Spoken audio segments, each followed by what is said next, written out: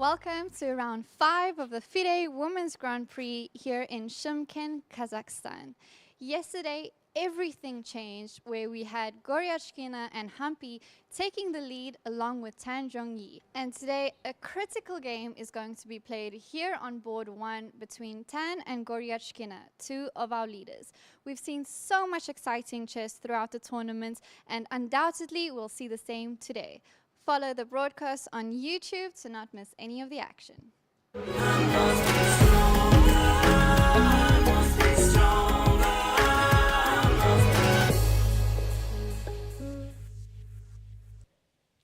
Welcome back to the live broadcast of the FIDE Women's Grand Prix 2024-2025. Today is round 5. We officially enter the midway of the tournament and everything is at stakes. I'm your host Irene Sukandar, still joined by my co-commentator, Grandmaster Evgenij Miroshnichenko. Miro, today we're going... always nice to be here with you. And today we're going to watch lots of good battles, and especially among the leaders. Tan Zhongyi versus Goryachkina will be playing today, and those two are the leaders of the tournament so far.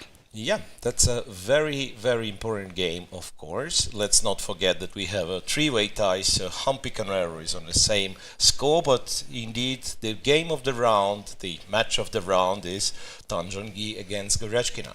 And on the second board, we will also watch Munguntuul Batkhuyag, who yesterday managed to score her second win against Kateryna, but today she's going to take on Divya Deshmukh. And Salimova will be playing against Kateryna Lagno. They are on 1 out of 4 right now. Yeah, same with Elisabeth Paehtz, who has black against Stavroula Tsolakidou. And yes, Humpy Koneru, our third leader, is playing against Bibisara Assaubayeva. I guess they're almost ready to start. 1 minute to 3 here in Shymkent. Yes, and yeah, I think there is no ceremonial move to be made today, and we will be starting the first move in under a minute.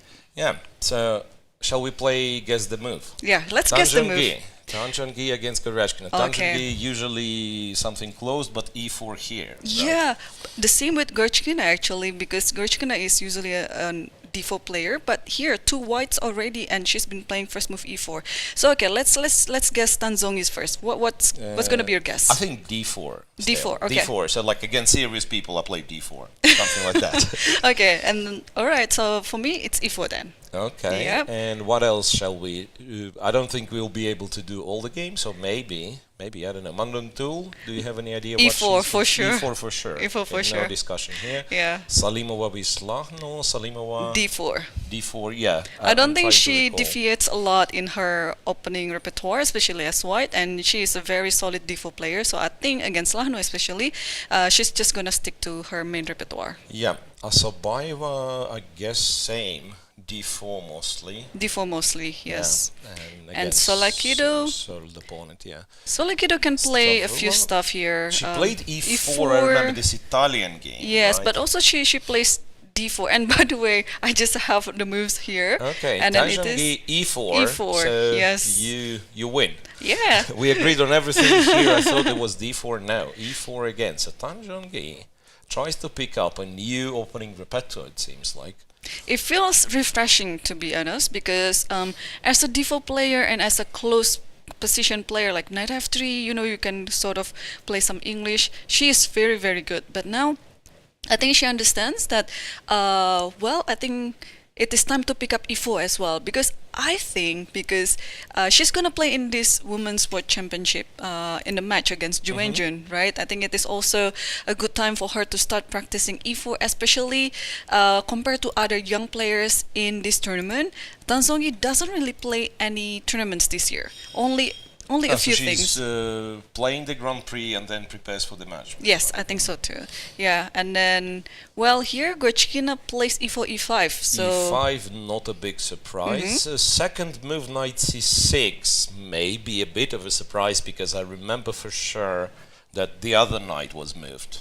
So the Petrov. The Petrov defense. Yeah. But yeah, knight c6, of course, no No problem at all. And bishop c5, not toying with two knights defense, but just like playing bishop c5. The Italian, I'm guessing c3 already on the board. Oh, d3, not c3. D3. Ah, so this is a unique approach by Tan Zhongyi. I'm curious to see what she's going to go after the main knight f6, for example. Yeah, whether she's gonna play c3 or not, like because that's the question. There was some period of time when this line with black playing d5 early was popular, where white would play d3, let's say castles, and wait with c3, and sometimes like play knight bd2 next move and so on. But now I think it's just a transposition, so it's a matter of taste. Start with d3, but then play c3 the very next move. We'll see. Also, you can play a4 with this idea, knight c3, bishop g5, yeah? Although, c3 is the most likely to happen, it is the main line, but with Tan Zhongyi, you never know, because it is very rare to see her play first move e4. Yeah. I wonder if people will ever return to, like, the c3, d4 stuff, because the old main line, yeah, the old main line, which then got a bit popular at some point, I think, when what was e5 was the move, I think. That line, okay, d5, yes, d5, bishop b5, knight take. d4 takes bishop b6, and it was played quite a few games, happened on a high level. And knight c3 is on the board, so this confirmed my suspicion. Knight f6, knight c3, so the symmetrical Italian was knight c3, and I guess the line is d6, a4. Something like with a4. There's also bishop g5, right? I think there is knight a5 in this position. I think you have to keep the bishop. Is there knight a5? Because knight a5, knight d5. I can just leave it be and then maybe. Try to play c6. There's c6 as well, and then try to just long castle for some maybe position. I remember among others, I think Kramnik has played at some point, bishop g5, knight c3, bishop g5 system, but I'm not sure about the moves order, It could have been after castle, it could have been this, that. Yeah, knight c3. But the first games would be, maybe 200 years from 200 years ago. And this is something like, when and if people don't know what to do, that's one of those positions where it's very hard to explain to the kids, because you say you have to develop the pieces, you need to make your king safe, and then they continue developing the pieces and go bishop e3 and black takes, and then black goes bishop e6 and white takes, and then you say, now that you've developed everything, it's time to think about the plan. But the reality is that in this position there is no plan whatsoever. It's so silly. So I like that, in our game, of course, these are not beginners. In our game, the time spent is like starts from here, from move 5. Because you want to be, you want to keep the symmetry, but also be clever. I guess after castle it could be that black goes bishop g4, right? Yes. So you don't castle that early. Yeah, so I mean d6 is of course the most natural move to make in this position, Yep. And also some other ideas is you want to delay the castle just in case that your opponent wants to attack you on the king side. So you could play h6, I'm thinking, can you? Just to stop this bishop g5, that's possible too. Bishop g5 idea. Yeah, potentially here white will play after h6 probably a3 or a4, something like that. Just taking care of the bishop. Yep. Okay, shall we check the other games? Munguntuul with Divya, 7 moves. Today no opening discussions in the sharp lines, because I believe, was it yesterday? Was the day before yesterday when we had like 20 moves played in 10 minutes? It was 2 days ago. Round 3. Yeah, it was 2 days Bibisara ago. played against Stavroula Tsolakidou. And what's interesting of today's round, Miro, because this is game number 5, and tomorrow we are going to have a rest day. I think it's very much needed for everyone in this event, not Fair only the enough. players, but also all the staff here. So naturally, you wouldn't like to lose before the rest day, because it's just going to be a depressing day when you're supposed to be just resting, enjoying the free day, and the day before you lose a game. But sometimes it's unavoidable. I mean, I've done that many times as well, and it's always depressing. Okay, how about that? It's board 2, Munguntuul, or second game, should I say. Munguntuul against Divya. Not same, Rui Lopez, knight f6, castles, bishop e7, d3. Black plays b5, black plays d6, and after a3, black played a5. Interesting, yeah. This is something I've never ever seen, to be honest. I played this sometimes as black, but with the main Rui Lopez setup with the c3, d4. Yeah, But not with the close Rui Lopez. Because a5, what's the point of a5? I mean, I guess a4 is what you want. Because this might be, okay, just rule of thumb, after you have this a5, b5, if white can play a4, and especially the knight is still on b1, it can, have this idea to go You mean to a4, c4. b4, knight e2, knight c4. Yeah. That's one thing. The other thing, I'm wondering what's the reaction to knight c3. Because b4, I'm not sure how comfortable black is playing b4, because he'll have to capture with the knight. Doesn't look very, very good. If you go a4, bishop a2, b4, then the bishop has some good diagonal there. Yeah, you cannot really go after it. I mean, you can consider going bishop c4, but also I thought knight d5 could be like very unpleasant. Because usually if you trade, it's bishop d5, and it's kind of an annoying... Okay, in this case I probably win a pawn, so it's no-go for black at all. But even if you can play this, you probably shouldn't, because this spin is very annoying usually. So I wonder if, of course, like played without spending any time, it's supposed to be a preparation, but to be honest, it looks a bit surprising. And she did it. Knight c3 is on the board right now. Yeah, that's it. So maybe one way to kind of respond to this is rook b8, yeah? Maybe you just go rook b8, yeah. And then you have this idea with bishop g4, knight d4. So you have to stop with h3, or you stop Maybe you go knight d5 nonetheless. Now black goes a4 quickly. No hesitation. Okay, a4, bishop a2. I think does bishop d5 make any sense? I don't think so. I think I just capture it. Yeah, but then pawn takes, and then knight a7. Eventually, knight will go to c8, knight b6. a7 and d4. Yeah, this is. I don't know if it's any good for white, but at least that's sort of seems to be the most principle. Because now, if you take, I'm very happy with white. Right, knight d4 and all these weaknesses. I think in that position, black can afford sacrificing a pawn. Sacrificing as in castle short? Castle. But this case, like, I'm not sure if you No, have instead the of full compensation of the knights.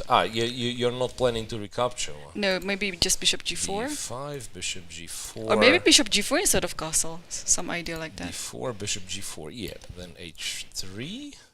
Then take f3. And then white's ready to sacrifice a pawn, of course. Queen takes, and then I'm trying to play, kind of to claim that the knight on a7 is too far away. d4. Like hit d4, knight e4, and something castle. like that. Yeah, castles, and who knows, maybe just like bishop d2 or bishop f...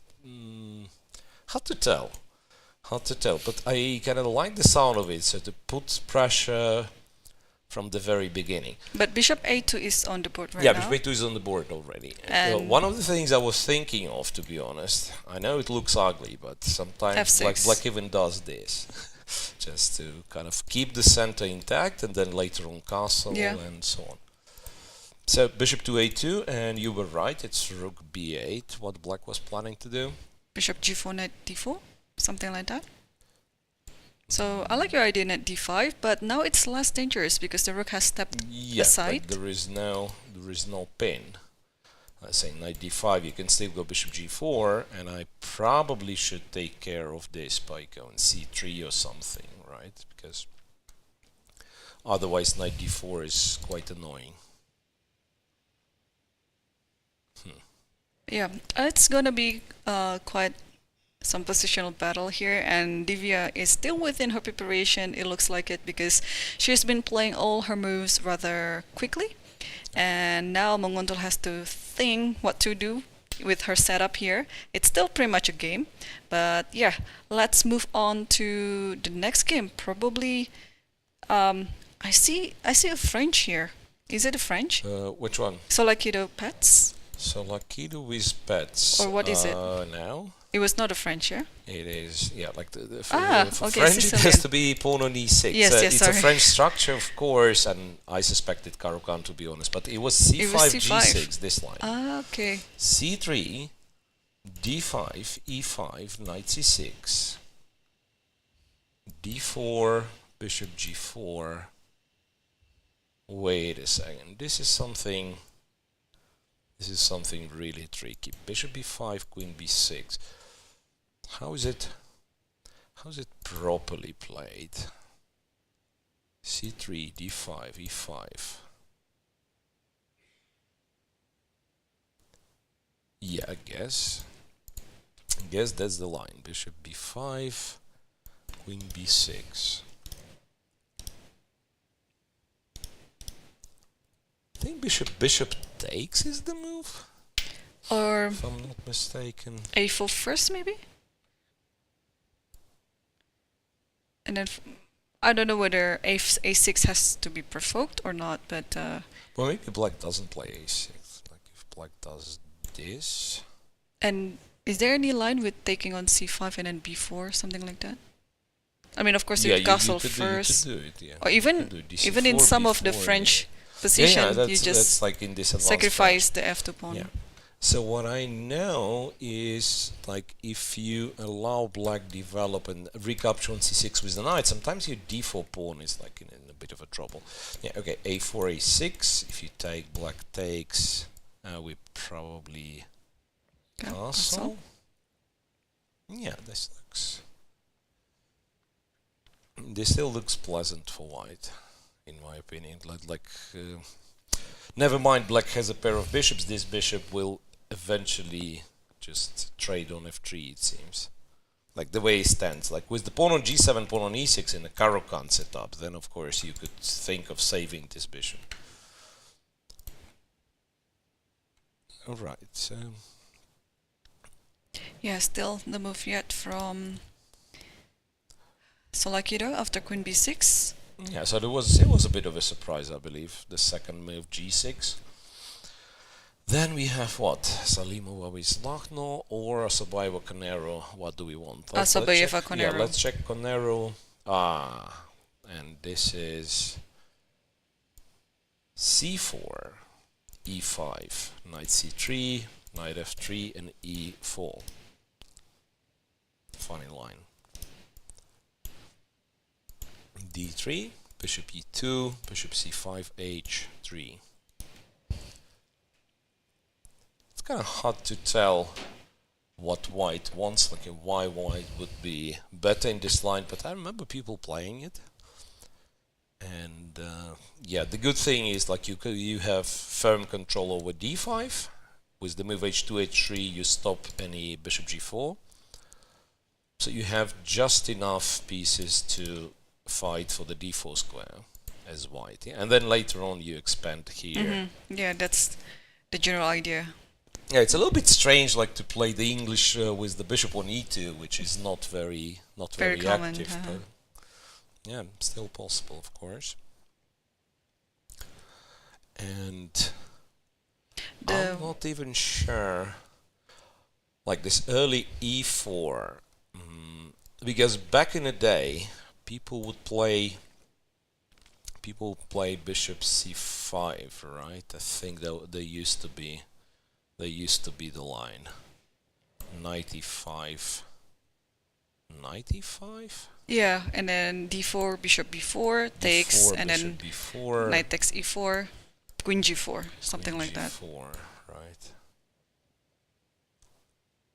Wait, and then after knight c3, you can take g7, or? I'm so confused Yeah, with it's a this lot line. of theories here. No, you can't take g7 because it's such a. It's I think bishop d2 first, yeah? Yeah, bishop d2 and bishop sorry, d2. no, well, where's this queen g5 came from? Yeah, bishop d2 and they castle. Yeah, and this was the line. Yeah, this was played. So bishop b4 is a different approach, of course.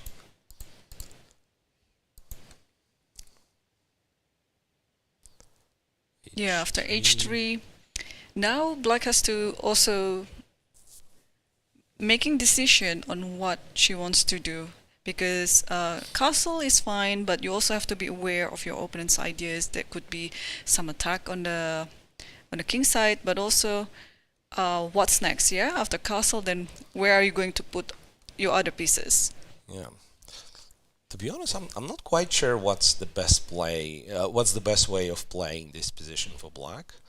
Because in a way, if you think of it, it's wait a second. Can I make another move 1 in this applet? It seems like I cannot. Yeah. I cannot make another.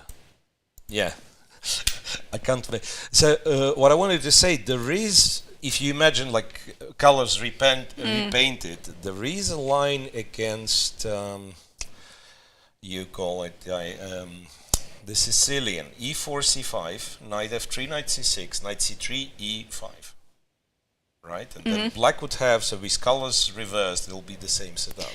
There is one e4 in this round, so you can go for Tan Zhongyi's board That's okay. if you want to show it'll it. be too confusing for people at home what I'm talking about. But yeah, it's pretty much this setup is known. But in comparison with that line that I'm referring to, white is 2 tempi up, not 1 tempo. So 1 tempo you get naturally when you play, let's say, something. Black set up with white, right? And then the other one, it's because bishop went to b4 and then c5, while with colors reversed, bishop c4 is played, of course, in one go. So it has to be like a very, very comfortable version of that setup in the Sicilian. However, the question remains, are 2 tempi enough to claim an advantage? So you get a comfortable position. Okay, you're not at any risk of getting worse position, but are you really better? That's another question.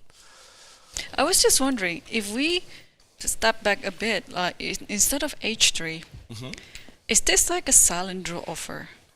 If you just play knight a4, or you just let that bishop be captured?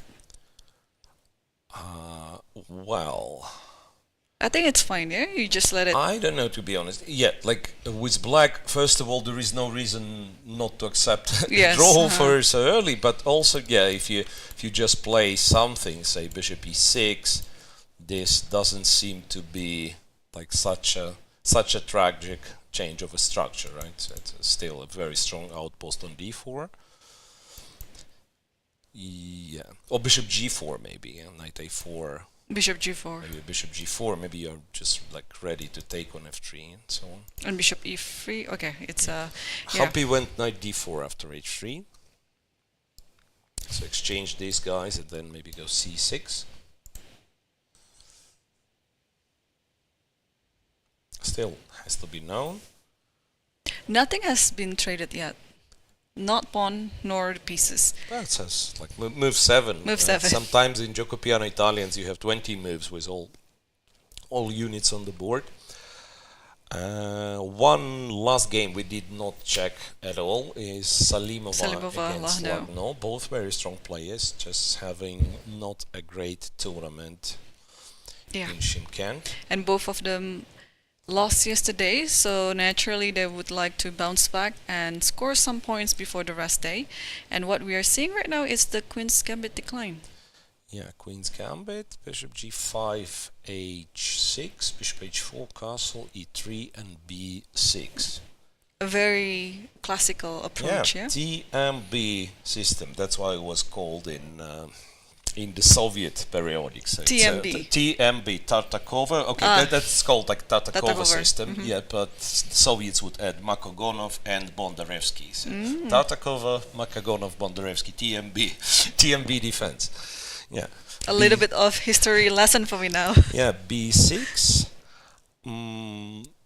So, I'm not sure what is the most precise move here. Think like if you take too early, I think this black's gonna go bishop e6. Despite black went b6, black's gonna go bishop e6 and then go for c5. Yeah. So from what I know, if you are planning to exchange on d5, you wait one more move. And then like what? I have no idea. Rook c1, queen c2 possibly. I believe everything was played, like bishop e2 or bishop d3, which is very often the same because black would take. Rook c1 was tried, I guess a3 was tried. I think rook c1 makes more sense. Yeah, like rook c1, obviously you're kind of trying to win a tempo and capture on c4 in one go with the bishop, but black does not necessarily take. Yeah, after rook c1, I think bishop b7 is possible. And then taking on d5 here, I think black just captures with the knight. And then sometimes, let's say after bishop g3, knight c3, you would say, okay, I did not really win a tempo, my rook on c1 does not do much. And then maybe you reconsider here, maybe you say, okay, I can try queen c2 instead. So there is like one after b6, yeah, there is like one theoretical longish line which I would not remember, but eventually black plays knight e4 and you are supposed to go bishop g3, so kind of to keep more pieces on the board. That's one thing. And also, as I said, like any sane move has been tried. Queen c2 been tried, rook c1, bishop e2. So just waiting for Salimova, who perhaps was a bit surprised with b6. Is judging on a clock situation. Lagno did not spend any time at all. And Salimova is making up her mind over here. Right. There is still no move yet on the game between Munguntuul versus Divya. After rook b8. Yeah, after so rook this b8. one I would say, yeah, like if we were to pick a game, you know, of course we said Tan Zhongyi with Goryachkina kind of makes most sense because of the intrigue, let's say two leaders playing each other. But after the opening, I'd say this one is the most intriguing. Because of the opening preparation. Yeah, the opening line. Yeah. The opening line is quite interesting. Yes. I don't know if it works at all.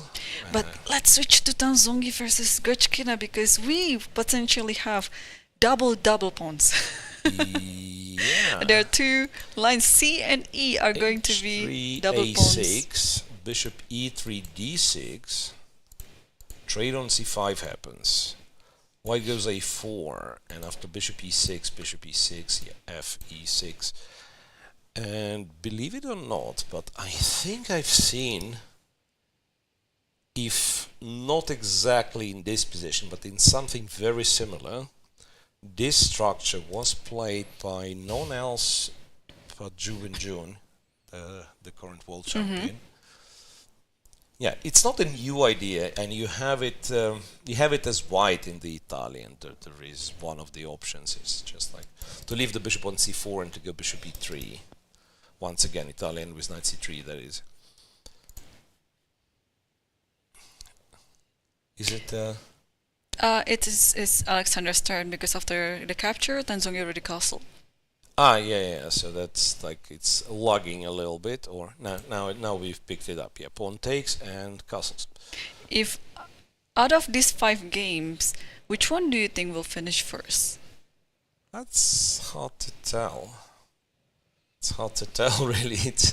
Okay. In my opinion, this one will finish first. This one's gonna because this finish looks first. very equalish, and then there might be some Okay, I might be wrong, but It's interesting. The evaluation bar, the computer does not agree with you about this being equal. so who's better? And it changed. Let me find out.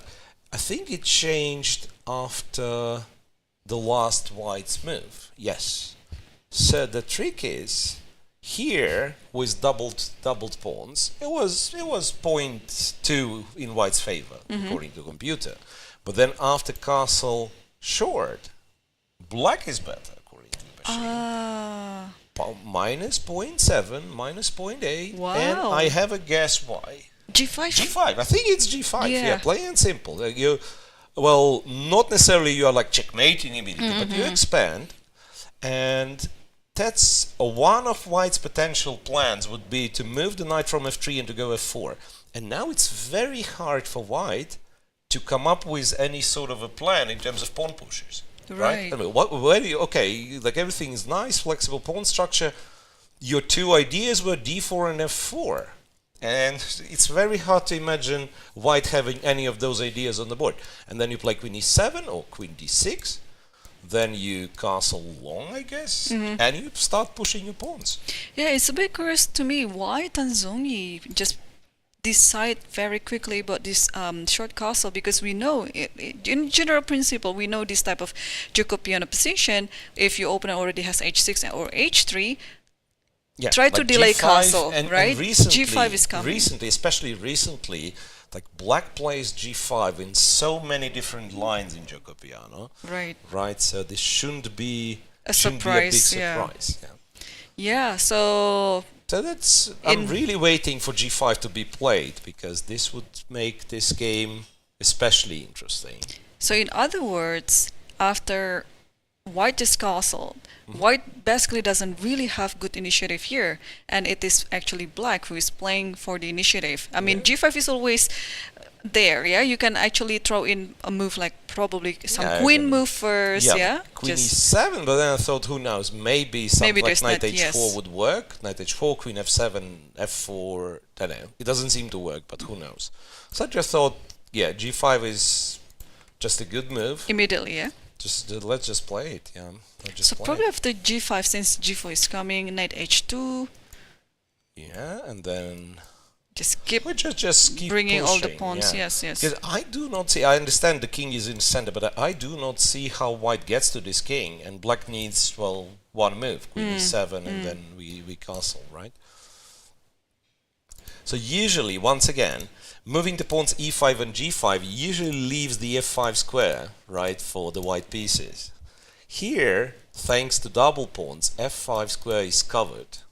So if there is anything good about these doubled pawns, that they control a lot of squares in the center. And queen e7 has been played, by the way. Queen e7, okay. Queen e7 perhaps does not change the character of the position. I would still prefer g5, but yeah. Probably after knight h4, queen f7 first, and then eventually the knight will be kicked anyway. Yeah, I was hoping for this to work, but it probably G5. doesn't, right? Because there's g5, and can I somehow... Yeah, probably not, yeah. No, it just takes, queen yeah. f3... You can even castle here. Castle and rook f1. That's what I was hoping for. But then you go queen g7, and you move the knight next move. Yeah. Right. Queen e7. Yeah. So then if this doesn't work, then it means black will decide on g7, g5 later. Yeah, I think it's going to be interesting. Once we see g5 is on the board, I think you can see for certain that there's going to be fire. I just realized that this type of idea was played before by Goryachkina in this tournament as well, on the first round against Lagno. Yeah. Although it was kind of backfired, but it was interesting. Yeah, but that was played in more of a classical Jacobiano, right? Where white would have the pawn on c3, and if you remember, Lagno later on went with some b4 and so on. So here, having the knight on c3 is kind of, the knight's misplaced, I want to say. So you really, like one of the ways to play for white would be move the knight, go c3, go d4, but you never ever achieve this, I think. like on kind of concept level, that's what you want. I don't know, knight e2, c3, d4, but this never happens. Like black castles long, black goes g5, g4 quickly. It's just a better position for black. Yep. Yeah, I think I like this queen e7 idea too, because you can always play g5, and maybe next move you can just do long castle first, get all your pieces ready, and the knight on c3 cannot really be moved because e4 is kind of pinned. The d3 is pinned. So yeah, I wonder if you do this instead of knight h2, like knight d2. I guess g5. Say knight c4. castle. Castle. And again, yeah, like White sort of achieved what he could, but there is still no plan, right? And funny enough, you could even invest some time to play a5, b6, like just so to solidify the king completely, and then later on you have your pawn storm on the king side. Yeah.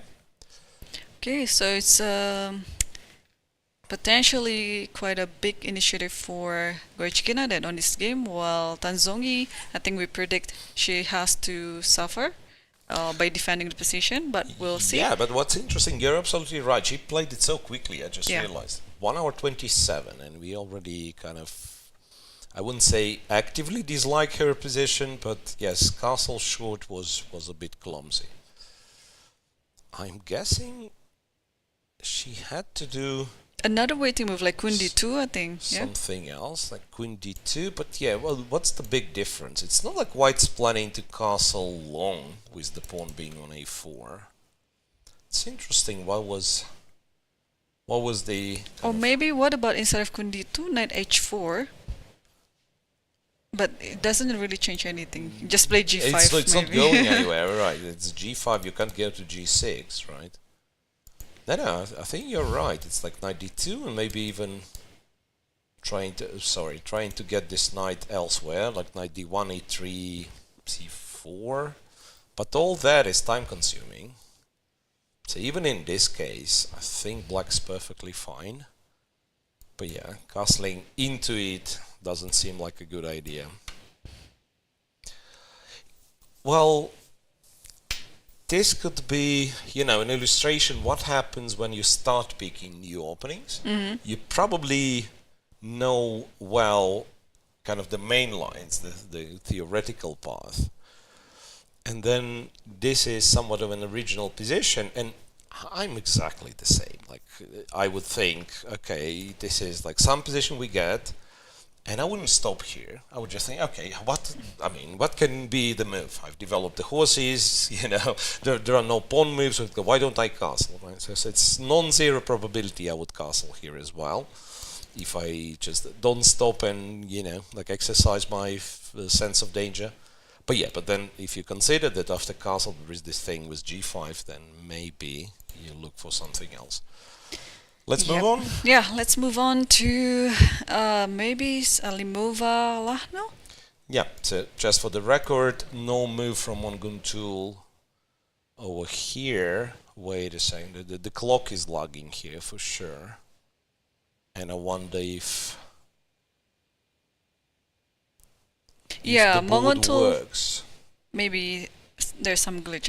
But in my screen, Munguntuul is still thinking, but it's a bit uncharacteristic of her to think for like 30 minutes for the next move. Yeah, so we moved to Salimova Lagno, and Salimova went with the most natural, but maybe not. Hang on, I'm just checking the video. It seems like she is still thinking on what to do after b8. Yeah. Yes. Yeah, she's frozen in this position after. But her clock situation right now. She has like 1 hour and 3 minutes actually. Yeah, so we have the visual glitch on the time of Munguntuul, but it is the position. It is the position, and she spent like half hour almost. Yeah, and so is Salimova. Salimova as well? Ah, yeah, down to 1 hour and 7. She ended up playing bishop d3, d c4, bishop c4, bishop b7, queen c2, knight d7. That's a very solid line. Next thing you do, you go c5, I guess. Yeah. Or you can also wait with rook c8 and then c5, but eventually I think c5 is the idea. So the question is what move white has to play here? Castle. Short castle. Yep. Yeah, you can. I don't think white is scared of bishop f3, but you know, sometimes he would be. Say c5. Rook d1. I don't know which rook. Let's say f rook. Rook f to d1. So rook a can be to c1.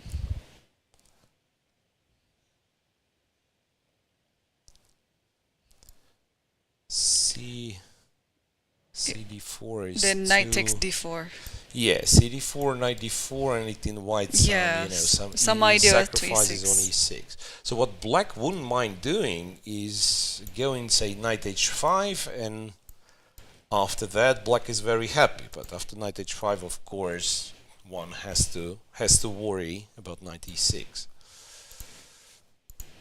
Rook d1 preventively, so in order to be able to capture on c5, right? c1, but can you play knight d5 here? Yeah, I think so too. Then d5 should be then the move. bishop e7. Yeah, queen e7. Sometimes you take with the knight, but yeah, but let's assume we go queen d7, knight takes, Pawn takes. take with the pawn, yeah, and just go like c5. c5. Yeah, probably.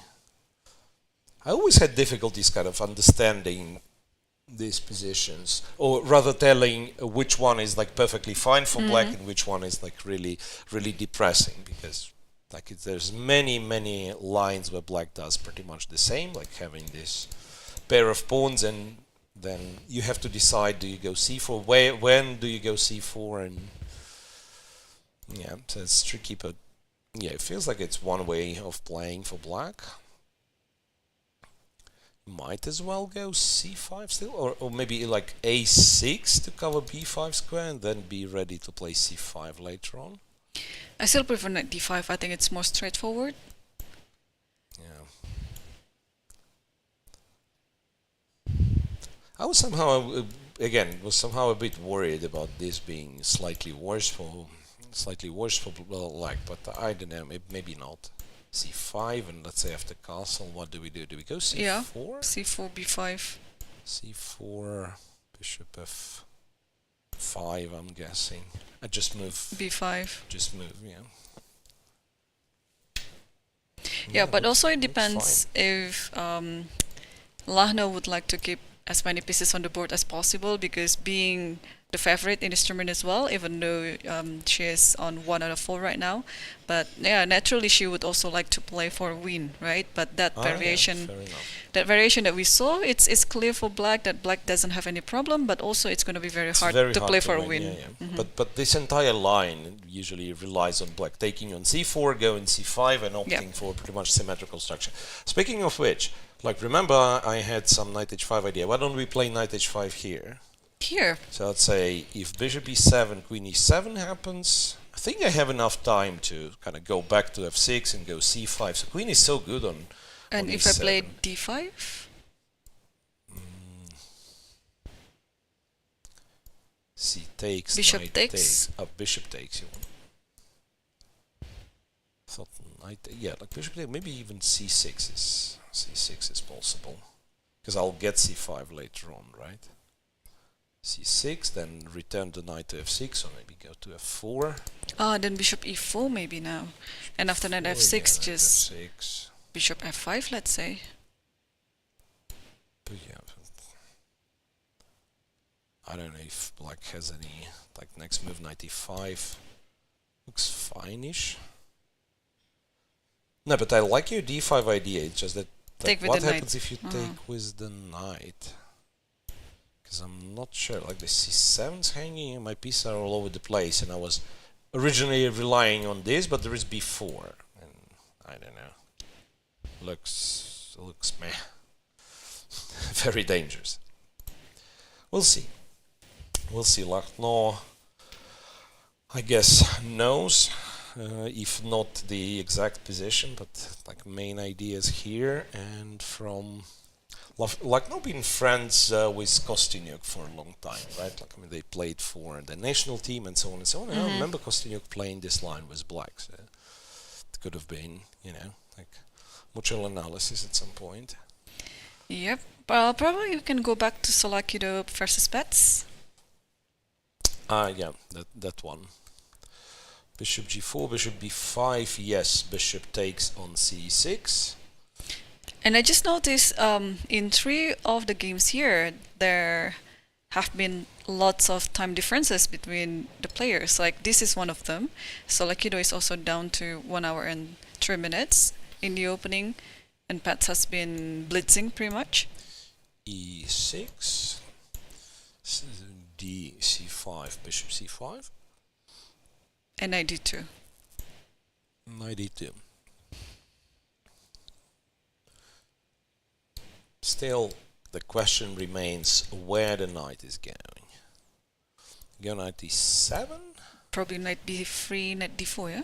Something. Okay, knight b3. Maybe that's the moment to clarify the situation with the bishop. That's possible too. Actually, with this setup, I really like the dark square bishop on c1 because it can potentially be, you know, a very strong piece controlling g6. I'm Sorry, wondering f6. if we ever take with the queen now. Knight f3, castles. Yeah, like with the pawn on g7, black would have like a fantastic version of a French defense. Right? No bad bishop, everything. Like the center's already undermined. With the pawn on g6, however, there are some dark square weaknesses around the black king. Or maybe you just don't castle short. Is it possible to just forget about all the potential attack on the queen side and then just castle long side? Yeah, maybe, but then again, after castle long, knight g5, it's knight g5, I think it's a bit awkward to... maybe you have queen e8. Also rook f8, like the other rook. This one. Yeah, and then you play h6, g5, and then start attacking on the king side. Yeah, but I was afraid of some dynamics, maybe. Bishop Like b6. this, and who knows? Like c4's too much, I guess. No, c4. I don't think it works. You just give the d5 square for black. DC. Yeah, and then b5 somehow, and like I wanted something. Again, I'm not saying it works, but I wanted something very concrete, like knight e4, bishop a3 in some cases. Probably doesn't work. Yeah. Anyway, knight g5 is clumsy. I guess after you've castled, I should immediately start like b4 maybe, bishop g5. But still, in general, I kind of like white's position, so it can be some serious initiative. And again, I'm not insisting on h3. It might not be necessary. Maybe after knight e7, you just play some moves, and at some point, maybe black will have to take on f3 anyway, right? It's not impossible that you can save a tempo on h2, h3. So, again, somewhat of a slow development for the first hour. Now, I insist we go back to Munguntuul and Divya because I see there have been some moves. The last move played. What? It was after rook b8. It was knight d5. It was knight to d5. Knight takes, bishop d7, c3, and castles. So it's pretty much your usual Ruy Lopez, but black has played a 5a4. So white doesn't have this idea of going a4 like at all. So you just focus on the center to the king side pretty much, yeah? I guess so, yeah. Not sure. d4, do we need h3s? Probably not, right? So there is no bishop g4 in the nearest future. So probably maybe after d4. Okay, one way is to take immediately. Let's say I take back and then with probably b4. b4 in order to... I don't like it. A4, it's just gonna be... I mean, it's another way to play, but also knight a5, let's say. Yeah, knight a5 makes and more c6 sense. or Knight c5. a5 and then maybe even bishop e6 at some point, so to trade the bishop and to get to those squares with the knight. Yeah? And also instead of taking, probably bishop f6, so that the knight can go to e7. Yeah, bishop f6 is also an option, and then knight e7, c6, and yeah, bishop e3, let's say knight e7, bishop a2. A2. Some knight to g6, I'm guessing.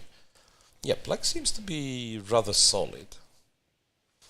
It's like white somehow needed this a4, you know, to create some nonsense on the queen side, because otherwise black just has more space for pretty much no compensations, no compensation on white's from white. Yeah, because let's say this Ruy Lopez-y ideas. Sometimes let's say you go d5, right?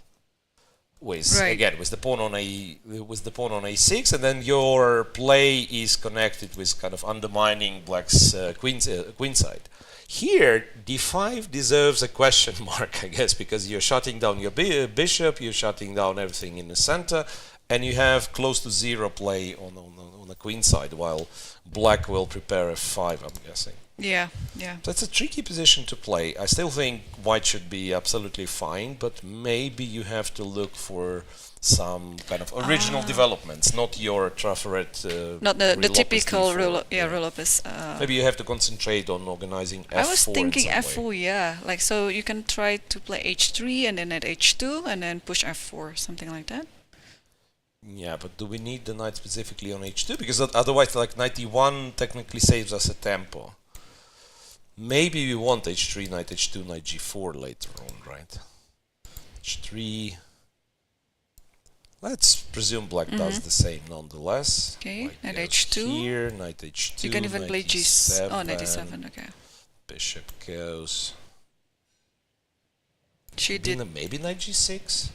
So stopping f4 for now, and then if knight g4, seemingly have bishop g5 again, once again. Not too much to worry about. Yeah. Munguntuul play bishop e3. I'm still puzzled onto.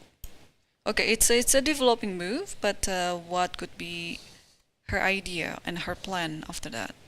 Yeah, it's like one of those, like you made a move, you technically developed the piece, but for the bishops specifically, and that's of course we have like a very high level players, but you know, when people at home or like beginners learning, and that this concept of developing the piece, sometimes it's confusing, because yeah, you could say I developed the piece, but is it really useful on this diagonal? Probably not for the moment, right?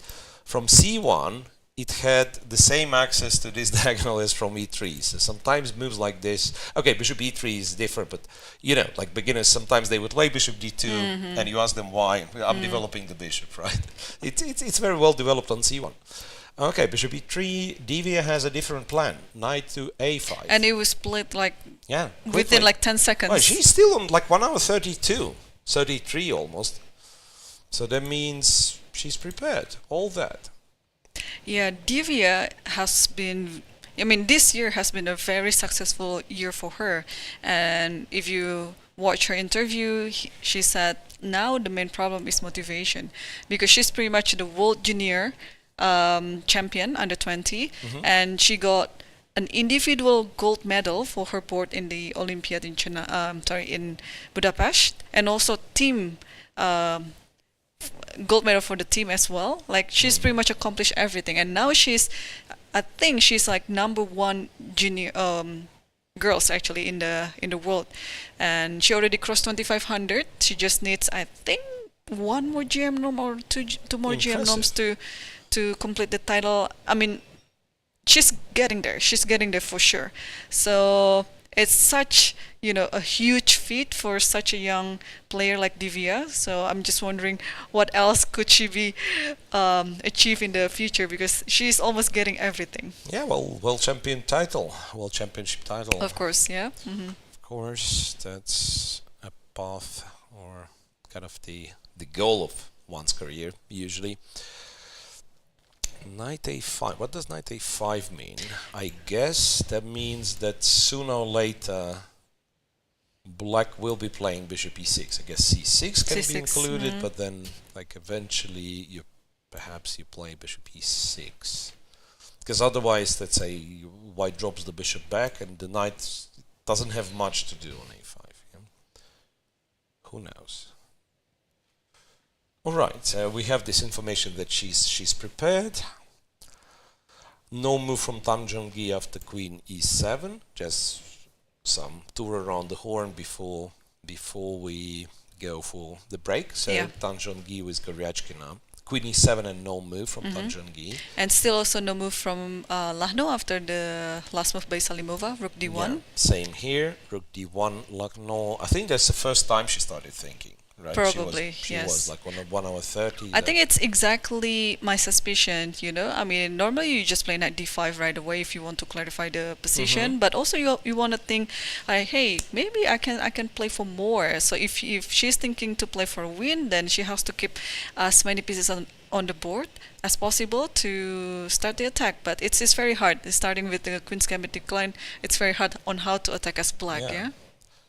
And especially, you're right. The problem with playing these very solid openings, of course, it's like very good positional base and everything. But if your opponent doesn't want to, to play the most principled way, that doesn't want to take risks, it's very hard to win. It's very hard to turn these things around. Right. Okay, I think it is the perfect time for us to take our first break, because most of the players, they are still actually on the opening stage, and some of them are already entering the middle game part, and they are thinking for quite some time now. And don't go anywhere, stay tuned, we'll be back after a few minutes.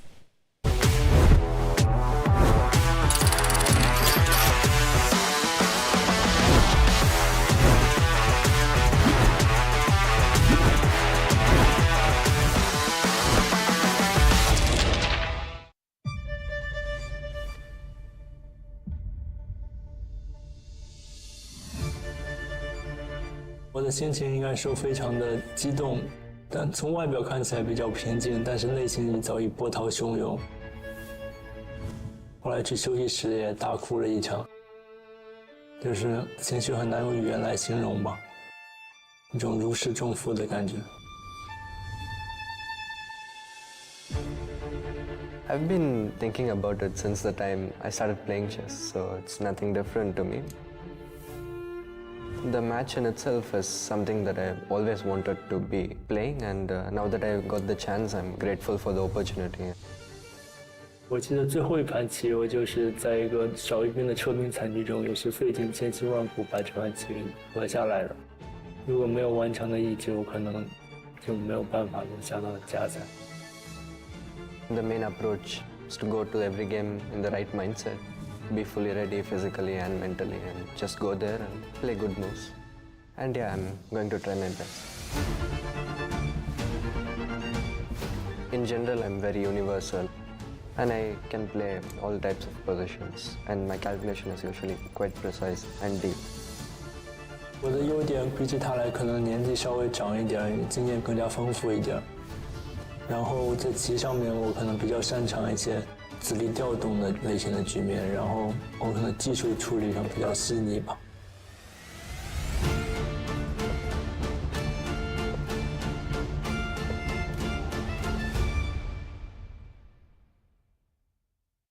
Chess is more than just a game. It's a tool for empowerment, connection, and transformation. In 2025, FIDE is proud to launch the Year of Social Chess. We believe in the power of chess to bring about positive change, from therapy and education to rehabilitation and inclusion. Social chess is our way to build a better world. The Year of Social Chess will introduce groundbreaking initiatives across the globe. Monthly themes will address critical social challenges: chess for protection in refugee camps, chess for cognitive health among the elderly, and even chess for addiction recovery.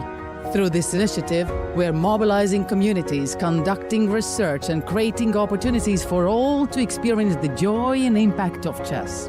Join us for online chess events, global conferences, and even a documentary film festival that will showcase the power of social chess. Let's make 2025 a year to remember. The year of social chess is here. Let's change the world, one move at a time.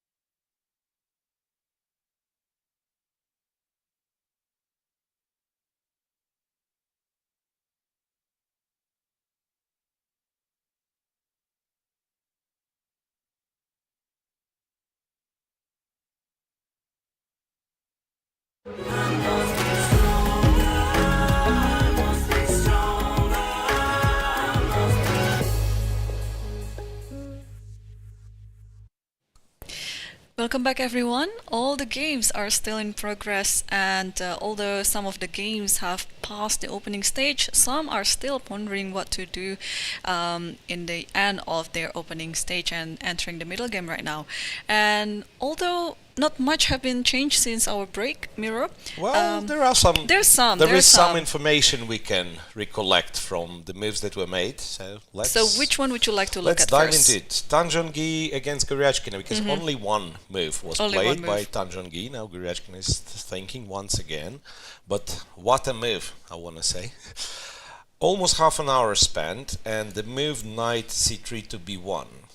Which is kind of an admission that yes, castle was careless. I do not have any opening advantage, and moreover, I really have to use the time to regroup my pieces because the knight on c3 is not doing much. So yeah, for those who are just joining us, there was quite an original idea by Goryachkina to get two sets of double pawns.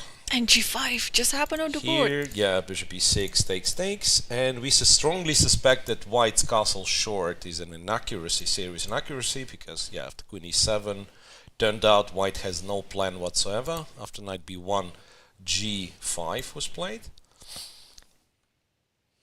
So all in all, looks very dangerous for white. I'm guessing what you do after knight d2 is you play g4. Right? Yeah, that's possible. Also, you can wait. You can actually castle here, but yeah, you gotta be careful with knight c4. Maybe you castle long. But there's knight c4. e5 is e4 is not so tasty because e5 is important. But yeah, can you do g4 here? That looks very possible. That could be. Yeah, like takes first, trade and then here, rook g8. take on h3 or rook g8 simply. I think both. Yeah, I think h3 is more straightforward.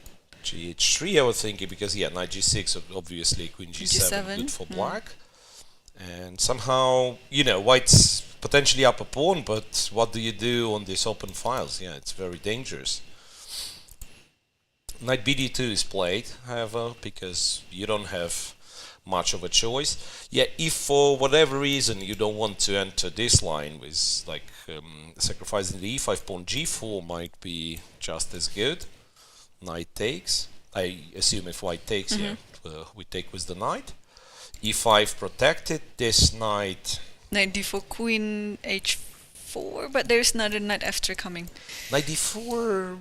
Well, at the very least, black can take on d4 with the knight. Yeah, queen g4 and, well, knight c2 works, but also castle. Just castle long feels almost winning for black because, yeah, it's like rook goes to the g file. It's a very, very strong attack. Right. Well, now Aleksandra is thinking whether it is the perfect time for g5, g4 to be played, or will she be playing something else? I think it is quite a crossroad, but any other option too, I think black is very comfortable. Yeah. Yeah. So let's move on. Munguntuul against Divya. The third is an advanced game on move 17 already. So, well, thanks to Divya not spending any time. Pretty much that's why. Yeah. So, after bishop e3, once again, knight a5 a tempo, d4, bishop f6 a tempo, d takes, queen e2. So, the difference on the clock in this game is 50 minutes, which is very rare. Yeah, so Munguntuul spent all the time in this game. Divya is on 1 hour 32. Yeah, and now after queen e2, Divya started to think, but okay, we are already in the middle game right now. She has some sort of like saving, like time saving, yeah, after the opening, where she has like 40 minutes up on the clock. 42 against 1 hour 32. Oh yeah, it's 50. Minutes, yeah, it's 42. Queen e7, c6, Yes. bishop e6, something like that. So you can actually continue playing relatively fast. I guess, yeah, one could say, okay, it's the open d file, symmetrical structure on the king side, e4 pawn versus e5 pawn, and 3v3. And here on the queen side, black has much more space. So should be slightly more pleasant for black, if anything. So eventually, I think the bishop on d5 or the light square bishop has to be traded, I guess, because that is the most beautiful piece that white has right now. That's the best piece for white. Yeah. And I don't think it's so tragic for white. So let's say after a move like queen to e7, white can go rook d1, maybe c6, bishop e6, takes. White can still play, but yeah, because knight c4, you have bishop c1. Yeah. But it is somewhat unpleasant for white already. If bishop c5, just rook d8. Oh no, but I guess you take bishop b6, yeah. Yeah, so that means I'll have to take with the bishop. But now the other rook's coming. And yeah, knight c4. Queen. Can I play queen d3? Yeah, you can, but again, there is a feeling like white, finds these tactical tricks not to not to get passive position with bishop on c1. But the moment you run out of tactics, it's actually a terrible position because knight is already like somewhat away, and knight d2 is not possible. b2 is hanging. Not very optimistic for white here.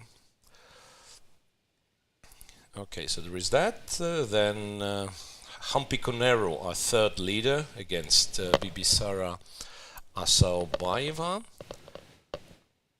This English opening line: knight d4, bishop e3, c6. Castles, black captures, goes bishop e6, queen d2, castles, bishop e2, bishop takes, queen takes, c5. And white played a3, knight d7. And pro b4 is coming, but then there's f5. Position, huh? That's a tricky position. So the question that I would have, do we play bishop g4 here is white? To kind of stop this whole f5 business. But does it stop there? There might be some concrete line here with the queen e4 in the end. Yeah, so the hope was that queen e4 wins the pawn. I'm not sure how, let's say, how important this pawn is, but maybe it is important. So debate here is that if somehow the bishop's coming off and the structure is not changed much, a white knight is closer to d5 than its black counterpart to a corresponding d4 square, right? So it's a very symmetrical, say, I don't know what do you call it, like, for whatever reason I wanted to say triangle. It's not a triangle. I mean this structure in the center, right? So white gets a nice outpost and black gets a nice outpost. For the time being, d5 square covered with the bishop. That's why I wanted to go bishop g4. Maybe you just don't do anything. Maybe you go knight b8, c6, d4, but after knight b8, b4 could be disturbing.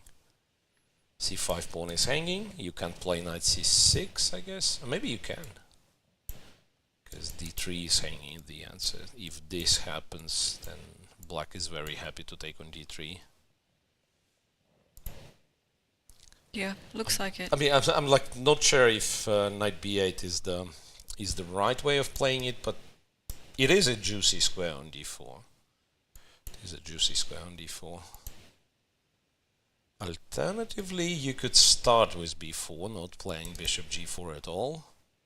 This helps you in a sense that after knight b8, first of all, c5 is hanging, but also like b5 stopping knight c6 would be an option.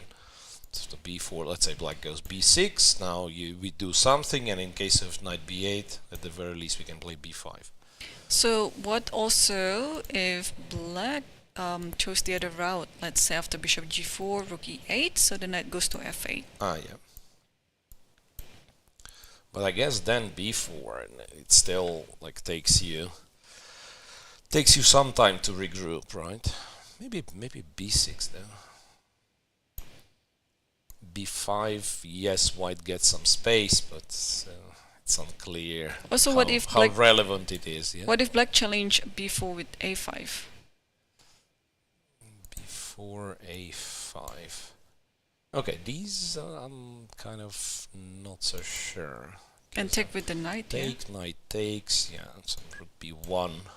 I understand this one's protected, but it is a backward pawn, right? So eventually, somehow, maybe I'll offer the knight straight, let's say rook b5, somehow get the queen on c2. It's a very long time, long, let's say, away from reality, but yeah, like knight a4 at some point. Still, I don't think it's much, but maybe white is the side who's pushing. Right. I think we can also move to the other game. Tsolakidou Paehtz. Yeah. So Tsolakidou versus Paehtz. Knight b3, bishop b6, bishop g5 was played, stopping black from castling, and then after knight f5, h3 forces the bishop to trade. The big question is, can black castle short? In view of g4, let's say, because you have to go to g7, and this is not very attractive square for this knight. Yeah. You're totally. still kind of fine for now because you have bishop d8 in case of queen f6 or something, but it is indeed very unpleasant. Mm-hmm. Yeah, this pawn on g6, yeah. Although it looks like now the French setup, but this pawn on g6 has proven to be weakening the squares around it, especially f6 and h6. Yeah, it's not even clear how do you continue here. Can you do something like d4? I'm not a big fan of this move. I understand it's probably anti-positional, but just want to simplify it a little bit. So it's pretty much the you question. Have to take the queen. If you trade, yeah, like if you would prefer to keep the queen, I'm guessing, like with black king being weak, but then black gets objects for counterattack. But it's just, tricky, I think right? it's just winning a pawn up then after takes g4. Queen takes, pawn takes. Ah, yeah, you're right. And there's g4, and then just You just grab the pawn. So this one doesn't work at all. Then it could be a bad position for Elisabeth. Not very attractive for sure. I'm wondering if black can allow himself to go h5. So kind of g4, at least to open the h file, yeah. Because white's not forced, of course, to go g4, but I'm still thinking it could be the good move because after knight g7 there is queen queen f6. Knight g7 and let's say queen f6. This looks very scary, right? Right. Because knight is hanging, like rook g8 is checkmate. I guess castle short, but then you have this stupid move. Maybe you can also wait. No, there is bishop d8. Sorry. And also d4. There's d4. At d4, I was ready for it. Like d4, king g3. I wanted to say why I'm going king g2. I thought this I'll answer with rook h1. It's of course a cooperative line, but black king is getting checkmate. Yeah, well, you know what? Surprisingly, it could be that it's not as bad as I've originally thought. Because king g2, there's also bishop b8, yeah? You can do this. Ah, wait a second. Do we win on a spot somehow? Queen h4, threatening to win an exchange, knight g7, and this is where, like, you do some rook lift. Yeah, terrible. Terrible.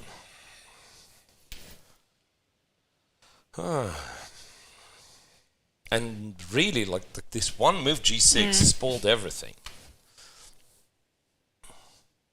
So I'm looking for the ways to kind of artificially castle, but again, g4 and f7 is hanging. Right. Okay, so queen f3 is still on the board. Now Elisabeth has to figure this out. I think this is one of the games that in the time situation, I think it's pretty much equal. Do we have other moves in other games? Lagno decided to finally play rook c8, not knight d5. Yeah, so Lagno's game, rook d1, rook c8. Yeah, it takes them a long time, but the main battle will start after black plays c5, and then we'll see how the situation in the center gonna look like. Yeah, it can just like fizzle out, you know, c5, some exchanges, and you have this open c and d file where all the pieces gonna get exchanged, or it can be really sharp if white, say, decides to keep the isolated pawn or stuff like that. But the most interesting position that's on the board right now, I think it's between Tan Zhongyi versus Goryachkina. Yeah. Because I think black finally got what she wants. Tan Zhongyi again. Tan Zhongyi made yet another move after g5. Wait a second. So it was g5, knight d2, g4, h takes, knight takes, and g3. So g3, she's planning to go knight h4 and the other knight to f3, right? And the king might come to g2 and then, and then try to defend around the king. So the question is it solid enough? Does white hold like this? Oh, by the way, after g3, black castles. And then king g2 happened. King g2. Yeah. So she wants rook h1. Rook h1. She wants rook h1. So I think she's preparing for this h5 thrust there. So after h5, rook h1 immediately, just in time. Oh, okay, you always have knight h4 too. Yeah. So I suspect, interestingly, that black has to give up on moving the h-pawn and possibly go like rook to g8. And you'll have, like, if you concentrate the pieces like that, queen g7, you know, rook f8, there could be some tricks with knight d4. I mean, at some point you'd be threatening knight f2, right? After queen g7. Yeah. And say rook h1, queen g7, knight f2 is already a threat. Queen e2 maybe, yeah? You should play this. Queen e2, knight d4, you'll take. You Yes, have so to rook take f8, I'm guessing. And then rook f1. Rook f1. But then knight d4, right? And knight d4, there could be knight f2. Yeah, I have no idea if it works what I'm showing here. But it seems to work. G3 saying. Rook takes? Yeah, no, but rook takes, it's queen g3, king and f1, king queen g2. Ah, this... That's the pin, yeah, the pin. the pin wins the game for black. So after knight f2, yeah, and if you take with the queen, I'm just material up. Right, so we don't have to allow all that, but it is like scary, to be honest. Yeah. So what was the line again? Rook g8. h to g8. I don't know, maybe I should start with queen g7, to be honest, because in some cases maybe I'll still use the rook on the h file. But basically it was like this: queen g7, rook h1, rook g8, threatening knight f2, and after queen e2, the other rook went to f8. So maybe c3 is maybe a must. c3. Maybe you stop knight d4 jump. Maybe you stop knight d4 jump. Yeah. Then the question is, will black be able to kind of break through all Probably that? with knight e7, knight g6. Knight e7. Yeah. And I was even thinking of to a move move the like king, this yeah? and then to try to run. Yeah. Yeah, that's possible too. Because, yeah, black concentrated all the pieces, but still can't really break through here. The knight is restricted with this bunch of pawns. King g2. Maybe Goryachkina's gonna find some other way of going about this position. You know what? It could be, let's say, after rook g8, rook h1, that you go knight d4. Well, c3 is still there, but let's say the point that I'm trying to make, that it will be very hard to kick this knight away, right? Because you don't have the h-pawn, and f3 always answered with knight e3, right? And then again, same set of moves, and knight e3 is a threat at some point. That looks really dangerous for white. Yeah. And computer tends to agree, claiming that black is, evaluation is minus 1.1 in black's favor. So I don't know with what move, but in this particular position it seems, just black brings the pieces to the king side as the recipe. So maybe it's not necessarily that like there is one move that wins and all the rest is equal. It seems like just another idea. A little bit different, or totally different rather. One thing you can do, you can put a knight on b4. Knight b4. Yeah, just like to hold this in place because it has to guard c2, and therefore not allowing the rook to sneak in. And you're stopping c3 pretty much forever because this one's hanging. So it could be kind of a clever positional move. Aleksandra just did rook df8. Yeah, rook df8 is something like from this plan A that we had. It's just that she starts with putting the rook on f8, and I'm guessing after rook h1, maybe knight d4 will be her move first, and then... Yeah, there is also this, just triple on the f file, which is also very annoying, and knight d4 at some point. Or maybe start with knight d4. If rook h1 happens, maybe you start with knight d4. No, wait. Am I... No, knight f2, Knight d4, let's say c3. You just take, and then you start doubling, tripling, whatever. Then queen g7, rook f7, rook f8. Yeah, I agree. Black might be just winning. Yeah. I think any kind of configuration with the pieces there, I think it's very comfortable for black. You can put then the rook on the f file or on the g file. So Tan Zhongyi got in trouble after like 15 moves with white. Yeah, it's a good scenario for Goryachkina. This might be a bit too early as a scenario, but if Goryachkina wins this one, then it would be depending on the game between Assaubayeva versus Koneru, and we might have another sole leader after this round. And c3 just played, by the way, so stopping all this trade on d4. Oh, wait a second, but after c3, are we in time to stop h5, h4? That was like one of the potential problems would be that black's gonna go h5, h4. So maybe now it's forced to play knight h4. Knight h4 runs into this. Rook f2, rook f2, knight e3, right? But is it that clear?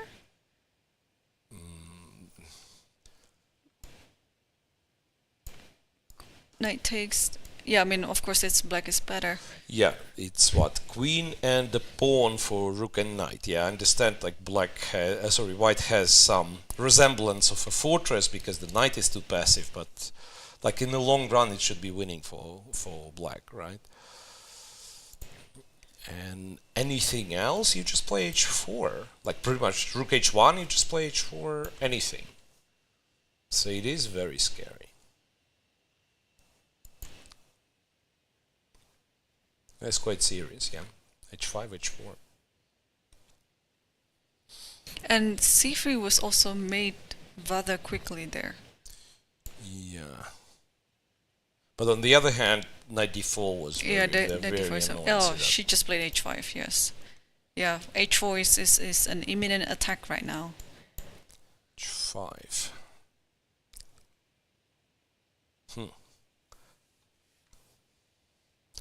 Okay, so queen e2, for example. h4. Yeah, h5, h4. Knight h4. Then sacrifice. Rook h4. Pawn takes. Queen takes. How do we win? Queen takes. Yeah, we do win. I had a hallucination about like knight f3 being a move, but you then just take it.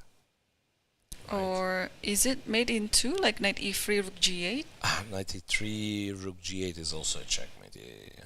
Or something like that. But rook f3 also rook f3. works. Yeah, like rook f3. And if because king takes? Queen h3. Oh, that's the mate. Yeah, all right. Yeah, this is just clear. Rook h1. So now we might actually see some sacrifice. So there's still h4, right? Yeah, h4. you cannot take it with the knight because rook takes f2. If you take it with the rook, then just keep taking everything. So rook takes, you take with the pawn, and black just has to keep the pieces on the f file, like rook f4, and maybe, you know what, maybe queen g7 here. Maybe queen g7 here, but then king has goes to go f1. f1, e2, yeah? This knight is somehow offside. This knight is somehow offside. So we need this knight to join the action. That's strangely, that's why I thought knight b4, which is a very slow move, but it ensures that the knight has some job to do. Interestingly. Yeah, that move is really interesting. It's a bit out of the box because you might think that all the action is on the king's like side. Everything. Yeah. No, but that's, you know, like how I come up with this move. So I imagine the scenario like we get all the pieces here. White somehow defends, and this knight, if white plays c3, it's very hard to bring it. It has to be like e7, g6, and hopefully it works. Or you can play knight b4 and you make sure that the knight is included in the attack. But maybe you just don't need it. Maybe you just win like this. And also you're not in rush maybe to play h4. Maybe you can start by doubling the rooks here. Or maybe white's planning to put the rook on h4. Yeah. Nonetheless, doesn't matter what you do, looks very, very attractive for black. I was thinking if there's any sort of sacrifice. This is just my imagination with c4, because you have to take it with the pawn, with the knight there might be some sacrifice on f3, right, and then queen c5 coming, but there's queen e2, so probably it's not the right time to do it. Yeah, again, like I feel if we ever include this guy into conversation, it's immediately game over. So wait a second. Just like slowly crawl here. Maybe not so slowly, it's 3 moves. f7, rook f1. Yeah, white is in time. Knight g5 I can take, or I can go knight h4. Yeah, might not be as easy. For Goryachkina. Of course, still very attractive position, but one still needs to develop the initiative properly. Okay, so I was just checking other games. There's been some action in the game between Assaubayeva versus Koneru, so probably let's jump to that game. Let's jump to this one. And for your information, folks, the least developed, kind of the slowest developing game is Salimova with Lagno, where only 11 moves are played. Yeah, 11 moves. They're still pretty much in the opening right now.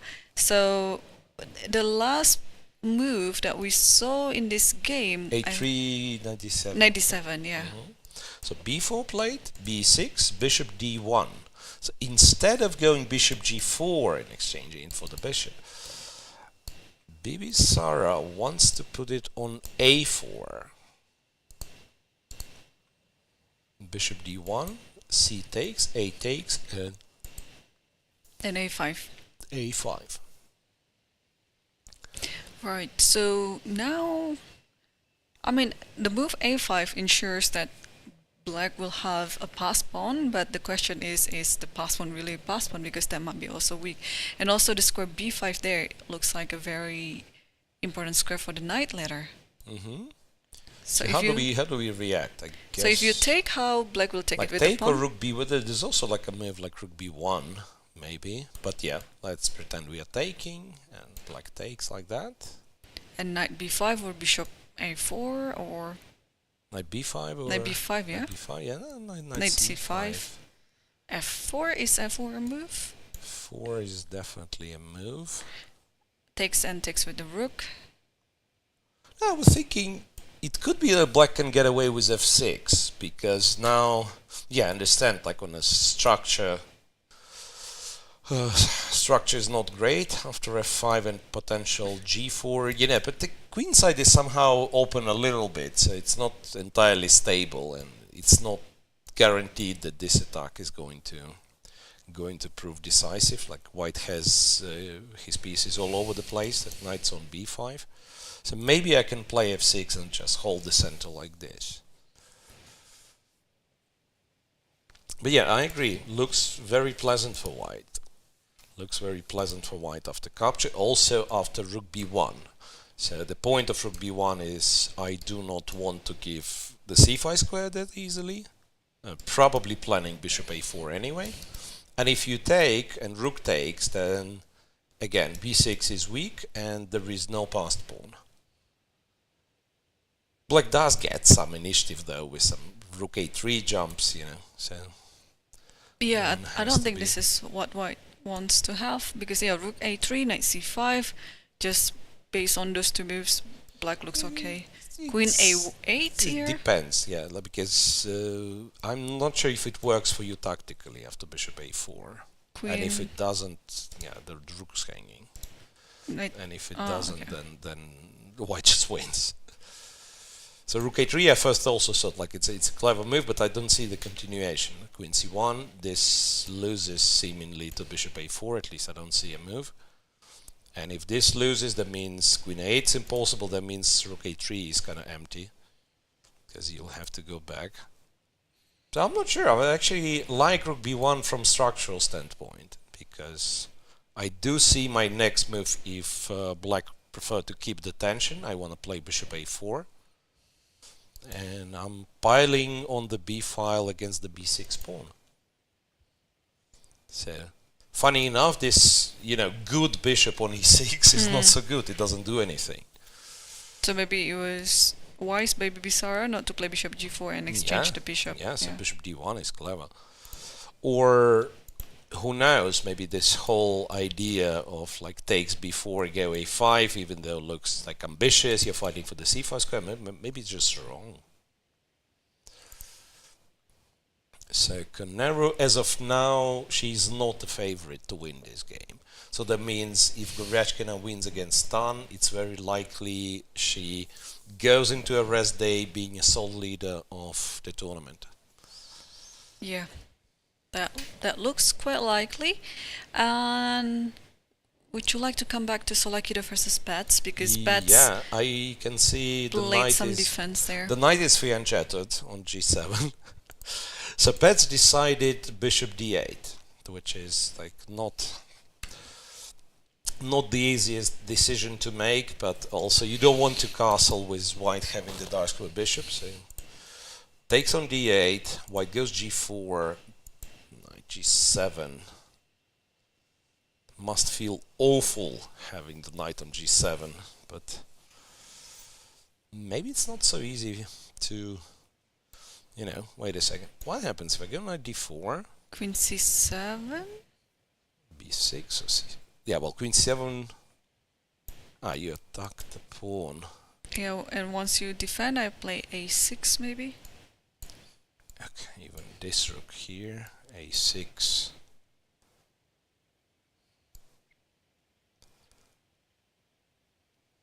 Is black required to castle eventually? Yeah, so that's the question, because after queen f6? I was thinking like if black castles and white gets queen h6, knight g5, white just wins.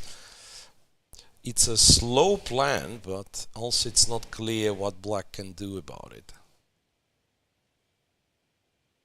Looks really bad. And again, I'm not even sure if I played the kind of good moves for white. Okay, knight d4 is probably not bad. Knight from b3 has to be moved closer to the center. But basically, yeah, maybe I should be clever. Like start with queen e3, you know, attack the a7 pawn. Yeah. I don't know if it's like if I'm really, but I'm pretending I want to take on a7. And if say black reacts somehow, then queen h6. Where the only move seems to be castle. Knight d4. d4, and the plan is to go here. I guess f6 is what black has to do. Oh, the queen is hanging. Yeah. The So queen c7 queen first. c7, But after knight f3, there's f6. knight f3, f6. And maybe I don't play knight f3 just yet, but rook e1. It's very scary. I mean, this knight's terrible. Maybe you still have to play Maybe f6. still has to play Yeah, f6. still have to play f6. But then takes and g5, yeah? Oh, but there's knight f5. Yeah, like winning the pawn, this pawn, I'm not sure how interested am I. I'd like to get to the king somehow, but yeah, maybe it's not as hopeless. Maybe it's not as hopeless thanks to the fact that the knight is not joining the action so quickly.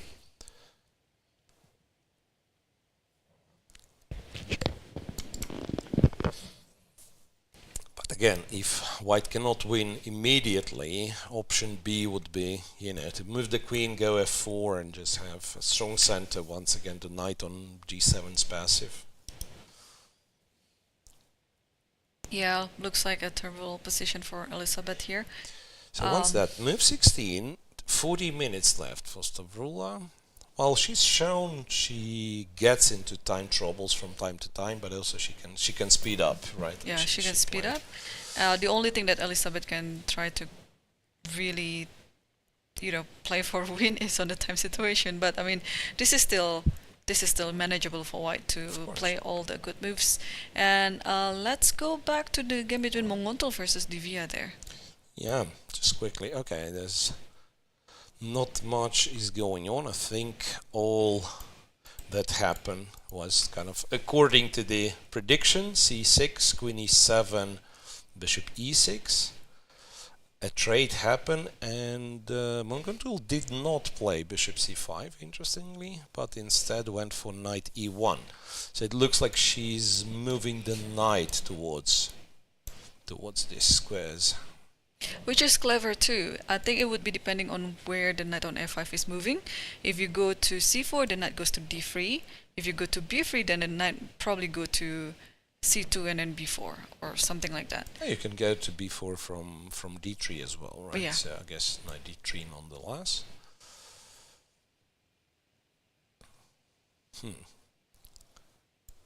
But still, it looks more pleasant for black. Just bishop e7. I don't know why I start with bishop e7. Just want to control c5 one more time. Then you start piling on the d file with the rooks. Yeah, the difference in the structure. Like you can have your c5 square, right? Say even something like this happens. No, okay.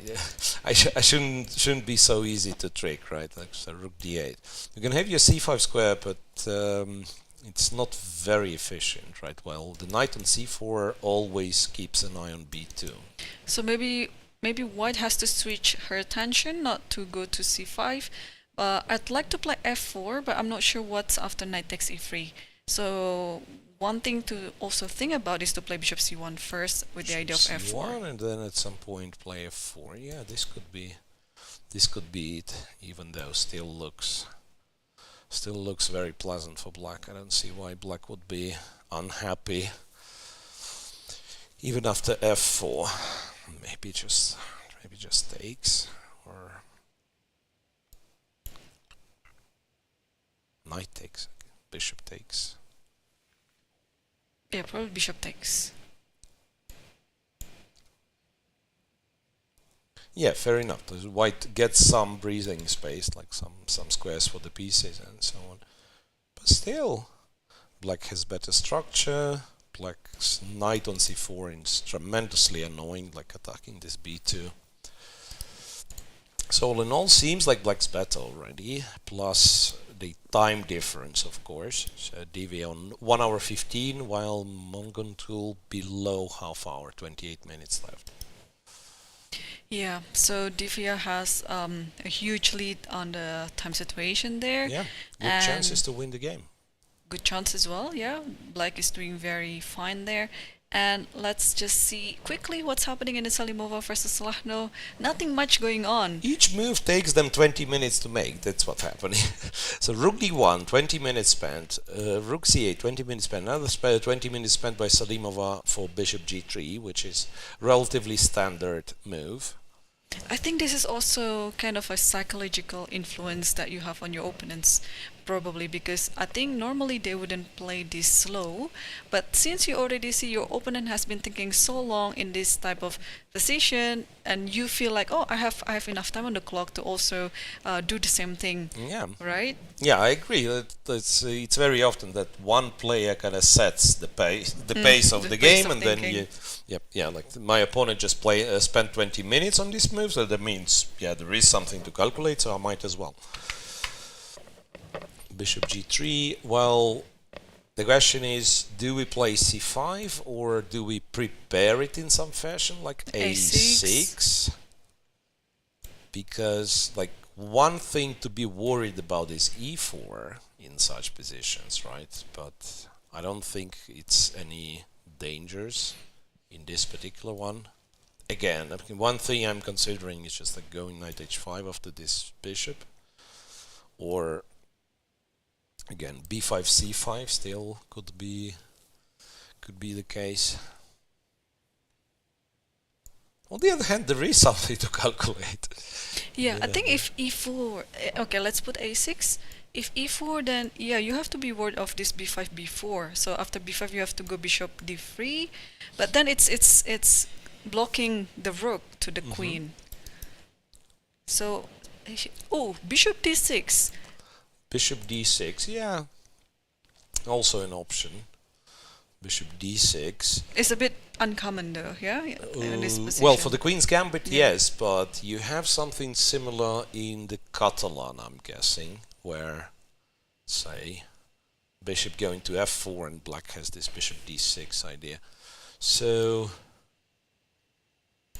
this would be very much acceptable for black, who has the c-file, you know, like very flexible development. White still has like tiny bit more space, but black should be absolutely fine.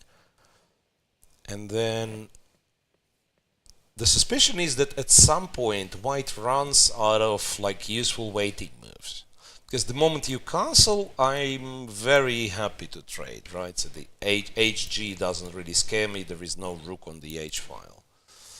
So if, let's say, you'd play a3, I think maybe capturing is a little bit too optimistic because the h-file gets open. Maybe not, maybe it's still fine, but I would refrain from capturing. But after a3, black also has like useful moves like a6 and queen e7 and, you know, c5 eventually.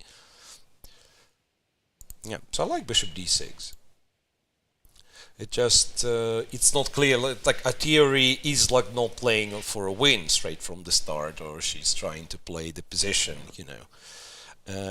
I'm sort of a flip-flop on this one, because I thought originally the choice of her opening suggests she wants to be solid. Then, yes, when she started to spend time, I thought, yeah, it probably looks for more complicated position. Now bishop d6 again, it's like on the solid side of what was available. Right. Yeah, it's been quite a slow game, especially this one at Salimova versus Lagno. I was just checking on the other game as Assaubayeva actually played your idea with rook b1 after a5. Yep. There has only been one move there. a5, after rook a5. b1 in Assaubayeva's game. Tsolakidou played queen e3 again. Two directions, queen here and queen h6. Munguntuul, knight went to d3. But before that, it was bishop e7. So instead of jumping with the knight, Divya yeah, just played bishop e7. Bishop e7. Could it be the idea is to play c5? And then the idea is just c5, c4, and then just push the knight away so that...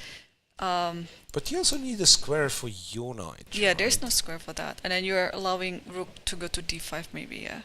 So knight d3, I think it's a clever move as well. Preparing for f4. So what to do in this position? Like if you play knight c4... I still want to play knight c4, and then so the knight on a5 is irritating me. So yeah, I think knight c4 is the natural move here. I don't see anything after knight b3. I mean, it's stopping anything on c5, but that's pretty much it.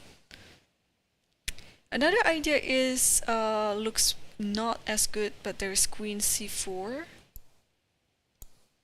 Attack this. Yeah. And also now preparing for the rooks to double up on the d file. So to kind of use this Yes. little pin. Yeah. But I think f3 and then queen can be moved.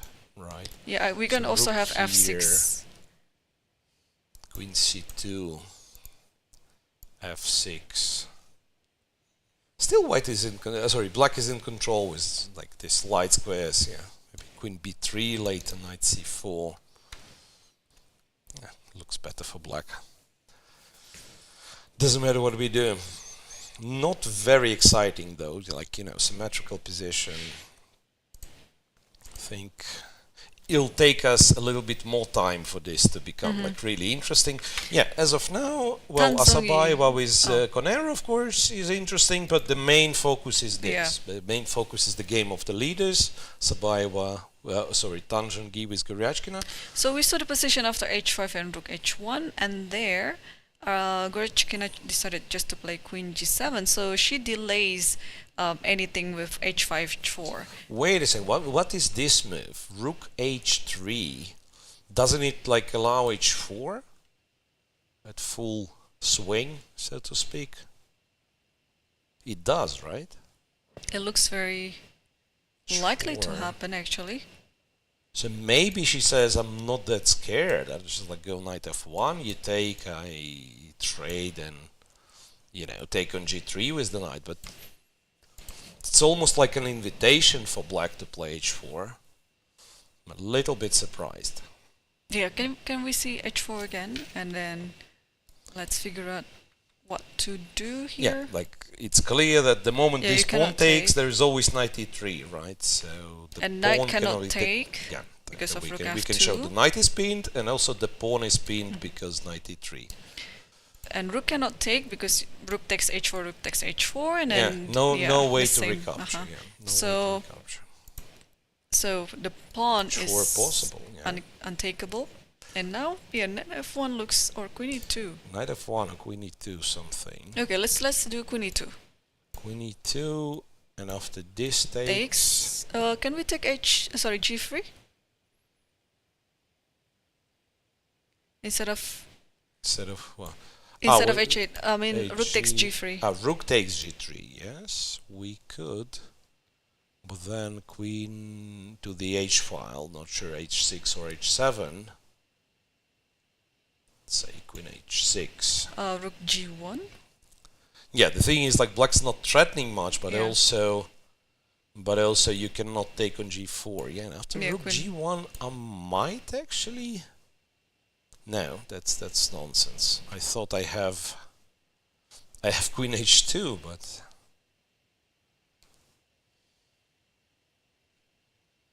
no. I feel like I have to have some tactic here. Yeah, I don't know yeah. which one, but It feels wait, like some it, yeah. knight h2 or It feels like it. Yeah. this one's still not hanging, right? This one's That's still not hanging. So maybe it's time to bring the other knight. Yeah. But where? That's the problem. All the way to f4, yeah, like knight e7, g6, f4. Yeah, maybe you have time. And king f1 maybe now. King f1, and now this is where the knight is hanging. Actually, white is still alive, yeah, because if the king all of a sudden runs away to c2, there's not much of an advantage left. And that's why I think Goryachkina played knight e7, so she realized that Doesn't want to rush. Yeah, Yeah, maybe it's a she's not clever. rushing. Maybe it's a clever way of playing it.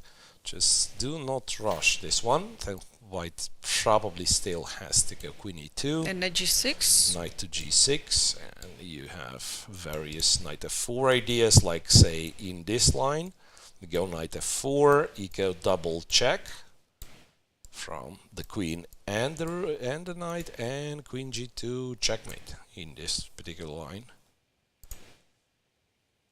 Knight to e7. Yeah, it's gonna be hard to stop it. Knight g6 is coming. You cannot stop it with knight h4 because f2 is still hanging. I think the most likely move to happen is some queen move here. Maybe queen h1. Look, okay. There's one move. Queen h1. Knight g6, once again, I cannot take because this, right? But I can try to swing around this knight and go king f1, king e2. There's still h4 though. Yeah, there is still h4. Terrible. Pawn takes. And then f4, rook g3. Knight f4, rook g3. I mean, with such a king that there should be some tactical blow here. Queen d7 or something. Knight f, even knight d3, knight f2.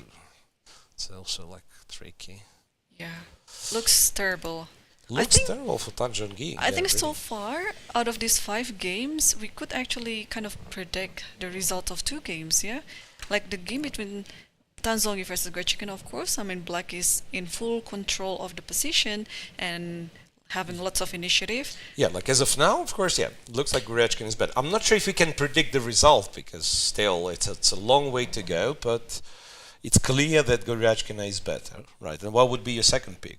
It's Tsolakidou versus Paehtz. Yeah, Tsolakidou is, of course, yeah. Like Tsolakidou is much better against Paehtz. All the rest is like tiny bits. Tiny bits, yeah. Like perhaps probably Assaubayeva. Divya has some slight advantage Divya there. has advantage. Assaubayeva It's still a probably game, slightly better against Koneru. And like, of course, Salimova versus Lagno is still pretty much equal. it's the opening. Yeah. It's still the opening. All right, so let's give them more time then. Take a little break and come back in a few minutes for the third hour of play, where usually a lot of stuff actually happens. Right, so the middle game stage, and we'll see how those games with advantage develop, and in those which are still in the opening stage, who will seize the advantage.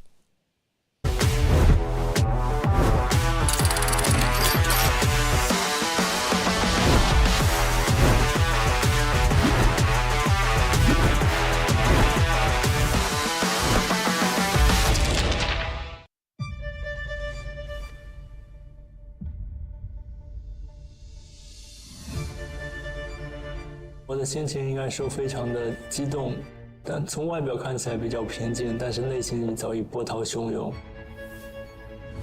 后来去休息室也大哭了一场，就是情绪很难用语言来形容吧，一种如释重负的感觉。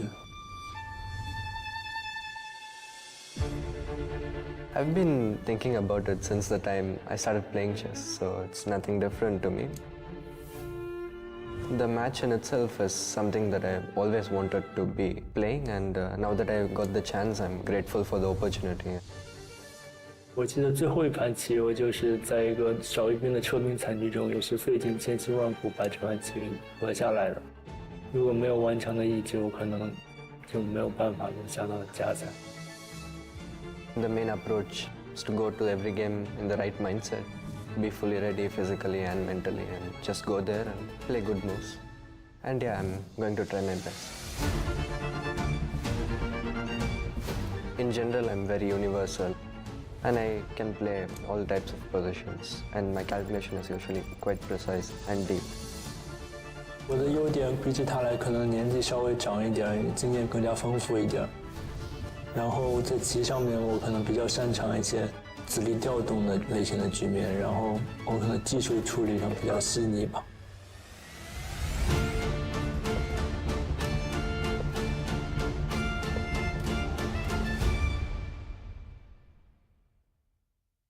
Chess is more than just a game. It's a tool for empowerment, connection and transformation. In 2025, FIDE is proud to launch the Year of Social Chess.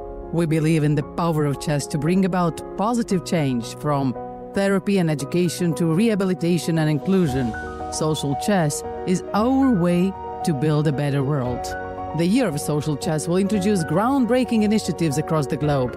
Monthly themes will address critical social challenges: chess for protection in refugee camps, chess for cognitive health among the elderly, and even chess for addiction recovery. Through this initiative, we're mobilizing communities, conducting research, and creating opportunities for all to experience the joy and impact of chess. Join us for online chess events, global conferences, and even a documentary film festival that will showcase the power of social chess. Let's make 2025 a year to remember, the year of social chess is here.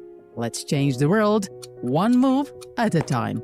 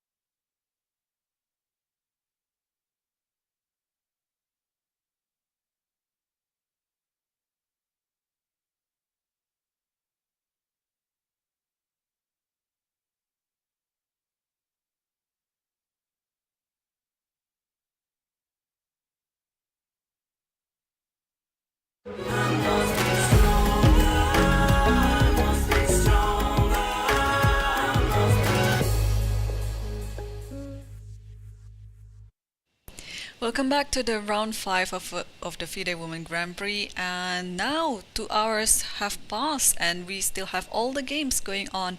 Some of the games are clearly better for one side, but most of them they're still pretty much in the equal position or some tiny or slight advantage for one player. So which one are you looking now in your well, screen? Tan Zhongyi with Goryachkina. Let's go there, clash of the leaders where Goryachkina got an advantage early in the opening. So we have some development after knight to e7 and knight is rerouted to g6.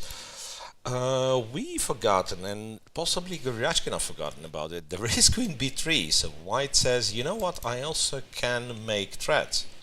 Queen b3 attacking e6, and it's a very much needed tempo, because after rook f6 you have time to kind of bring the other rook into play, defend f2, and now h4 can be answered with knight takes h4, right? Right, so knight h4, yeah, there is no more like fork on the e3 square anymore, yeah? Yeah, so the queen left and also f2 is defended. After knight g6, the big question is, after knight g6, can I go knight h4? It looks scary, but at the same time, this doesn't seem to work, right? There's no much checkmate? Yeah, like king h1 is one option, and there is no checkmate.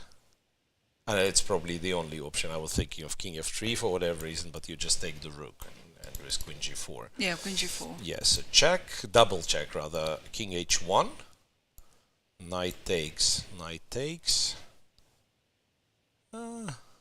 Take on f4. Yeah. With the pawn, I guess. Take on f4 with the pawn to control g3. And rook g8 is coming. Yeah. Something like that. Knight h2, rook g8, knight f3. And strangely, rook g6. Rook g6 is nice, so that if I take, it's queen g6. Queen d. Oh, rook h2 and then queen d1. Rook h2, queen g4, queen d1, queen g4, queen d1. Everything. Wait a second? Can white unpin? Is the big question. What's your next move? Yeah. Yeah, like rook is not moving, knight's not moving. You can only shuffle the queen back and forth, right? So it's not impossible that white's lost despite being a Bibisara. That's a funny position. No, not even queen g1. No, queen g1, queen f3, and then rook g2, and then e5, just push the pawn. So you have two moves. Back and just forth. queen d2, queen d1. Okay, the question is if black is winning or it's just a draw, because it's unlikely that you win with the king here. Very strange position. Anyway, so knight g6, knight h4. If, let's say, if knight f4 doesn't work, what do I have to do? Like take here. Oh wait, actually take here, go rook f8, and you just win. Because f2, there's no way to protect f2. Knight a3 is knight a3 is coming too, so knight h4 is not possible. After knight g6, then black has all the reasons to play knight g6, and h4 is happening, and knight f4 is a threat. Wait a second. Yeah, the devaluation is minus 2.3 after rook f1. So rook f1 was a mistake, and I suppose knight g6 is strong. So instead of rook f1, or before rook f1, was it a different evaluation? It was. Well, the standard one in this position for quite some time is like minus 0.7. So black is better, black has the initiative and so on. But I'm guessing rook h1 could have been a move. Even though still you cannot take this one after knight g6. I'm not sure. What I'm sure is that after rook f1, computers claiming black is winning. Computers claiming black is winning, and I suppose knight g6 could be one way, but also, now that I'm thinking, it could be just like piling up on the f-file. Rook f8, queen f7. terrible looking position, to be honest. Imagine if Goryachkina just wins it that easily. So it's pretty much, yeah, like develop the pieces, black, yeah. Like and with black pieces too. Exchange some stuff, white castles inaccurately, and then there is no way back, pretty much. Okay, as of now, looks very promising for Goryachkina. Let's check the other games. The closest to the time control on move 28, we have Munguntuul and Divya. Rather symmetrical setup, with black knight being a little bit more active after knight c4, bishop c5 happened, rook d8, exchange on e7, knight b4, queen c7. That's also a tricky knight there. It cannot be that's a away. Good knight on b4, so it always targets c6, and the moment you play c5, of course, white is very happy to jump on d5. So h3, h6, king h1, rook f8, king h2. So Munguntuul says, you know what, I do not have like a clear plan or something, please show me how you're planning to win this one. Yeah, Divya is still ahead on time, but yeah, I agree with you. It's pretty hard to come up with an actual plan in this position, yeah? Yeah, it's... Although black has all these ideas. I mean, the knight on c4 is eyeing on b2. Is there possible to just try to double maybe up the rooks? Rook d6, maybe this way. Now if you go here, rook d6 runs into knight c6. Yeah, knight c6 is there. That's why king h2 is so tricky. Queen c7 maybe. Then white can try to do something very similar, but still cannot double because has to guard the b2 pawn. So let's pretend this happens. Is it enough for black and say white just like plays something? Is there a way for black to make further progress? It's still not clear, right? Because queen d2, c6. c6 hanging. So maybe if f3, maybe f3 is a bad move. Maybe you need an option of going queen g4, because now I can see black moving the king closer to defend the c6 pawn and then go queen d7. Which even then, queen d2, right? So let's say, I don't know, white will just like...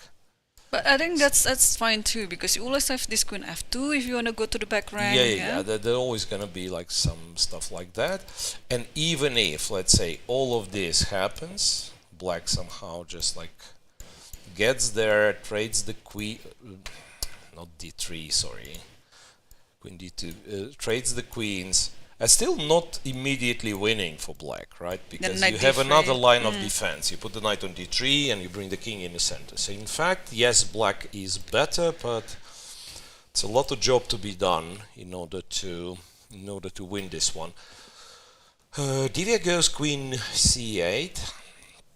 I'm trying to understand the idea of it. Okay, just shuffling around, I guess. I don't think she wants f5. Well, it doesn't change much on the other hand. White just shown that I don't have an active plan, right? So you have pretty much all the time in the world for black.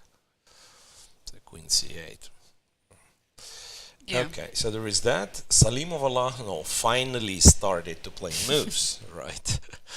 Yeah, there's some pieces after traded off there. Bishop g3, bishop d6, white castled, then black is happy to trade on g3, and black went c5, d5. Everything traded on d5, queen c7, bishop b7, knight h4, and knight f5, rook c to d8. So that's a nice knight on f5, but potentially black has the majority on the queen side, right? So it's not as easy. Yeah, that's not as easy. So probably the knight on f5 has to be transferred back to the queen side. I mean, there is a chance now knight d6 and then knight c4. Yeah. She just moved something. There was a queen move there. Maybe? Queen c3. Queen c3. Queen c3. Knight h6. Right. Okay. Oh well, yeah, knight h6 is a threat, among other things. Also maybe to transfer the queen to the other side, queen e5, yeah?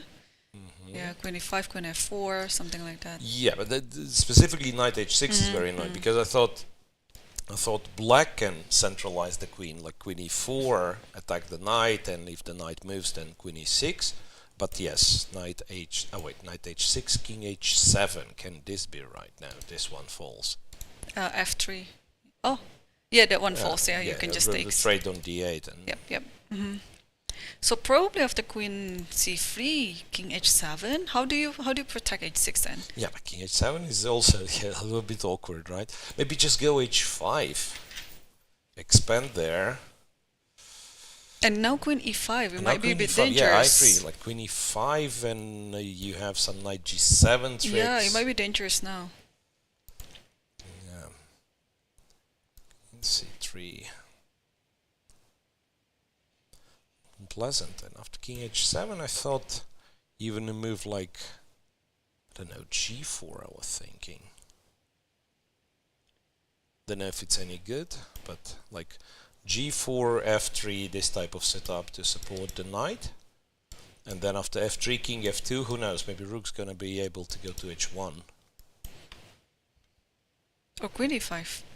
Or queen e5, yeah. Queen c3. Yeah, it's a bit awkward now on how to protect the h6 pawn. Or should... Okay, we cannot really move the knight, can we? Knight h5, but then doesn't matter, g4. Yeah, we are not threatening anything. Well, there is one more option to take here and then to go queen e4, because in this case king h7 does seem to work and the knight is trapped. F3. F3. You have to play what? Queen g6? Yeah. Knight g4, I guess. Knight takes, pawn takes, queen takes. Okay, black is not unhappy with this one for sure. The king's gonna run away. But I was worried that when we give the d file away, maybe white can... Yeah, on the other hand, like knight d6, queen e6 is not something very impressive. Like you would much rather have the knight on f5. Yeah, maybe that's the way. Maybe you trade on d8 and go queen e4. Trade on d1 and go queen e4. Because alternatively, like all this king h7 business is not very pleasant. Yeah, that's possible. Okay, that's 36 minutes left for our Lagno. Salimova is down to 23. And they still have to make another... Yeah, that's to move 20 21 moves, only. yeah. Move 21 only. Assaubayeva with Koneru. So Assaubayeva did go for rook b1. Bishop c2, doubled on the b file. b8, king h1, queen c5. Offering the queen's trade. Now, what's happening?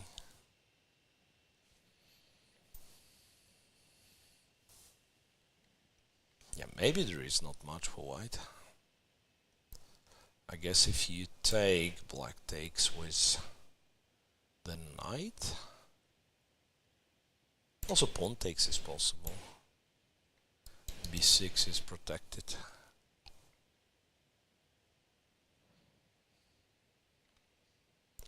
Maybe it's not much. Yeah, probably is.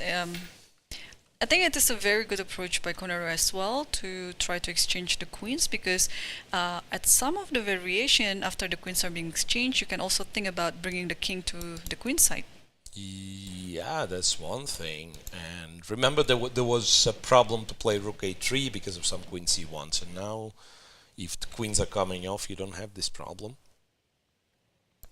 Can I go knight a4 to kind of trade on my terms? So black, I presume, will take e3. And then I'm just claiming, okay, I have better structure as white. But on the other hand, I'm not sure how I'm making progress here. Like black starts moving the king towards the center. I've attacked it 3 times, yes. Black pieces are somewhat passive, but I cannot really increase the pressure, right? Well, d4 maybe. Yeah, maybe still, Maybe d4, yeah? d4, I guess f6. Is c4, c4, c5, yeah? That's a question. Is c5 a move? Yeah, it is. It is, it is. Here's c5, pawn takes, rook c8. I can't play because knight takes b6, knight b6 and pawn takes on b6. The bishop cannot be taken. Yeah. Well, computer gives slight plus to white, like 0.4, but yeah, nothing too straightforward. Maybe indeed, yeah, knight a4 and try to move the pawns in the center. Yeah. Then what else do we have? Paehtz. Paehtz, yeah. Tsolakidou. I was about to ask your evaluation on that game, Tsolakidou Paehtz, because it looks like, in hindsight, Paehtz kind of stabilizing the position, but probably not so much. Yeah, well, it did improve. The evaluation did improve for black. So at some point it was +1, if I'm not mistaken. Or just +1? I thought it was more. No, only it was +1. +1.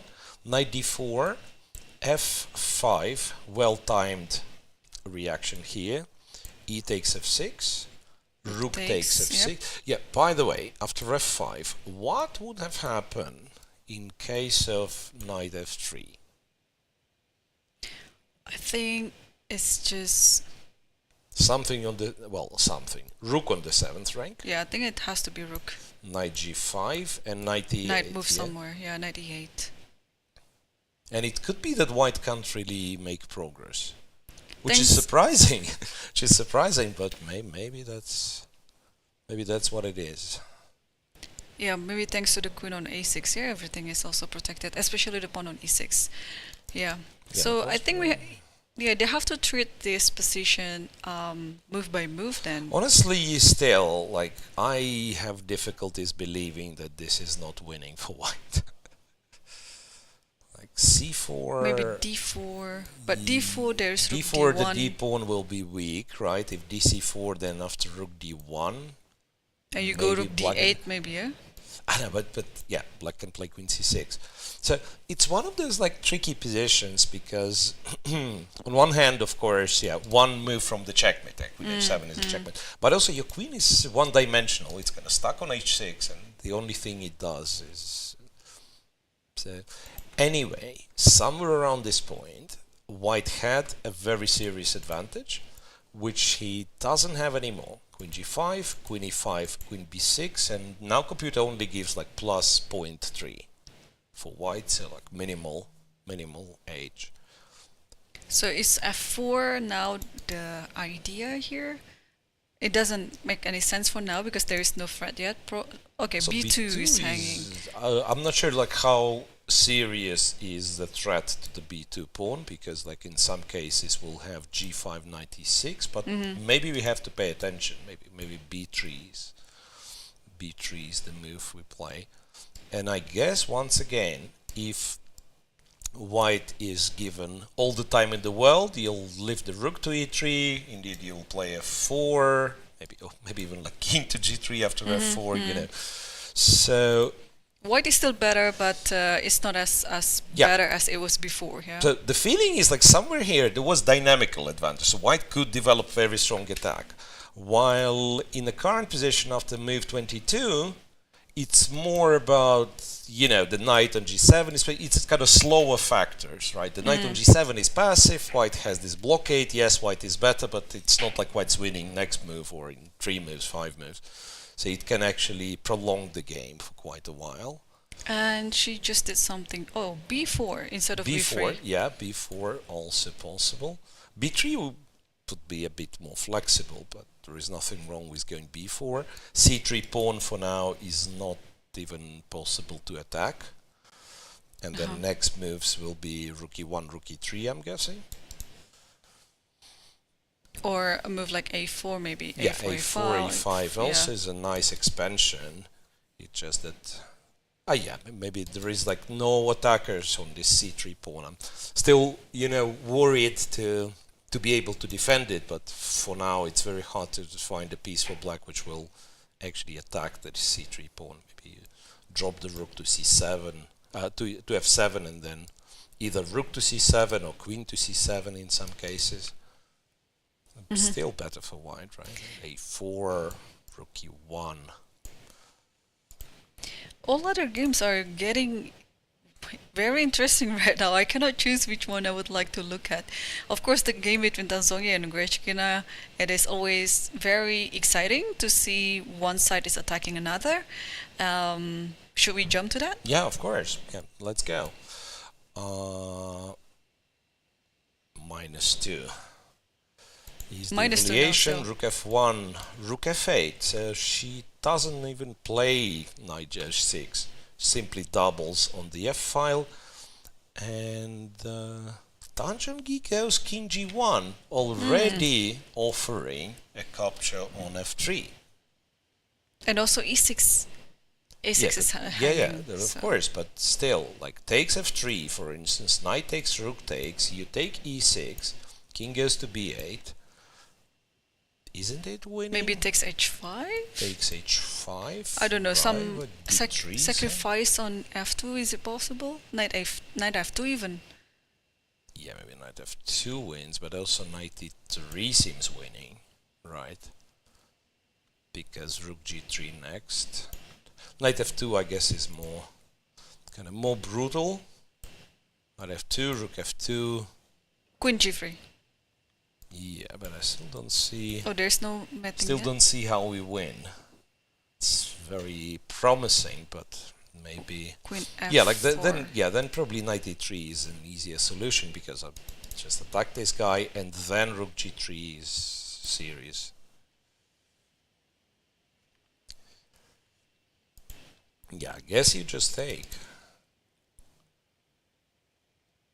Okay, wait. If you don't want to take, can you somehow defend e6 first?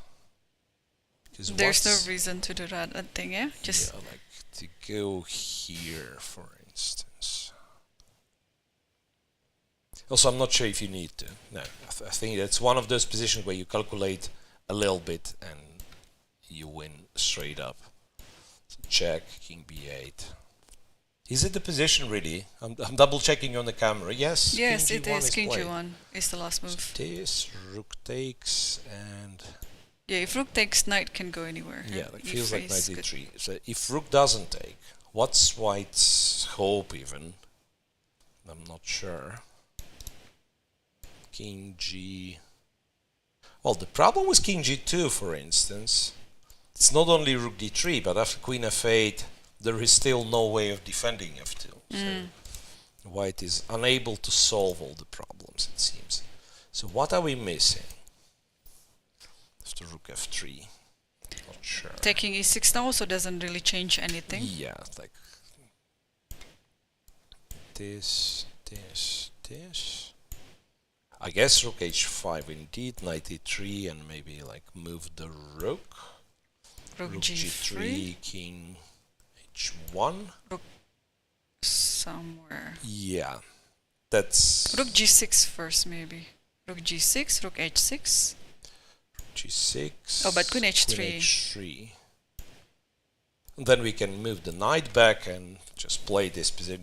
It should be winning. Yeah, it should be winning. It should be winning. It's maybe not winning straight up, but it should be winning. Move 22, and Goryachkina is already presented with a very pleasant option of capturing f6. And not only that, but also the time situation.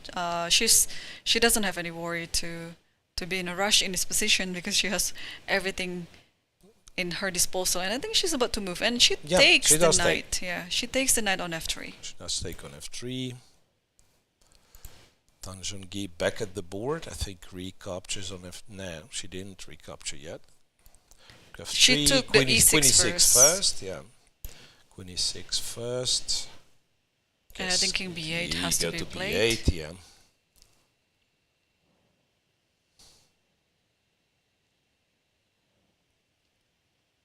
Well, I guess we can say up until now it's a good game by Goryachkina, but Tan Zhongyi played poorly today.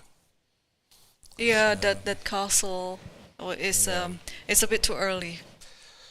Yeah, once again, it's of course like if you check this one with the computer, perhaps computer criticizes every other move for white. Yeah, but in reality, I think kind of the main mistake was castle, because after that it was clear black has the initiative, and it's very hard to defend positions like this, even if computer says it was possible.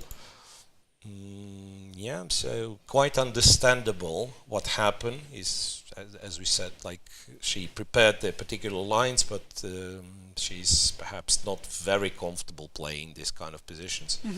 By the way, knight f3. King b8 is already played. Yeah, king b8. And then knight take f3, twice on rook f3. Knight f3, rook f3. Yeah, not sure what to do here as white. Knight e3 is coming.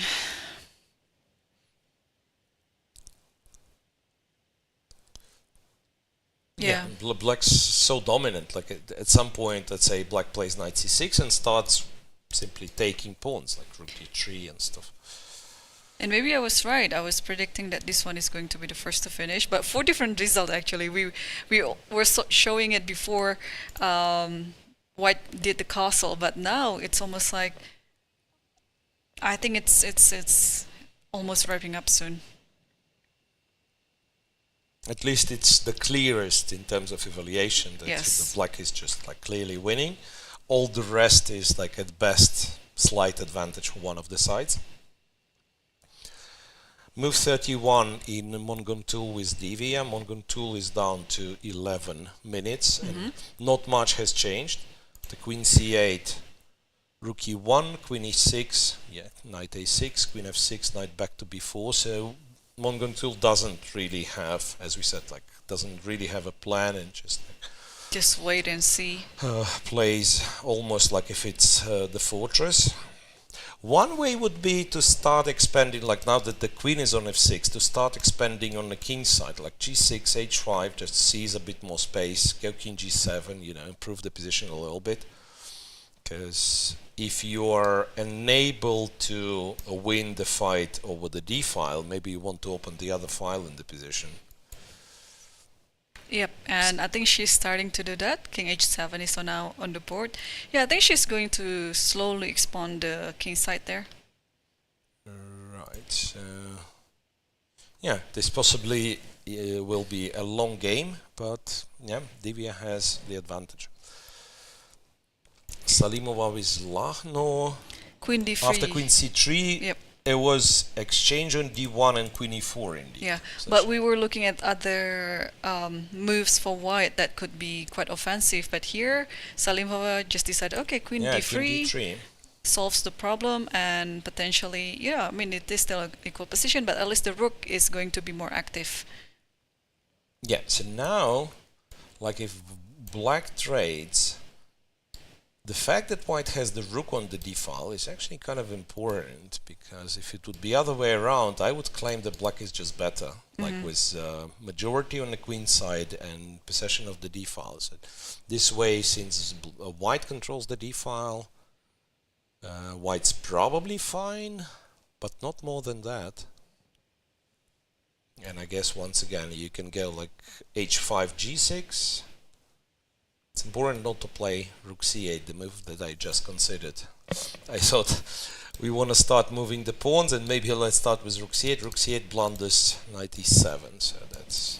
But also not for very white, there's there could be, after the queen trades, I think white is just very comfortable there. There's nothing much to worry about. So probably if Kateryna wants to keep the game alive, of course, she has to keep the queens on the board. But if the queen goes away, Like queen e6. like queen e6, yeah, maybe queen e6. it's a move. Like, I was thinking to get something in the center by playing, hang on, a2. I think you want to take a2, right? Yeah, it's not impossible. Maybe I'll take. So b3 then? Yeah, b3 or a3? b3. And after b3, black has this funny move, g6. Because knight h6, there is king g7. And it looks like the knight is trapped, right? So it's not that comfortable to, after black keeps the queens. There is queen e6, there is also, I just realized there is also queen e5. Attacking b pawn and not the a pawn. And maybe rook, if rook d2 then knight e4 comes. Yeah. But also there is the same thing with g6, right? Because I'm a little bit worried, like if this happens, either with the queen on e6 or e5, like if this happens and there's the pin on the d file, it can be quite unpleasant for white. So you're right, yes, black has to try to keep the queens on the board. Because the knight on f5, you know, pride and glory of white's position, all of a sudden turns into a problem. Yeah, queen e6 has just been played. So now, yeah, since there's no more attack on the king side, white has to think about the pawn on a2 first by playing a3 or b3, and probably in this moment, g6 the knight works has to be kicked out. Who knows? Maybe you have to go to h4, which isn't like terribly wrong or something, but it's clear that white's not better in this position, right? You can go knight e4, you can just play king There g7. was one idea though. It might not be working, but after g6, knight h6, and then king g7, and then queen d6. I think the right move is f8 is hanging. Wait. I think the right move is to take the queen and then play rook somewhere, but there is an idea if rook goes to e8 instead of taking the queen, then somehow the queen on d6 can jump to f4. Yeah. Although the knight is still trapped, but it's still an interesting idea. You can trade and go knight e4. I think you're winning a knight, right? Just take go knight e4 with the tempo. Yep. This is it. Yep. So queen e6. And I guess we can move on to Koneru's game because she decided to open up the center. So we saw the position after I start queen the c5. analysis of it from the evaluation because guess what? It's +4 for white. +4. +4, yeah. So what was happening after queen c5? Queen d2 was played by Assaubayeva, and Humpy decided to go f5, which happened to be totally off. Usually you want to close the position in the center. Feels like, this idea of opening the position up wasn't great at all. Knight d5, queen here, rook b5, queen a3. I'm still not sure why the evaluation is so tremendously big, but I suspect something happens with this king. Like knight e7, and where do you even go? Let's say you go to h8. I think you just capture the bishop. Among other things, you take the bishop, you go d4. Queen g5 even. Yeah, I mean, you can go d4, you can go, well, maybe queen g5. Just like d4 feels so right to open the diagonal, but maybe queen g5 also, like collecting stuff. Yeah, like, but even like after d4, it's very hard to come up with the move. g6 falls, you know, the rook from b5 sometimes just gets to attack the king. Yeah, it's almost like a suicide committed. It is, like with this f5, I understand she was probably getting nervous that she cannot find any idea to play for a win, you know, but sometimes one just shouldn't do this. Yeah, knight e7 plus 4.7 according to the machine. So white is just dominant. Absolutely dominant, and king h8, I guess you just king f7 also doesn't really help anything, yeah? I think you can also do the same thing. Yeah, like you knight do takes, the same thing. You take king. d4 also feels so right D4 there. Opening the position. I just realized there is one more motif here. Rook f3, rook b3, rook f3. Like white all of a sudden attacks with all the pieces.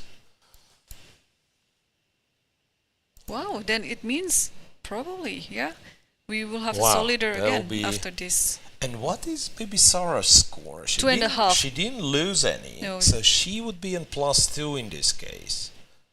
Let's imagine that Bibisara wins and also Goryachkina wins. That means Goryachkina is on +3 and Bibisara is on +2.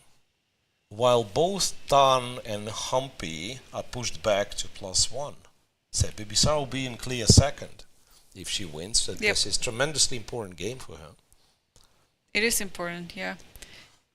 Wow, it's so I guess the major mistake that Humpy was doing is this push F5 pawn. F5.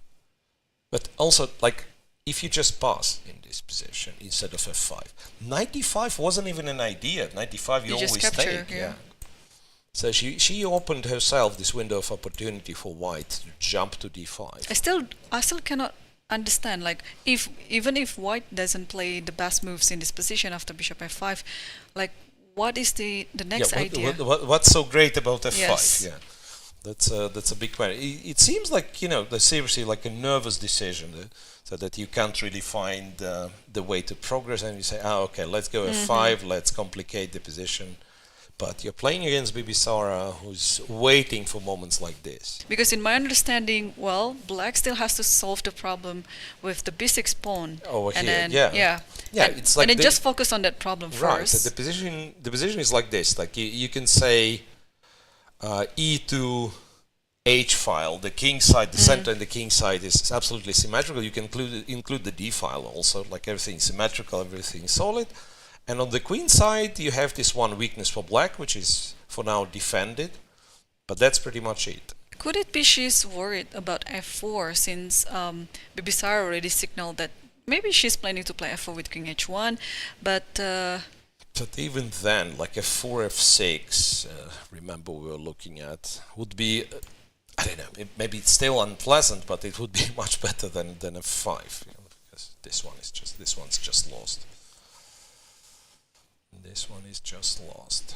Yeah, I'm trying to find some ways in prolonging I guess the game. You go here. No, I mean, we Takes should look for the move in this position, if there is any, because I doubt there is. Queen a2. You can play really awkward, like trying to pin this thing. Rook b2, something like that, or even queen d3. You just want to go for the checkmate. Queen g3, queen g6. Yeah. Wait a sec. This also, queen a2 is total nonsense. You can also take, and if pawn takes, then you can play rook d5. You can play rook b2 and take the. Yeah, if pawn takes, it's just a rook b2 and take win the horse. knight. Yeah. If d5 answered with knight e5, then you can take d6 and rook is no, everything's falling apart. Everything is lost here.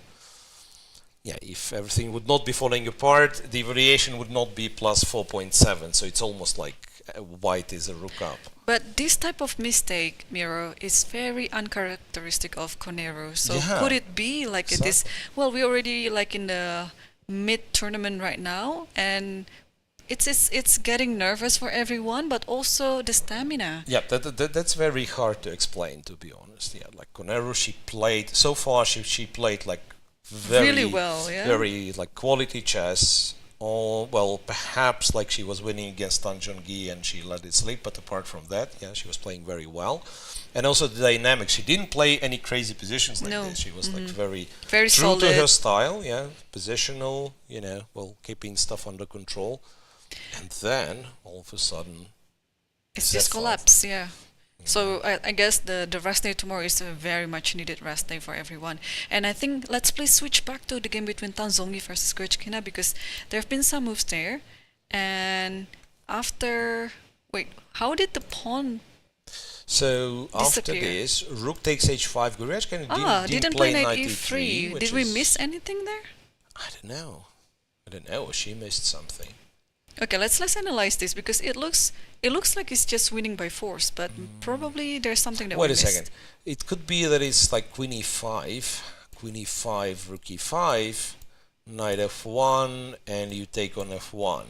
And then just too many pawns? The knight's hanging, and then you give a check, and you go king e2, and why would you want it as black? Yeah, because like white has...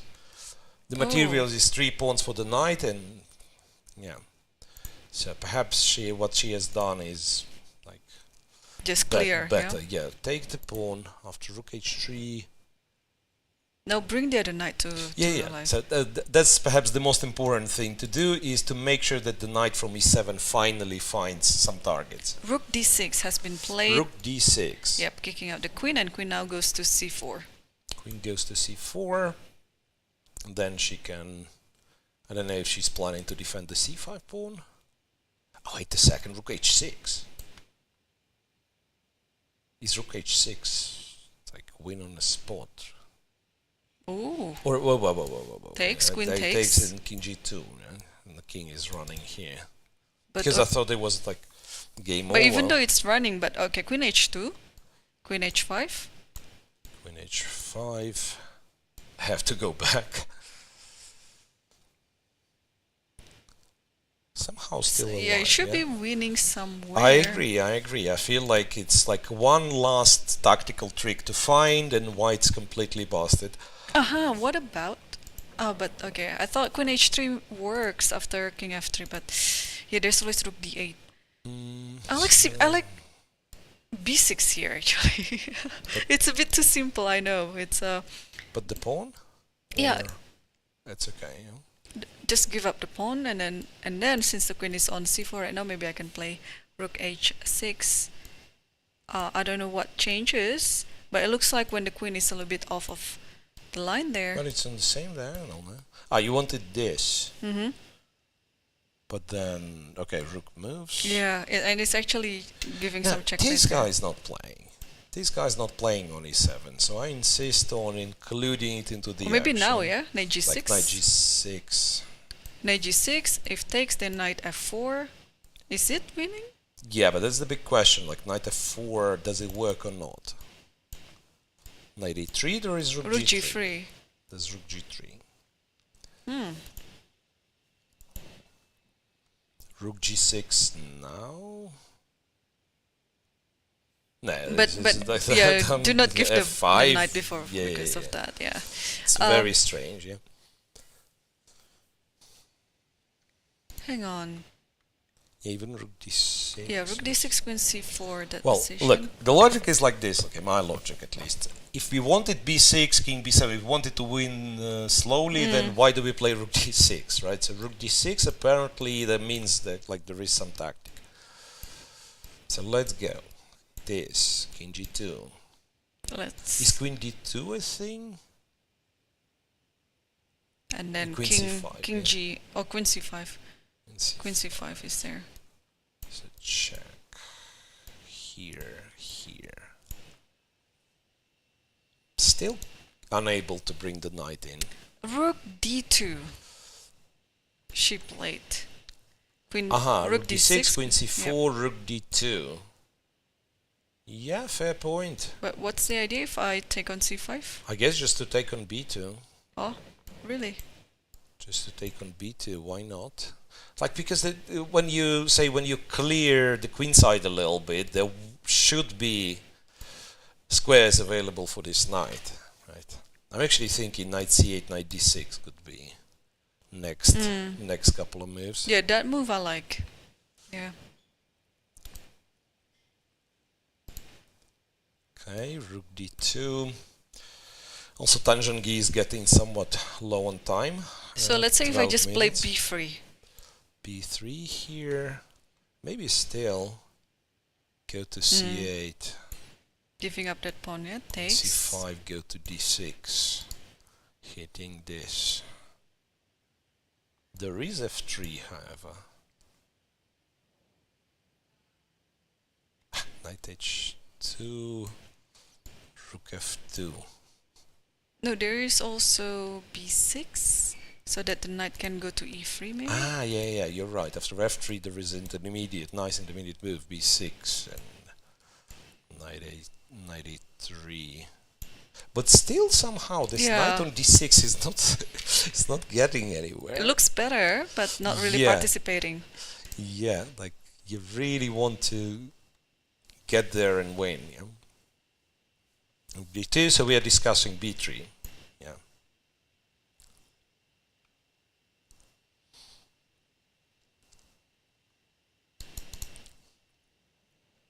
Getting rid of this rook would help. Or could it be knight g6 now? Because now the knight on knight f4, knight f2 is the threat. Ah, and now you go here, and after this you go here. Yeah. Yeah. So Tan Zhongyi took the pawn on c5. Took the pawn on c5. Right, you probably still can go knight g6, but I guess there is no reason not to take on b2. Guess, yeah, I was somewhat worried about rook d1, but you can always just go knight c8 and shot this diagonal down. Oh, rather, file. Or knight c6 maybe. And also f2 is hanging, eh? No, but it's, I thought Knight something F, like knight that, c8. but a knight c8, yeah. Knight g6, yeah, she doesn't want to have this counter-attack with rook d1, so she goes knight g6. I think knight f4, knight takes f2 now is coming up on the board. Yeah. Well, she's not in rush to take the pawn as far as I understand, because now if white moves the pawn, then after knight f4, the game seems over. Right, so the rook's attacked, and if the rook moved, it's knight f2, Knight or f2. if the pawn takes, it's knight f2, king h2, knight h3 with a check, queen g2 with a check, and I was trying to wait get a the second. no, I was trying to get the queen. Just knight takes e4. It was hang on. Knight e4. Yeah, knight because e4. this one is actually a perpetual. Yeah. Funny enough, I mean, I'm sure white's aware, black is winning. Yeah, knight e4. Knight e4 is not even the queen, but I guess It's a checkmate it's on it's a g2. checkmate, right? Yep. Anyway, yeah. Or rather, you have to block on f2, Then where and then but win why- everything. but black wins literally everything. Yeah, overall seems like a nicely played game by Goryachkina, and deviation becomes very depressive for Tan Zhongyi. It's minus point for 4.5, so which confirms position is absolutely winning. Let's check Koneru quickly. Some moves followed. King h8, yes. White captured g6, went to d4, and after e d4, queen d4. This is the position we have. G6 hanging. All of a sudden, like all the white pieces can join the attack, while black rook stuck on a6, black rook on b8 doesn't do much. Yeah. But yeah, the bishop on c2 is so strong. Wow, just realized. Okay, there is knight e5, kind of defending everything for now, and you probably win in many ways, like f4 is good and so on, but there is optically very pleasant move c5. Yeah, Using, I totally agree. I like this move a lot. Yeah, like, you know, highlighting how overloaded the pieces are. And knight e5 is on the board. Knight e5 is on the board, so there is a chance for Bibisara to go after, you know, bonus style points with c5, which is unnecessary, of course, because f4 wins, and I believe many other moves should win as well. But c5 strong, and c5 also, looks really strong. aesthetically very pleasing. I was thinking if there is some sacrifice on rook e5, but I don't think it is necessary when we see there's a c5 on the board. Yeah, like you have a bunch of ideas. You can go queen h4, bishop e4, opting for bishop d5, which also wins, I believe. But like when you see c5, for me it would be very hard to stop myself from playing c5, because it's like you keep all the other winning ideas and you're creating new ones, you know. So that's the logic. Yeah. You'll take cb6 and then or cd6 under money. There is not much to discuss. Yeah, I'm trying to look for any sort of defense here, but I fail in doing so. You know, in these positions, the only dangerous mindset that you can have with white is just like you start thinking, what would be the way not to win? Because it seems like everything's winning. Yeah, probably not to win. You should start by blundering some queen c1 or queen a1. Yes, it's definitely not rook 1 to b3. Oh, she did it. C5 is She on goes the board. c5. Yes, it's so hard to resist this temptation. Yeah, when you see this, maybe Yeah. it's so hard to resist playing c5. And for Koneru, it's Yeah. really hard to suggest something. It's absolutely I'm lost. taking a pic on your screen. It's +8. Plus for 8, white? yeah, the evaluation. Oh, wow. Okay, it actually drops the evaluation a little bit, so there was apparently something stronger than c5, but 5.8 is good enough. +6, okay. We might be seeing the end of this game actually, because I don't see any defense here. Yeah, no, there isn't. There isn't. What do you do? No. No. Yeah. Rook d8. Yeah, loses to queen h4, among other things. Well, there is one more threat after c5, which is queen h4, bishop b3. I just realized. There's also, yes, the threats are things now. coming up from every possible angle. There's absolutely nothing to be done for Koneru. And yeah, Bibisara showed a sign of a strong player here, even though she knows that she's much better in this position. She stays focused because the score sheet hasn't been signed yet. Yeah, nothing is on the paper yet. So yeah, you should stay focused until really the end of the game. Yeah, because those things, well, when you get more experience, of course, you can control them, but, you know, these thoughts, I'm playing and winning a beautiful game. This is also like, some people get overexcited, yeah. Yeah, this is totally important game for Bibisara here in this tournament because... Yeah, no, seriously, like she gets in the second spot, half point behind Goryachkina, who, by the way, she has already played, right? There was this draw where Goryachkina was better. And then but also the feeling walking into the rest day with a win beforehand, you know, you feel so good, like mentally too. It's a very good tournament for Bibisara, we can say already. Yeah. Also, on the other game, can we switch to Tan Zhongyi versus Goryachkina? Because after knight g6, rook goes to h5 back. So rook h5 was played, and again, the evaluation is like some minus bajillion. I guess knight f4 you play nonetheless.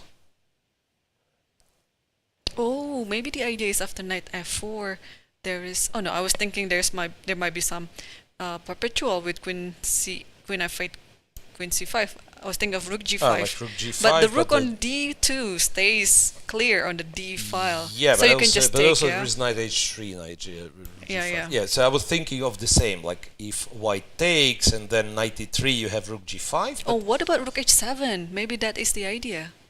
If knight f4, rook h7? Knight f4, rook h7. Wait, but there is no perpetual, there is b6, Oh, right? b6, yeah. When the queen c7 is on the is 7th rank, c7, there's b6. yeah, c7 is so defended. check and b6 and this pawn is protected. Yes, black queen really has to disappear somewhere. No, I think it's knight f4 and then knight f2. I don't see And the after rook defense. g5, you go here, king h1, knight g5. And then queen and this h7, is it. yeah. This is it. Because And after she these did options- it. Knight f4 is now on the board.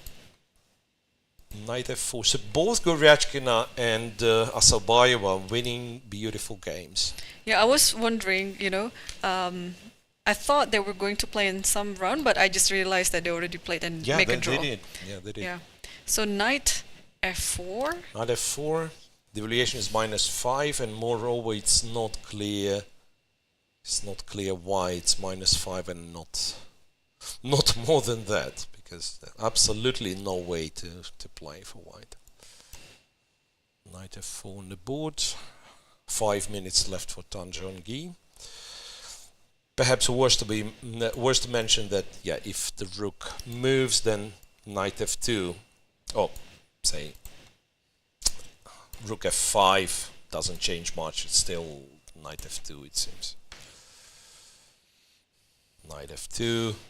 Oh, wait a second. I just blundered.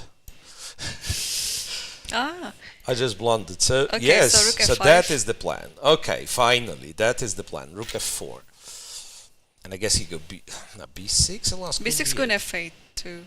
Queen f8. Yeah. Okay, at the very least, you have knight e6 here. But do you really want to do that? It's a good question. After discovering this rook f5 move, I'm a little bit, yeah. So b6, queen f8, yeah. You can drop the rook back because the knight is still important. No, oh, hang on. Since the rook is already leaving the h file, you can play knight e6 now, followed by queen h7 or queen h6, and now you're just entering the knight h2. e6 with a tempo. Queen has to go. C4 seems like the only square. And then queen h7 you get queen h6 or queen h6, yeah, queen whichever. h6 to control this one. And now queen h2 is coming. Yeah. I think that's it, yeah? Yeah, so you're right, knight e6. So rook f5 is still not a defense then? No. Just one has to watch out for queen f8 or rook f8, but this is it, yeah. Quick overview. So this one is winning for Goryachkina, but she still has to be precise till the end. Munguntuul with Divya, not much has changed, yeah. so it's a lot of hovering around. This possibly is our longest game. Salimova with Lagno. Lagno is better. She's in fact up a pawn. Wow. She's up a pawn, and in this forthcoming time trouble there's still 10 more moves to play. Lagno might just win. And Tsolakidou Paehtz. Tsolakidou with Paehtz. It looks like it's gonna be a long game too.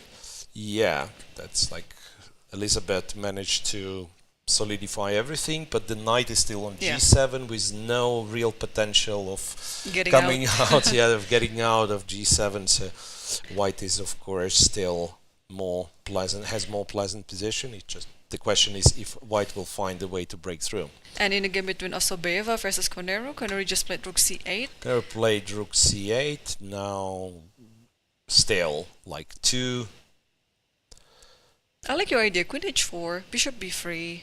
Queen h4, king goes, bishop b3. Maybe knight f7 now. Knight f7, and then you take b6. Many moves. You can even play what, queen e7. Oh yeah. Let's win. Let's win like this. Queen e7, rook f8, and I guess this is where you take b6, like. Or take d6, whichever. Yeah. Both are possible. And okay, Bibisara is reaching to play. What could be the move? I think it's she took on d6. She took on d6 with the pawn. Okay, and now allowing rook c2. But Koneru play rook c5 immediately. Rook c5. But there's always this queen h4, bishop b3, no? Yeah, but I don't understand why rook c2 wasn't played. Rook me c5. too. But it's queen h4, bishop b3. It just wins immediately. Yeah, in this case. Because queen d8 is there if you play king f8. If knight f7, also queen d8. And I think, yeah, it's gonna be over in a few moves. Queen h4 is already on the board. Queen h4 on the board. Go here. King go g8 here. has to be played, forcing. It's a forced move. Bishop b3 is not yet on the board, but I guess that's the move she's gonna play. And yes, she just did it. Bishop b3, and there's a resignation. So therefore, Bibisara is the first one to finish on this round with a victory. This is a big win in the tournament for her. Yeah. For a split, so now technically she's leading the tournament by number of points. Right. Yes, her game's finished, but yeah, we probably know that yes, Goryachkina is going to win, but she becomes the leader of the tournament by number of points. Yeah, very strong play by Bibisara. I really like it. Like she doesn't really make any weakness in the opening, in the middle game, but she's becoming more patient now because she's just waiting for her opponent to make mistakes, and once Koneru did make the mistakes, she just punish her right away. Yeah, nice play. Nice play by Bibisara. So let's move back actually to Tan Zhongyi versus Goryachkina, because here Tan Zhongyi, Knight f4, rook h4. Tan Zhongyi is now down to 2 minutes, and the position is almost collapsed. But wait a second. So what happens here? I don't quite get it. Knight f2. So rook f2, queen g3. It's game over, right? Yeah, it's made in one. Rook king f1, rook e1, King rook f1, d1. rook h. Yeah, rook d1 d1 is pre-move. Let's say rook d1 pre-move here. Yes. So after knight f2, this knight cannot be taken. What do you do? You take this guy. It's queen g3 checkmate. I don't even know. Like, what do you do? Well, technically you play queen e3 and still somehow fight, but Maybe queen f2? yeah, I But thought yeah, queen I don't f2, believe but this, it's like you do fight for a bit, but pretty much with zero chances. Like queen and knight, you know, pretty much with zero chances of surviving. But I like how, same way as Bibisara was like very concentrated and was spending her time. I like how Goryachkina also is not rushing this one. Yeah, it is an important moment for her to.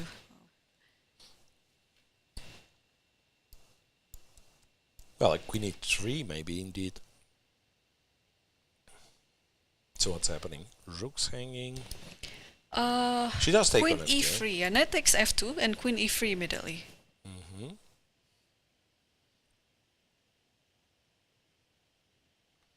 Okay, one way is to take Do we e4. go for style points here? Knight Because- e4 is there.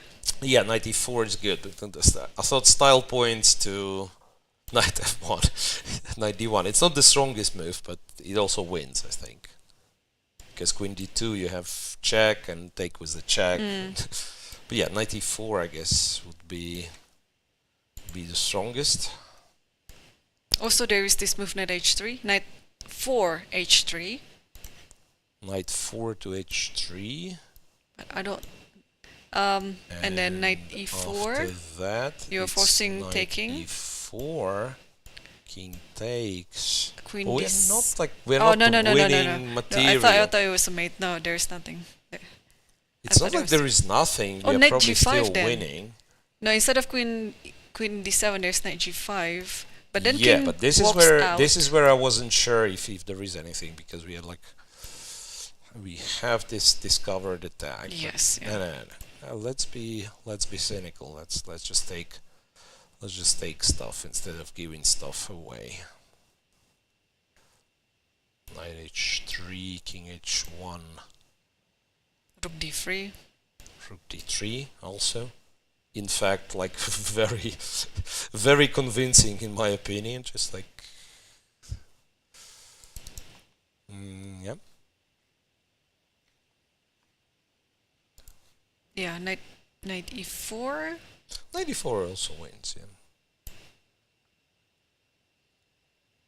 If you take anything on f4 with the rook, let's say rook h f4. Pawn takes. Again, it's Queen takes. And then you walk to this, let's say queen takes g3, and then just an extra piece in the end, yeah?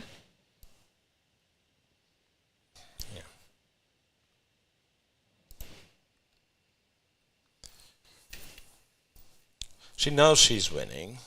She's very calm. It's just about finding the move she likes the most, I'm guessing.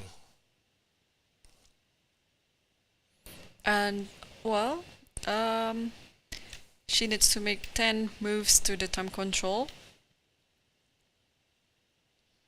But yeah, there is no 10 moves left in this position. It's like, I think your knight e4 is She's reaching very something. Oh, pleasant. knight 4 h3. She goes for this Knight line. 4 h3, okay.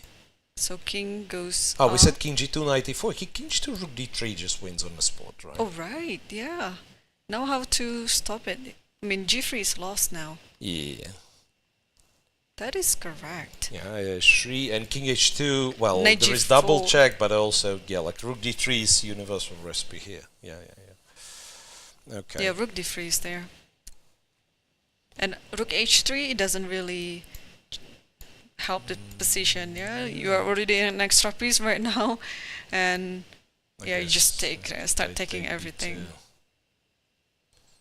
Yeah, it helps that you are not getting checkmated immediately, but after some moves. Yeah.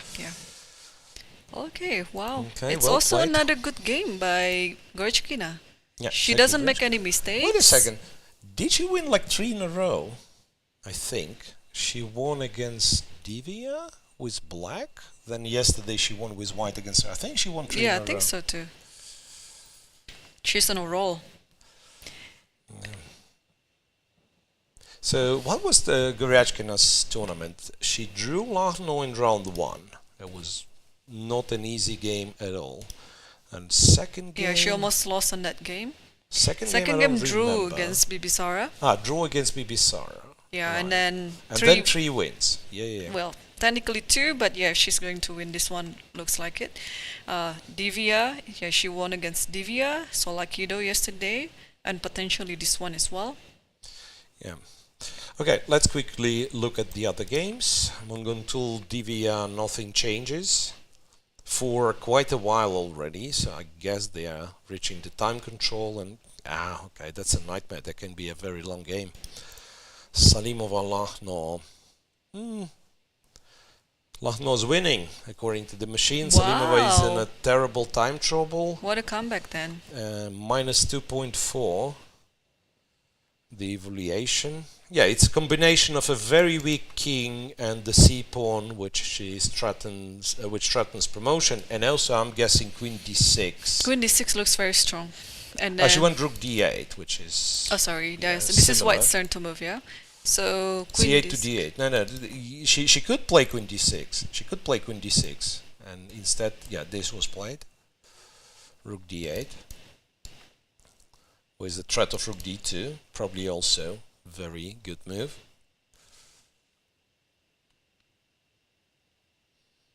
Now I'm guessing after king e2, among other things, you can actually take. something just happened. Queen a5 is on the board. Defending the a2 So instead of king e2, rook defending- d8. Yeah, rook d8 and queen a5. a5. Yeah, so attacking the rook.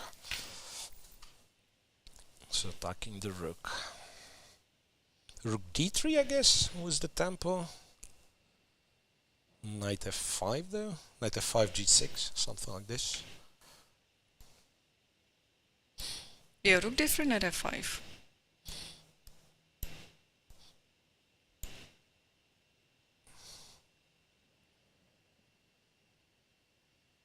Because this is a check, of course, but then there is no nothing follow-up. else. Knight is stuck, e3 is hanging.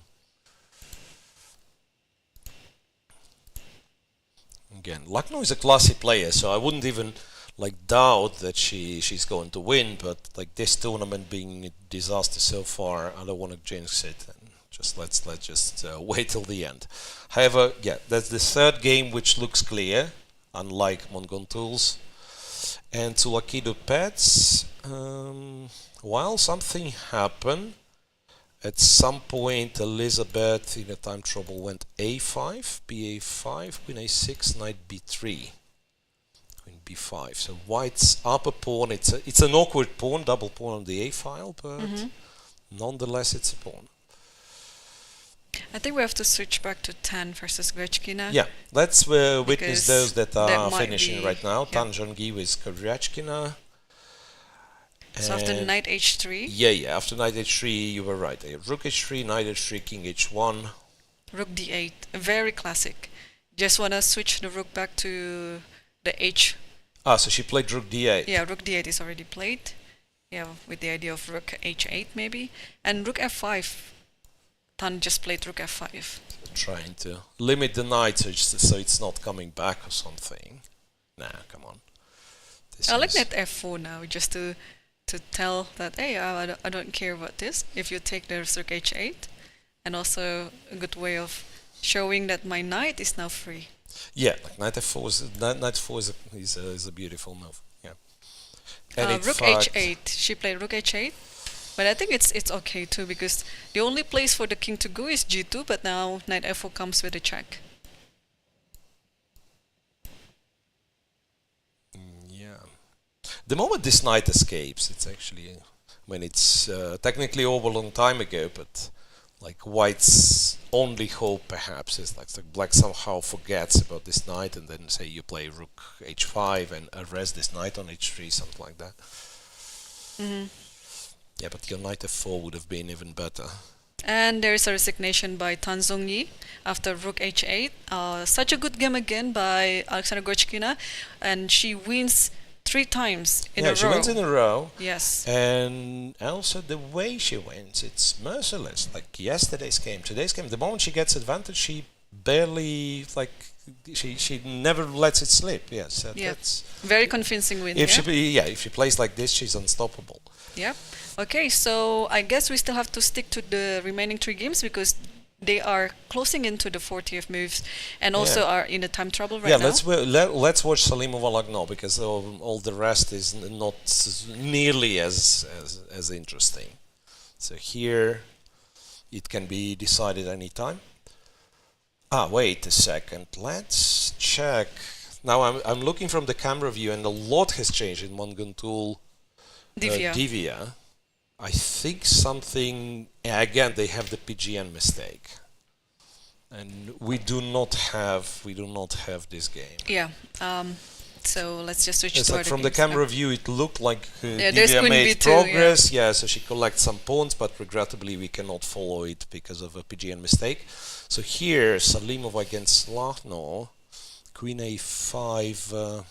Lagno is still thinking after Queen A5, it seems. Okay, so let's double check again what's happening. So Rook D3 was one of the ideas. Right, Rook D3 was one of the ideas. So Lagno is now, well, in my clock it's 9 minutes. But yeah, Salimova is down to 2 minutes. 2 minutes 35. Okay, Rook D3 looks really good. What else could she possibly think of? Is there any tactics with Knight G4 or Knight E4? Because the Rook is under attack. Yeah, the Rook is hanging with a check, right? So it's a little bit. It's kind of a strange time to look for the tactics, right? So she could consider, like even on a previous move when the Rook was on C8, but now there is no check on D2. So I'm guessing it's very logical to go Rook D3 or Rook D5. I mean, some move with the tempo. Now one should definitely go after the king.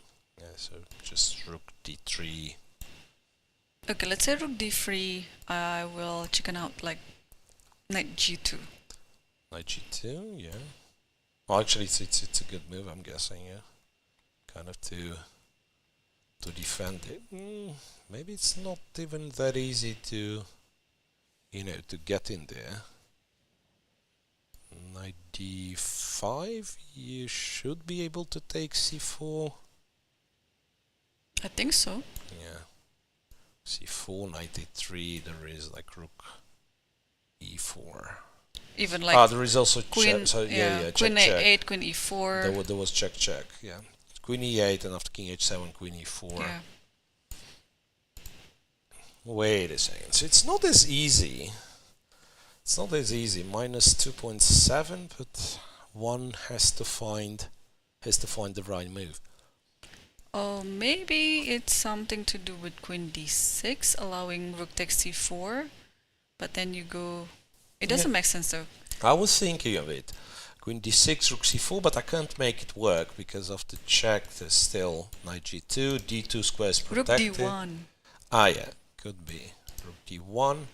Wait a second, check. Yeah. Here. Queen F5. Check. G6. Here. Takes. Here. And mate in. Oh, it's not mate even. No, the knight is like a very good defender. It is a good okay, knight. there is Rook D2, but then King E1. And wow. We are lucky if we are not lost here. Yeah, and we're getting checkmated. Okay, so gotta be careful.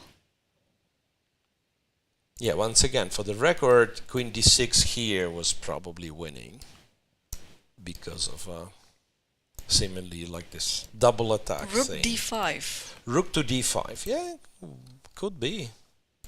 Rook D5 attacking the queen. Perhaps planning for h5 if, let's say, if white plays a quiet move like queen c3. After queen a8, king goes. There is no option of taking on well, is that? Yeah. There is, Impossible. but not as good. Yeah, impossible. Queen Rook d2. b4. d5, queen b4. But then it's a good outcome for black Because black, there is no check black on wins f5 a tempo, anymore. right? Something. Black wins a very important tempo. So now, do we like h5 here? Like exchanging even more pawns, opening new files, new diagonals. I wouldn't mind h5. No, I think we can play rook d3 now. But she just did something. Yeah, rook d3, because now having the queen on b4, there might be knight d5, things like that. But it's the same, right? The queen was on a5 before, so now... now knight d5, I can... my queen is hanging. Yes. So I can no longer capture c4 Rook because d2. it's a check and rook... Yes. Check, king f1. It's not the end yet. Or maybe it is. Or maybe it's not. No, it's not the end. Believe it or not, but I don't see how black's winning. So rook g2, there is queen c8. Yeah. Mm-hmm. And knight e3, queen e3. It's white who is winning. Yeah, white is Queen winning. c8, f5, and rook c8 checkmate. Okay, rook d3 is already on the board. Rook d3 played. Yep. Okay, let's suppose it's knight g2. 0.7. We dropped Wow. a huge part of the advantage, and I guess because of knight g2. Also, could it be... I mean, knight g2... What else? Knight Queen f5? c4. If queen c4, then queen e3. Yeah. Then... Rook d2. Yeah, I feel like this probably one should just be, g5 even. This one should be winning.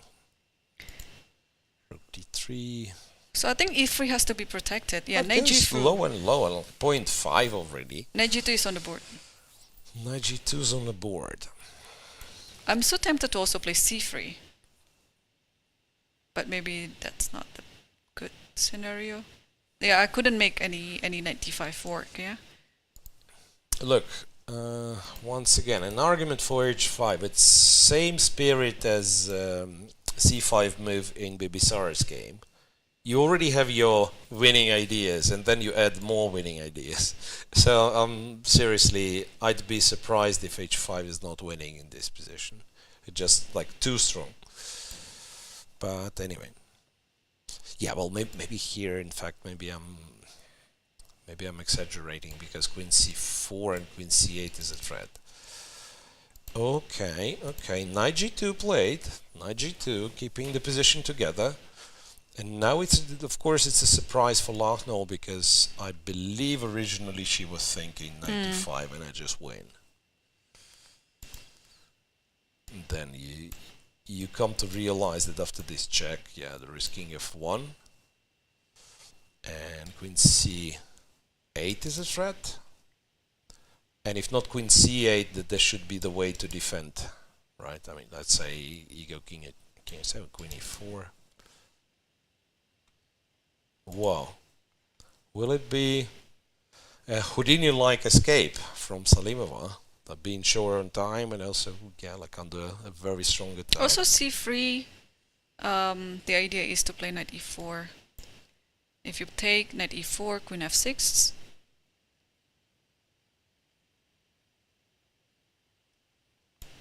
So now knight e4 if queen takes, and then rook takes c3.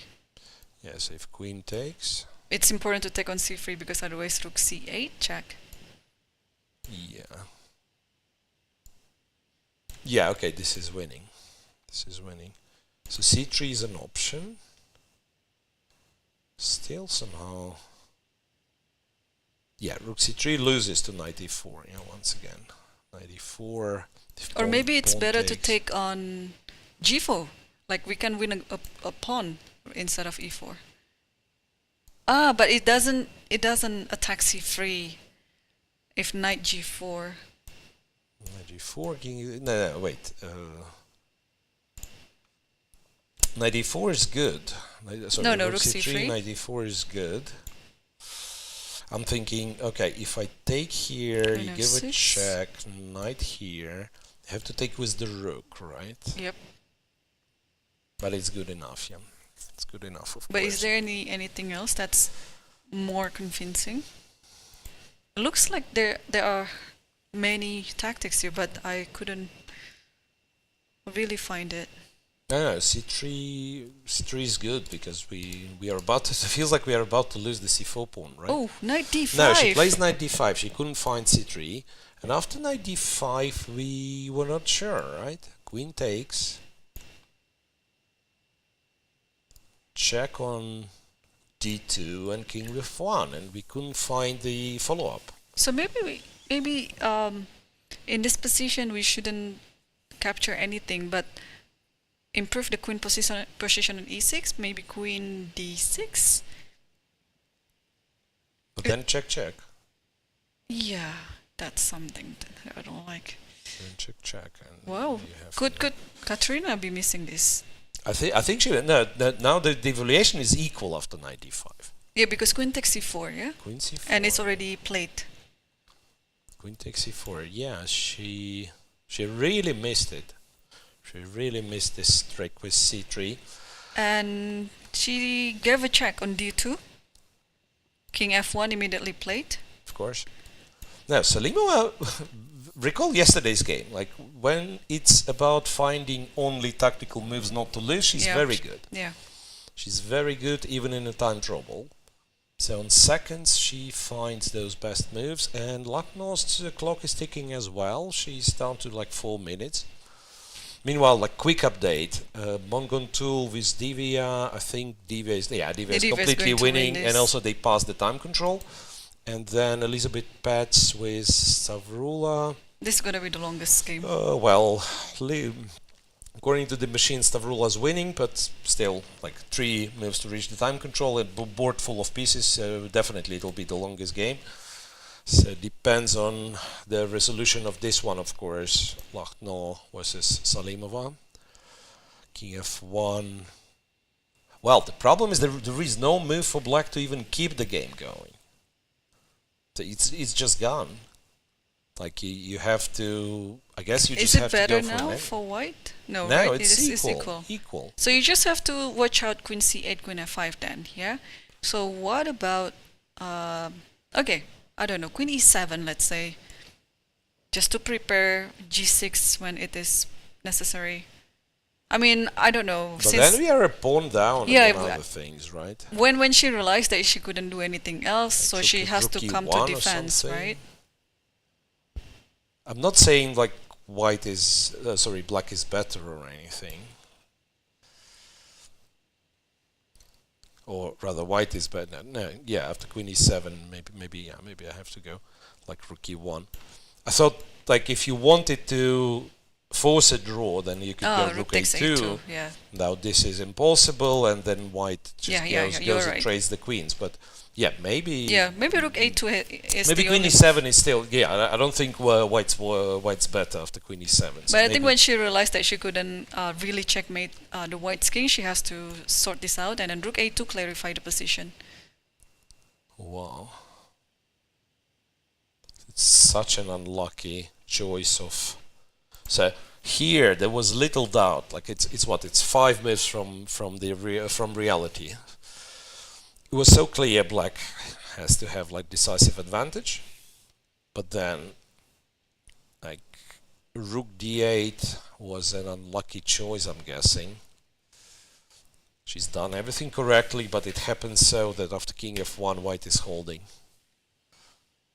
Down to 2 minutes, and in reality I think to even less than 2 minutes.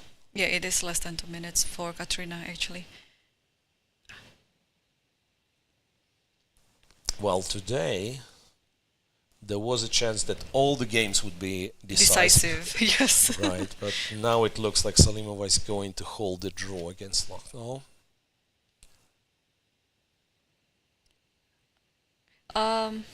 Let's just come back to Munguntuul versus Divya, because I have a feeling that there might be some resignation coming up soon. Oh, okay. Let's see. No. Let's watch This one. here. Rook A2 is on the board. Rook takes A2 on the board, and now, like you just The go. Queen C8 Just takes go Queen takes, C8 and then just play that position. Probably they'll agree for draw after passing the time control letter. Yeah. Do you see anything else apart from Queen C8 here? Because it looks very dangerous. Can I go E4? Queen C8 is already on the Yeah, board. Queen C8 is on the board. Queen C8, Rook C8, King H7. The knight's a bit awkward, but you can play E4. Yes, right? E4, and then the knight frees up. Knight gets to E3. Yeah, it's just a draw. And then they are going to enter move 40 soon. This is Salimova's move 40. Coming up soon after. Well, KH7. the question is, will Lagno try to play this equal position? Because I understand all the disappointment that she has, like after, having such a winning position, and letting it slip. I imagine she could kind of, out of disappointment, continue the game even in this equalish position. On the other hand, like Rook C5, E4, no chance. So, wait a second. What's the current? Move 39. This one, so, yes. Yeah, move 40 for Salimova right now. Yeah, I think she has no risk anymore, but let's wait until move 40. Actually, on the other hand, there's also Tsolakidou Paehtz. Let's check Tsolakidou because this one Paehtz. has been clarified. The other one is very complicated now. Tsolakidou Paehtz, much better for white according to the machine. Queen D3, knight back to D4 to the active squares. And this is the current position. That's the and current position. Paehtz is actually having under 30 seconds right now. But it's one lost. No, 2 moves. No. Two more moves. Two more moves, and moves. it could be decisive. I mean, 2 more moves and Okay, this E6 position. is hanging. E6 is hanging.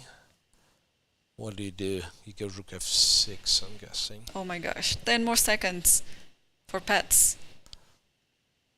She has to move, and she just moved Queen G5. Queen G5. What's Queen G5?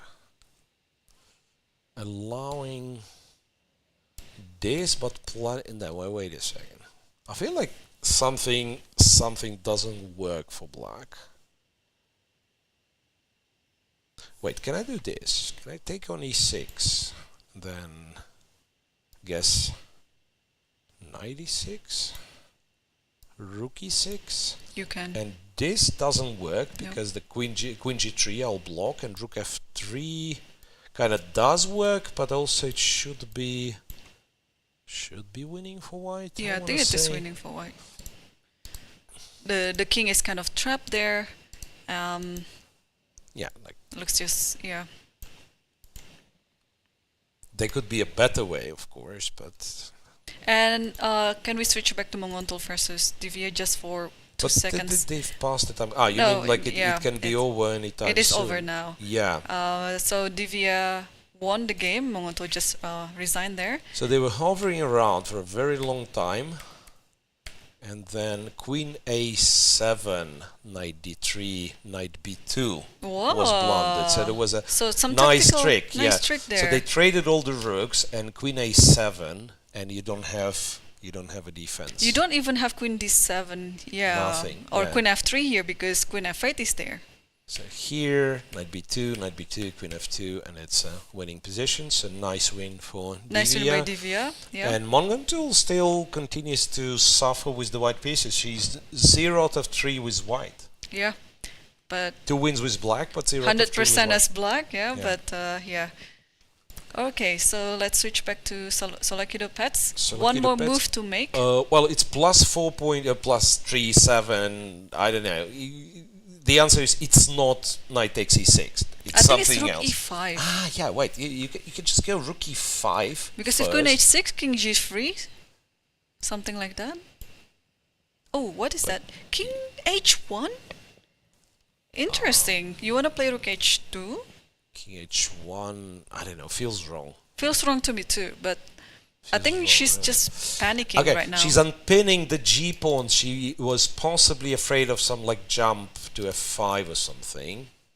But king h1, like seriously, king h1 was played. Okay, 13 seconds left for Elisabeth. She has to start moving. But Just it's one move more, forward here, right? just one more move, and she played, I think, rook 4 f6. King h1, rook 4 f6. Which, by the way, allows white to take on e6, right? Oh, no, same thing, then f3 is hanging. Yeah, king h1. And now, okay, they just passed the time control. And let's quickly check what happened on the game between Salimova before we take our break. Because both of the games that remain right now for round Yeah, well, number 5. Salimova Lagno is, of course, It's drawish now. It's drawish, but it could be a long game, yeah? Because maybe It's hard to use one it. of them will play, Nah. will keep playing. Come on. This is... So they already passed the time control, but the time will only be added once the player gets 0-0 for their original time. So not to confuse for the viewers there. Salimova doesn't have 45 seconds. She has like 30 she has minutes. half an hour and Yeah. 45 seconds. So this game's going, but can be a draw anytime soon when the dust settles. And Tsolakidou with Paehtz is a real game, in fact. Yeah. Rook e5, by the way, was just played, despite Rook e5, gaining an extra yeah. 30 minutes, but Tsolakidou decided to play fast. Rook e5. Or maybe the queen is trapped. No, the queen is not trapped. The thing is, you shouldn't give a check on h6 or h4 because there is rook h2. So the only square is queen c1 maybe. f4 Oh, is queen f4. technically here. But yeah, I think she's gonna have a long thing here, whether queen f4 or queen c1 is the move. So I guess it's the good time for us to take our break because all the players, 2 games remaining, they just gain another 30 minutes so they on the reached the clock. time control, and we have the results. Goryachkina leading after a win against Tan. Then Assaubayeva, somewhat surprisingly, but a very nice win against Humpy Koneru, places her second in her standings. And then Divya wins with black against Munguntuul. Yep. 2 games in progress, and we will be back after some 10 minutes break.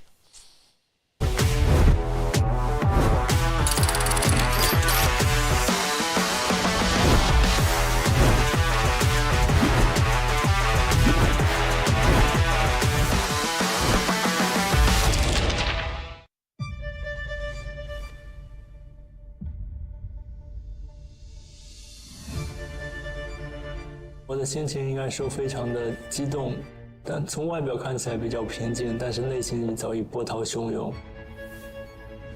后来去休息室也大哭了一场，就是情绪很难用语言来形容吧，一种如释重负的感觉。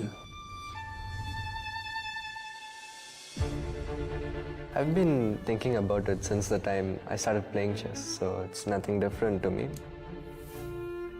The match in itself is something that I've always wanted to be playing, and now that I got the chance, I'm grateful for the opportunity. 我记得最后一盘棋，我就是在一个少一兵的撤兵惨剧中，也是费尽千辛万苦把这盘棋给和下来了。如果没有顽强的意志，我可能就没有办法能下到加赛。The main approach is to go to every game in the right mindset, be fully ready physically and mentally, and just go there and play good moves. And yeah, I'm going to try my best. In general, I'm very universal, and I can play all types of positions, and my calculation is usually quite precise and deep. 我的优点比起他来，可能年纪稍微长一点，经验更加丰富一点。然后在棋上面，我可能比较擅长一些子力调动的类型的局面，然后我可能技术处理上比较细腻吧。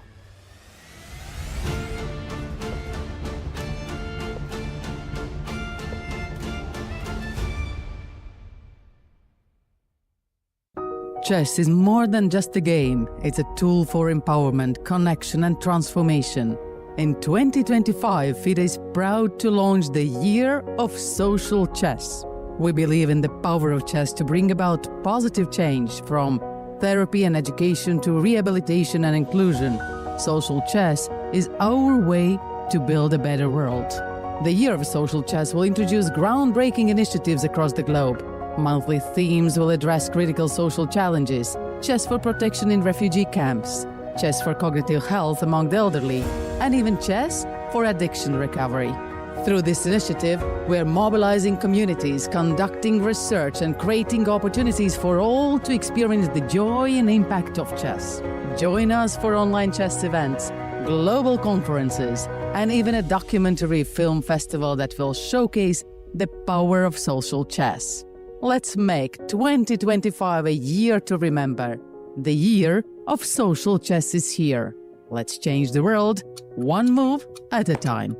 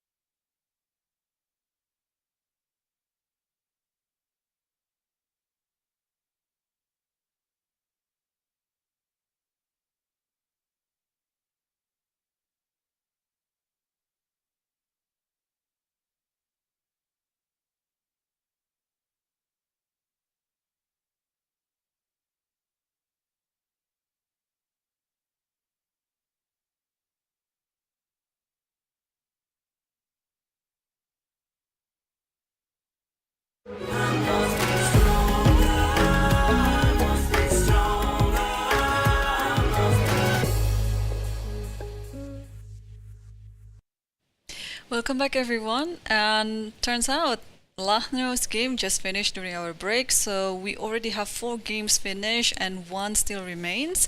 That's the game between Tsolakidou versus Paehtz. But let's quickly see the end of the Lagno's game.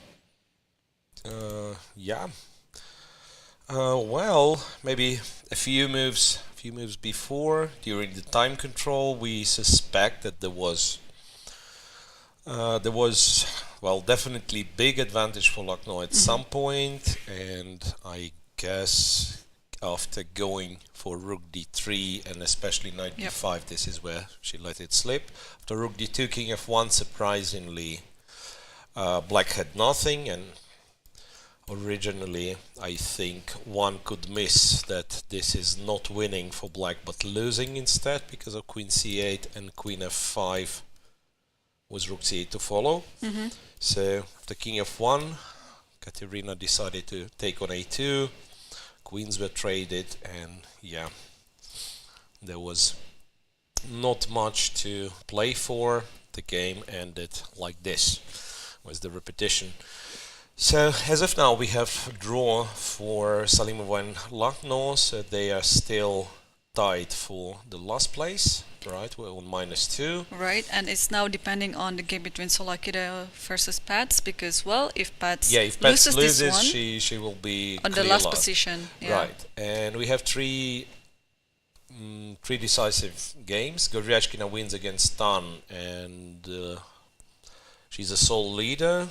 Assaubayeva beats Koneru to take a second spot, and Divya wins against Munguntuul. What's the score for Divya? 3. 3 plus 1, yeah. Yeah. So she'll be tied with Koneru and Tan Zhongyi. Yeah. So that's the only game remaining. The evaluation is clearly in White's favor. So there was this somewhat nervous move, move 40 for White, King H1, but it didn't spoil anything. Sorry, my mistake. Divya is actually on 1.5, so she just won. So yeah, on so 50%. Now it's 2.5. So she's back to 50%, Divya. Yeah. Well, what round is this? 5. Yeah, so it's 1 and then 1.5. Queen E3. So 2.5 now. Queen E3, forcing the queen trade and also seemingly winning the E6 pawn. I like it. Yeah, I think it's a clear approach that Tsolakidou is doing right now. Queen takes, rook takes, E6 is falling. Rook E7 doesn't really help because of G5. G5. So, counting the material, so White is actually up a pawn already right now. Yeah. And then if the E6 pawn falls, then it's going to be the second pawn. Yeah, this looks well. Some techniques still required, of course, but should be relatively trivial after Queen E3. What's important is to control the time. Yeah, so that now after the time control, so 20 minutes for Stavroula and 24, a little bit less than, or a little bit more than 24 for Elisabeth. Is there any defense here in trying to get the E6 pawn defended? Rook C7. So Rook Elisabeth, C7, she goes for counter attack. Yeah, she goes for counter attack and trying to get to the C3 pawn. I mean, in a way, it's also delaying knight takes E6, maybe. Wait a second. Or maybe you can take it now. Can you take on E6 right now? I guess you can. There's not much black can do, right? Yeah, because takes E3. This. Takes on E6. This. Takes everything on E6. Yeah, but then G6, you don't want to be dropping G6 because there'll be two connected pass pawns, right? So you play a move like King F7 or something. And but then Rook B6 too. Rook D6 or Rook B6. should be relatively easy win.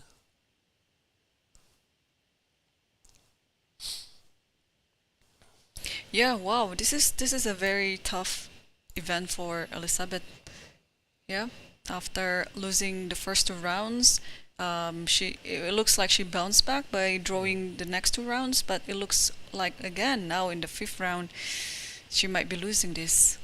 Yeah, and it's well, the trick with such round robins that if you start bad, well, in a Swiss tournament, you're getting easier opponents, so you get the chance to kind of win a couple of games and, you know, go back on track. Here, the opponents do not matter on your result, right? So you still face very, very strong players, no matter what. So that's, of course, much better to, let's say, also much harder to come back, to bounce back in the round robin tournament.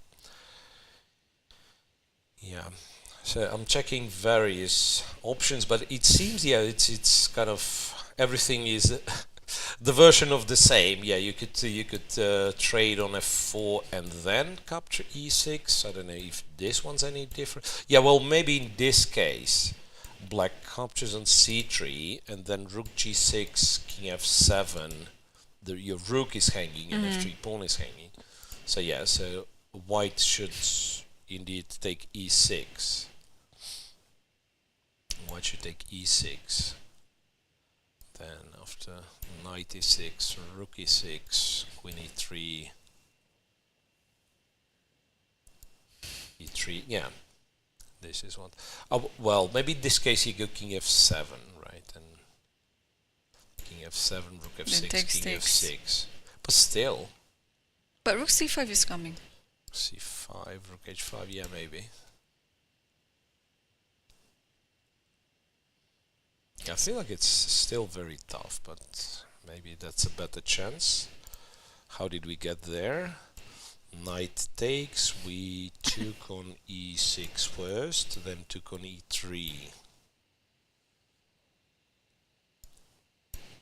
King f7. Maybe white doesn't trade the rooks in this case, but goes here. Because after rook c5, at the very least, you have this move. Or could it be worth it to check after queen takes f4, rook takes f4? There was a check. After what? Instead of knight takes e6, queen takes f4, rook takes f4, and then rook takes e6. No, but this doesn't work. Because rook is 7, yeah, sorry. Yeah. Yep. It would be nice to like simplify everything, but yeah, it doesn't really work. Well, it's not lost, I guess, because too many pawns, but yeah. Not something that white is not something trying that to you get. want, yeah. Well, the other option could be to just take, go king g3. Rook f6. Rook f6, and then take. Maybe you take here. Yes. Now wait, if you take here, then after knight g5, this knight has 0 moves. I think this could be like a, you know, a winning pattern without like white doesn't care how many pawns he loses on the queen side, so white wins by going rook e7, rook on the 7th rank somewhere, the other rook on the 7th. So this knight on g7 is awful. By the way, the knight on g7, move knight g7, was played on move 16. Now it's move 44. So 28 moves this knight is on g7. So Elisabeth has this recurring pattern on having her pieces on the fiancero square. We remember when she lost her game against Tan Zhongyi, the rook on b7 didn't move for like 14 moves. Yeah. And now the knight on g7 is the... Yeah, now the knight on g7 is there. Yeah, it's a tough position for Elisabeth. So once again, for those who might be joining us late, maybe a quick recap on what happened in those games that are finished. Tan Zhongyi with Goryachkina. I will not go through the entire game, but basically over here on move 11, Tan Zhongyi carelessly played castle, and after a couple of moves it turned out that black has a tremendously strong attack. And yeah, like after a few more moves it was clear that it will be very hard or even impossible to survive, and eventually Goryachkina won. Munguntuul with Divya, there was some like very good opening preparation by Divya. She equalized and even get slightly better position. But then it was, yeah, let's say they've gotten something like that, and there was a lot of hovering around because black couldn't find the way of, yeah, like how to win. And I think here Munguntuul was in a bit of a time trouble where she decided to go for these simplifications. Rook d1, queen d1, I guess implying that after knight takes there'd be some activization of white pieces, queen d7. And what she blundered was queen a7, attacking f2 through the knight, and after knight d3, knight b2 tactical shot decides the game. And not only one pawn, it's 2 pawns. Yeah, you lose 2 pawns, the king is cut, and the third is coming soon is too. Falling, everything. Yeah, it's unfortunate for Munguntuul that somehow the king is on h2. If the king was on g2, I think was the king on g2, it's it'd fine. Be still fine. Right, so there was that, and Assaubayeva versus Koneru, there was also a very strange game till some point, because Assaubayeva played an English opening to not very aggressive, I would say, like purely positional. Till some stage it looked relatively balanced. Maybe white is a tiny bit better, and then Koneru decided to go for f5, which proved to be so wrong. And after f5 the position just collapsed. Yeah, all of a sudden white is just winning. So this, I don't know if queen d4, queen d4 runs into knight e7, knight c6. So you pretty much you don't have any alternatives. Also, I don't understand bishop g6. I mean, if you knight want e7 was threatening. But but if you want to avoid like go this, king h8, and then if knight e7 happens. No, d4 is a threat also. That's knight d5, d5 it's kind of a double threat to this bishop. It's knight e7 and d4 discovered attack. And if bishop e6? Bishop e6. I think it's also d4. Might have been a better. Might have been a better version of it. d4, queen d4. And then knight e7, queen no, d3. Can try this. Yeah, you can try that because knight c7 is there. If queen a3, knight c7. If queen c8, knight e7. Yeah. So many forks coming all the way. Yeah. Anyway, so bishop g6 here. Check d4. It was already clear that white is winning, and she won in style with this little move c4, c5. So nicely played by Bibisara, but Koneru, of course, has no one else but herself to blame for losing this game.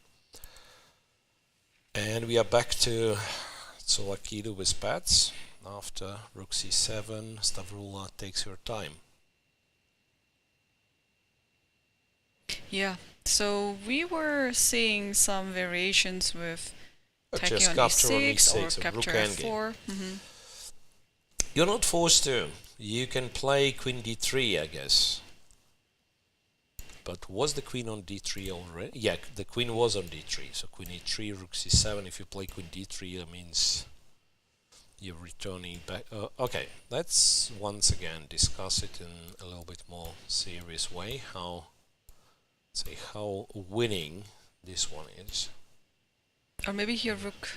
Rook b6, I was thinking but of. Takes rook c6. Rook c6, b6 takes, rook c6, rook e5. Still winning. Takes b6. Give it d5, check. you can give a check, king g3, and if you take a2, white goes here, takes b7, 2 pawns. Yeah. Yeah, white is standing better, of course. Yeah, no, not much to add to this. Like we simply have to wait for a few more moves to be played. And Stavroula is actually under 10 minutes right now. So that's a little bit of a lag. Yeah. On She the digital takes screen. knight e6. Yep. Knight e6. For Elisabeth, there is not a lot of alternative. It's either take the knight or take the queen, which leads more or less to the same position.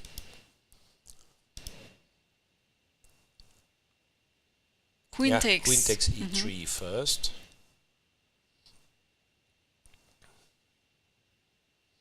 Queen takes e3. I think you have to take it with the e rook, yeah? Or maybe at this point it doesn't matter. You mean e5 or e3? Yeah, rook e1 to e3, just to keep the pawn protected, just in case. Alright, if everything's exchanged. If everything's exchanged, then king goes to f7. Here rook b6.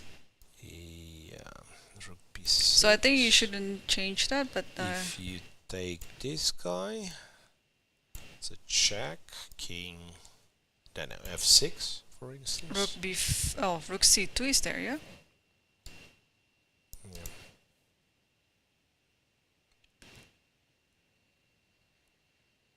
Some tricks still.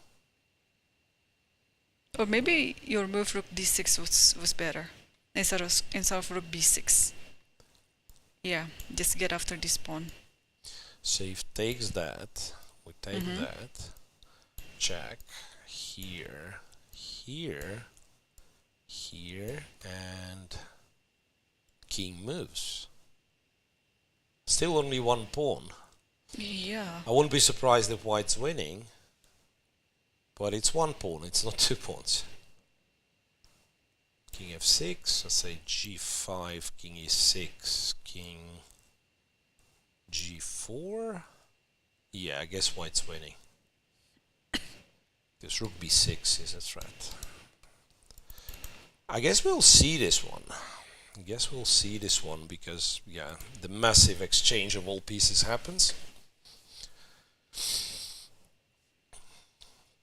And yes, you can try king f7, but then white can... Nah, Elisabeth takes on e6 Yeah, as well. takes on e6, and on e6, and king f7 I think has to be played. And once again, yeah, for people at home, would mention that this should be very easy for white to win because of connected passed pawns. I'm not sure if it's rook d6 or rook b6. Do you need this pawn? Maybe rook b6, but yeah, two connected passed pawns decide the game, of course. So rook takes, and King f7. king to f7. So now it's rook b6 or rook d6? b6 or rook d6, yeah.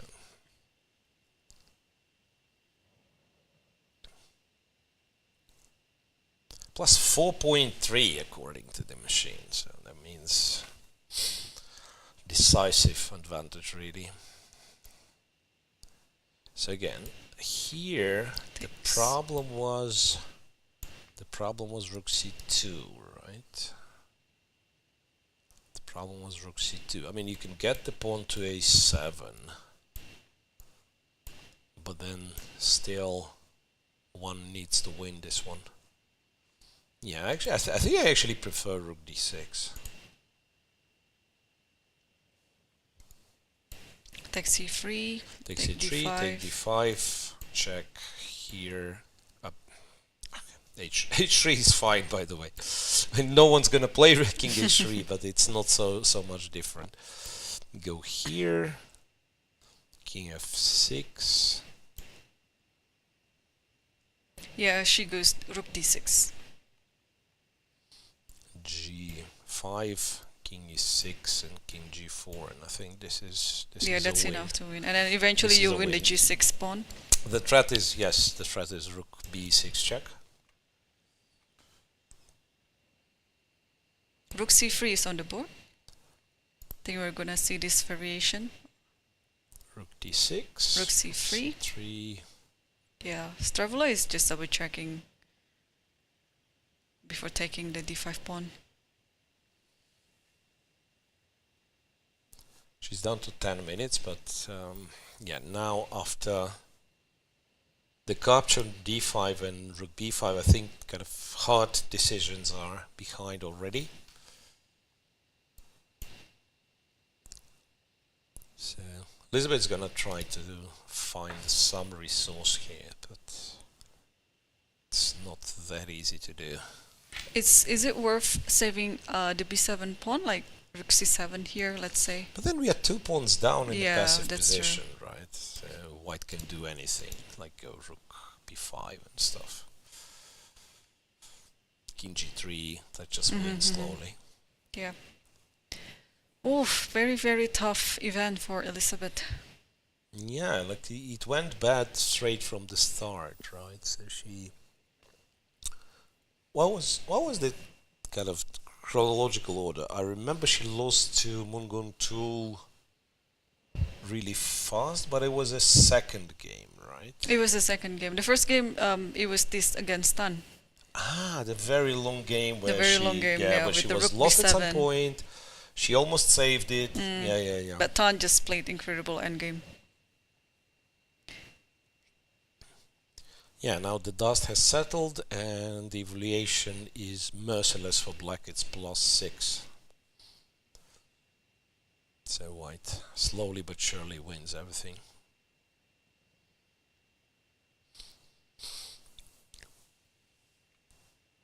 So tomorrow is the rest day. Do you have any plan? Not me, but what I was told that participants gonna go for some, you know. Some excursion. Yeah, something like that. The rest day is for rest for me, so my plans are very modest. I'm thinking it could be me as the person, but also I think my friends, like if we would have a free day during the tournament, it's very unlikely that like you go somewhere for a road trip of some sort, because it's, you know, it's emotions, and chess players usually have to stay kind of focused in the zone, so to speak, right? During the tournament. So, well, of course, bad emotions are bad, but also sometimes like too much of good emotions, new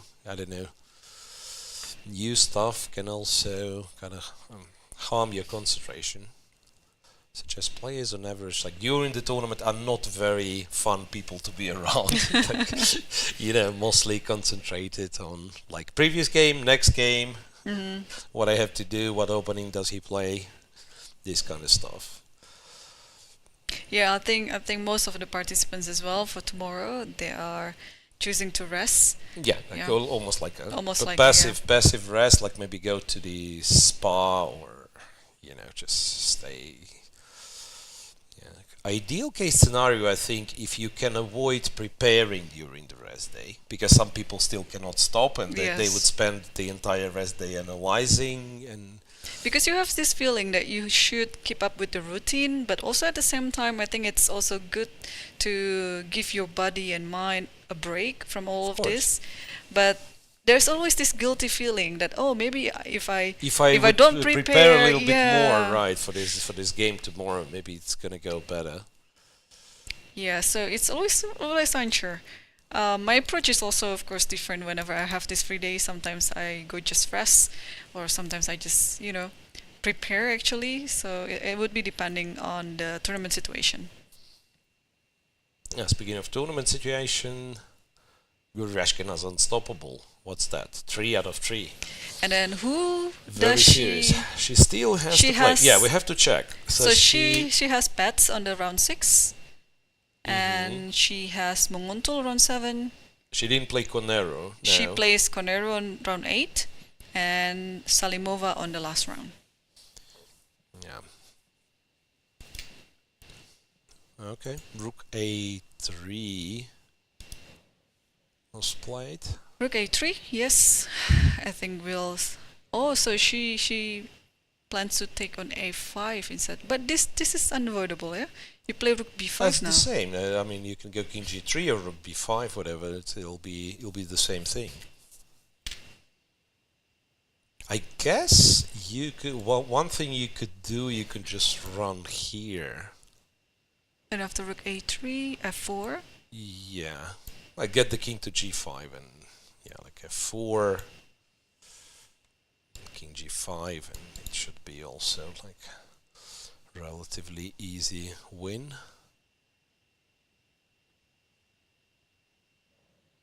But again, this is perfectly fine. Yeah, like here. Yeah, now if the king goes back to g8, this is where you go king h4, king g5.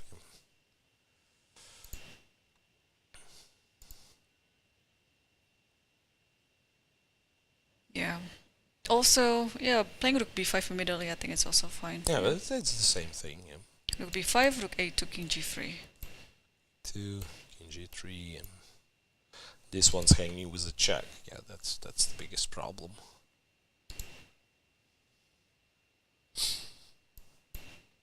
Should try for some stalemates maybe, but yeah, but there is no such thing as stalemate in chess. Like not in this position for sure. Okay, Stavroula decides to double check. She has a bit less than 10 minutes to do so. But yeah, but that's the thing, like any sane move in this position just wins, right? Yeah, just as long as you don't fall into taking on b7 too fast, because then you might you lose both you lose both right? pawns on the a file. And the question is like, do you still win or no? No, this should be drawn. Not really. This is just a draw. No, I just thought somehow maybe the king sneaks in, but no.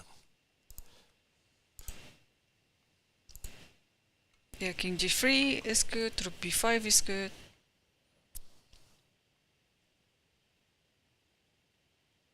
G3 takes. Yeah, once again, if I try my strange idea of going king h4, if black goes king f6 and I give a check, say king e5, this is maybe what you don't want to be doing. I think it's like fine, it's winning, but like no, this is winning. f5 is probably, untouchable. Yeah, there is rook f6 or otherwise rook you g5, go king g5 or king g3. Yeah. So Stavroula played rook b5 here. b5, good. Yeah. So rook takes a2 probably, and then king g3, and then we see this variation again that we discussed before.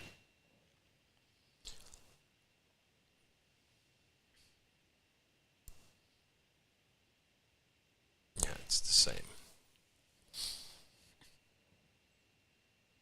Yeah, I guess we have no choice but to wait a while.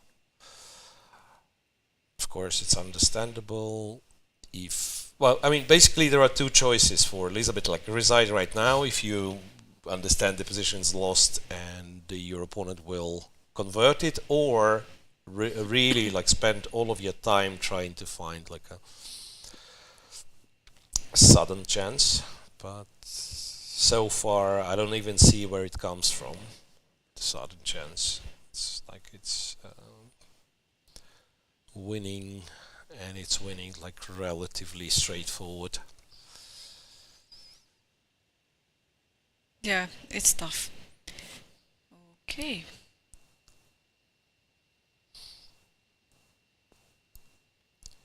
King f6.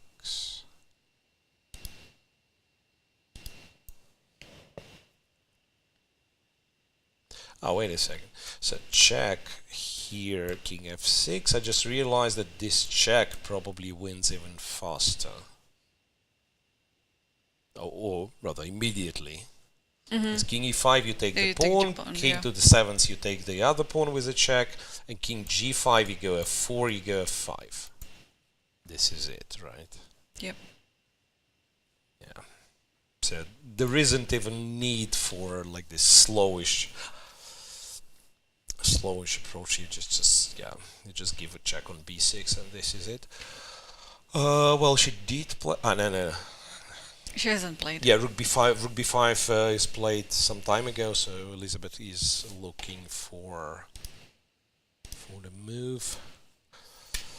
Something like King F6 here, and after King G3 to go G5 doesn't make any difference. Not really, right? I mean, you can take, but even easier is to give a check.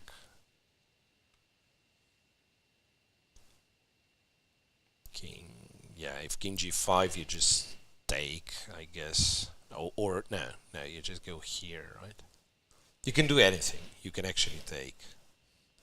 And then this Rook F5. Yeah, that's very straightforward.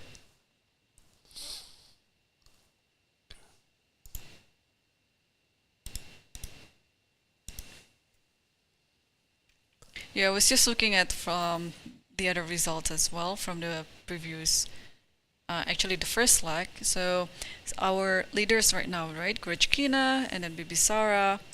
And then I think on the third place, who could it be?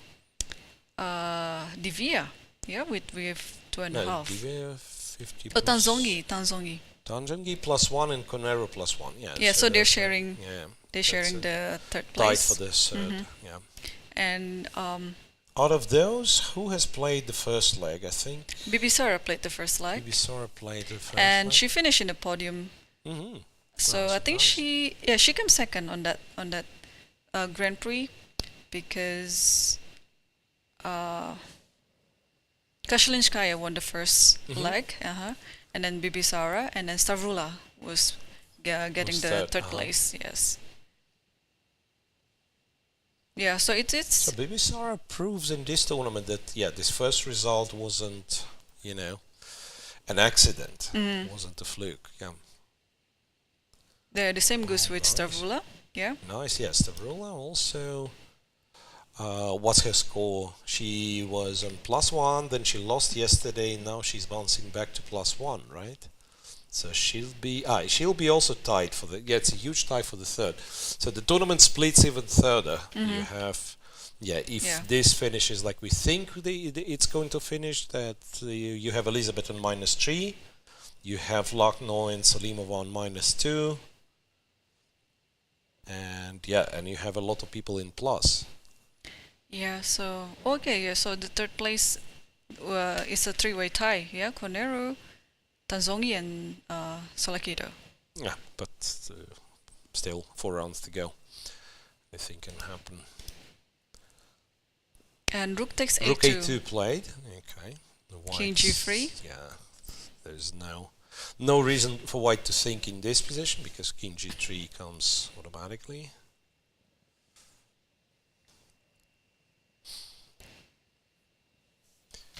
Okay, let me try to be clever. King G8. But this is the thing. When King G8 happens, can I try to play Rook B6? Yeah, same thing. You attack the G pawn. And even with the king on F8, doesn't matter. Yeah. You attack the G pawn. And if you take A5, take G6 and come back to B6, Of and the course, rook stuck on this is A7. winning.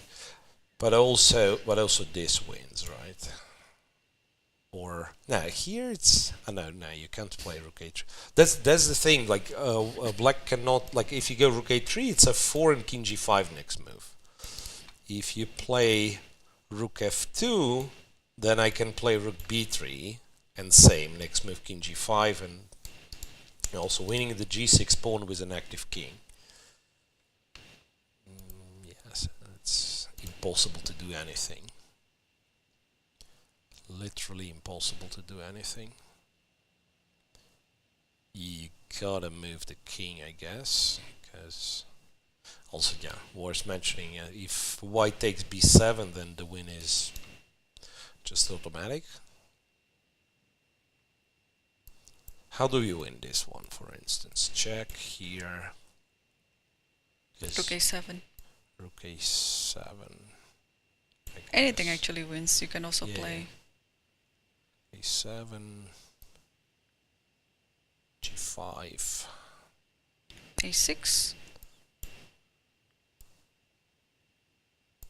g6 again. Yeah, let's keep the king cut.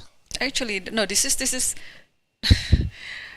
shouldn't be the way. Actually, it's not the most, not the easiest way to win it. Yeah, that's why I actually stopped here. I was curious how do we. Well, I guess in this particular case, this wins. Like You have to give a check, but then king h4. yeah.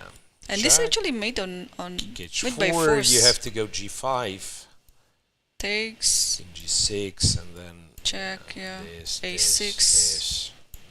And then white will be moving the whole setup slowly. G6, king h5, you know. Like a staircase.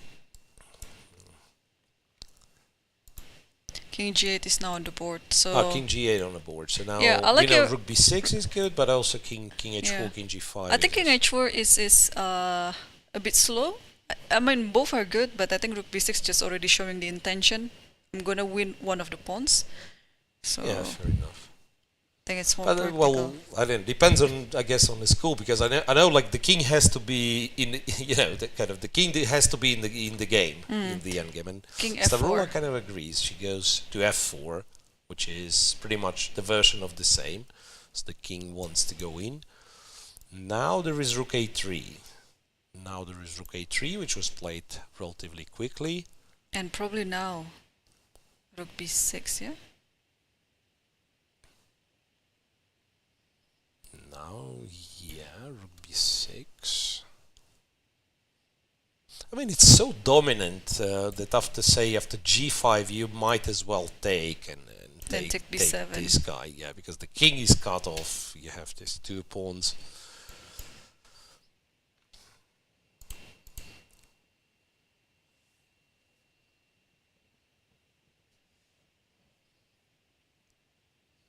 Okay, still some time needed.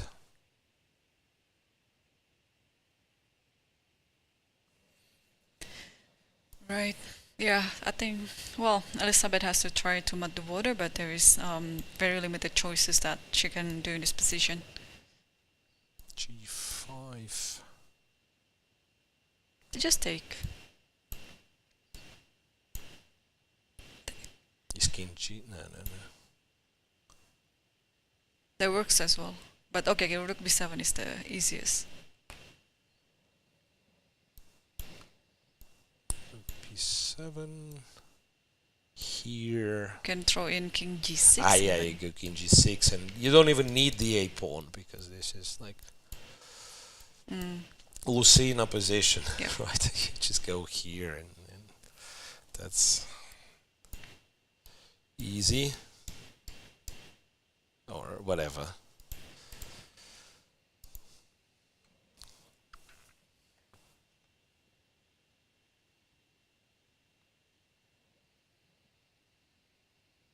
I think she'd better decide on something, because the worst that can happen in such a winning position is that like you leave yourself literally with seconds, then you blunder something, and there is a decision to take, and you don't have the time, right? So for now, you are choosing between like two very winning positions. I mean, I know it doesn't make sense like linguistically, but like completely winning positions, let's call it. Ooh, She king went g5. king g5. Something that I'm not necessarily a big fan of, even though I thought of it myself and I thought it is Rook winning. f3, I think just take on b7. Rook f3 takes on b7. Yeah, There might that's be a the transposition point. to what we saw. Yeah, you know what? It is clever because she's threatening a6, a7, and the pawn promotes by itself. So in So you fact, have to stop it. In fact, black is limited to one and only move rook a3, after which is king g6 with the tempo because the checkmate is threatened. Yeah, so it is not very different, well, rather exactly the same as the line that we've checked. Yep, It's just a transposition. it is. Yeah. Well, yeah. For the record, if that wasn't a checkmate, let's say black captures and this is not a checkmate, and you go like h5 and rook a8. Yeah, with the knight pawn, this is not winning. Like with say all of that would be on the F file. Or maybe easier give a check first, yeah? Yeah, of course, yeah. Like here, you could go for the Philidor position, but even like the passive, the 8th rank defense with the knight pawn and the rook pawn, obviously, is not a win. But yeah, but for this, white has to kind of avoid checkmating in one move. Not the hardest for sure. Here I don't even know what could possibly be a chance. There is absolutely nothing. There's absolutely nothing. Yeah, if there is no pawn on a5, you could... you just go rook f8. It's just your rook f8. Or even rook f7. Yeah, you can go rook f7, but rook f8 is enough. You know. And yeah, she goes back. Rook a3. I think we'll see king g6 soon on the board. It's king g6. Yep. King f8. King f8. So now it depends. I mean, of course, I keep saying like you don't need the a pawn, but who would give the a pawn voluntarily? I don't think it happens. You go rook a7, you go g5. Or you give a check first and rook a8 also here, just to make way for the g pawn. And rook a7 immediately, actually. Rook a7, yeah. Well, there is something nice about having the black king cut on the last rank. So that's why. Yeah, you can give a check you at any can point. give this check anytime, yeah. So king g6, king f8, rook a7. And black has to just like sit and wait. Rook a4. I think g5 is coming soon. Yep.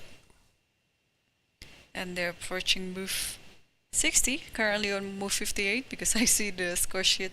The new score sheet has been the arbiter is there provided with by the the new score sheet, arbiter. right?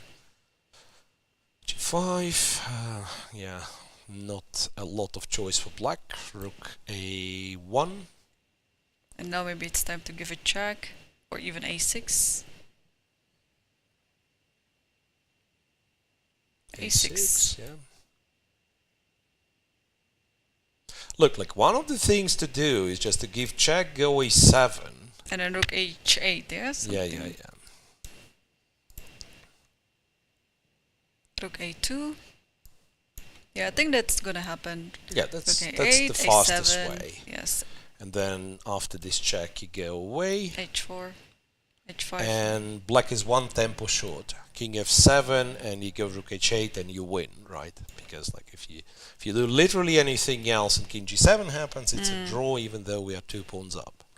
But rook h8 wins, of course.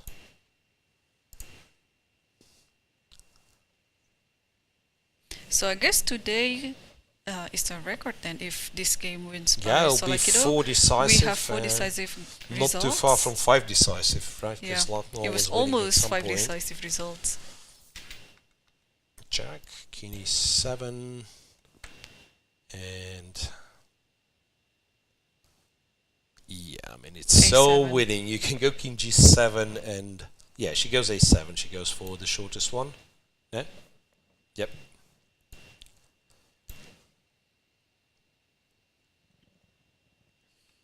I just realized after this check you go to g7. No, that works, sir. Rook f8 is Rook there. f8, yeah. Yeah, Elisabeth knows herself that this is lost. It's very hard to come to terms with such Even rook h7, result, king yeah. h7 also works, yeah? Yeah, king g7. King g7 is already played. g6. Rook f8 is coming too.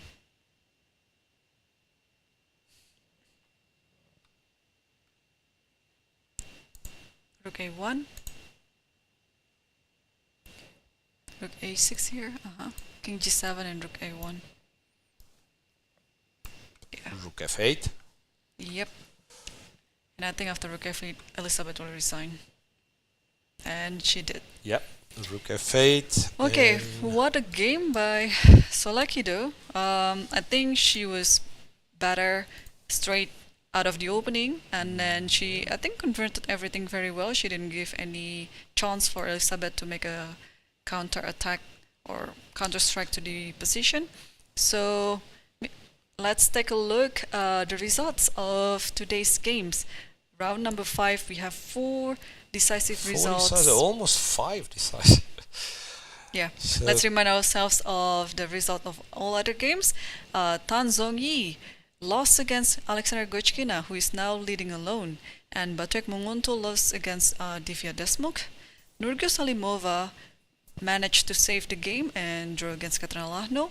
Bibisara Assaubayeva won a beautiful game against Humpy, and Stavroula Tsolakidou won against Elisabeth Paehtz, who is now on the clear last position. And let's take a look at the cross table after round 5. So Goryachkina. wait a second. So it's Goryachkina. Yeah, Goryachkina. Plus 3 and has to play Paehtz, Koneru, Munguntuul and Salimova. And her closest rival, Bibisara, has to play Lagno, Divya Deshmukh, Tan Zhongyi. So I would argue that Goryachkina, not only she has half a point more, but also like easier opposition if it applies. Okay, I know there is no such thing an easy game in this tournament, but still somewhat of an easier position. On 3 points, Tan Zhongyi, Stavroula Tsolakidou and Humpy Koneru, all with the same 2 wins, 1 loss, right? So same results. Then who else do we have? 2.5 for Divya Deshmukh after today's win, back to 50%.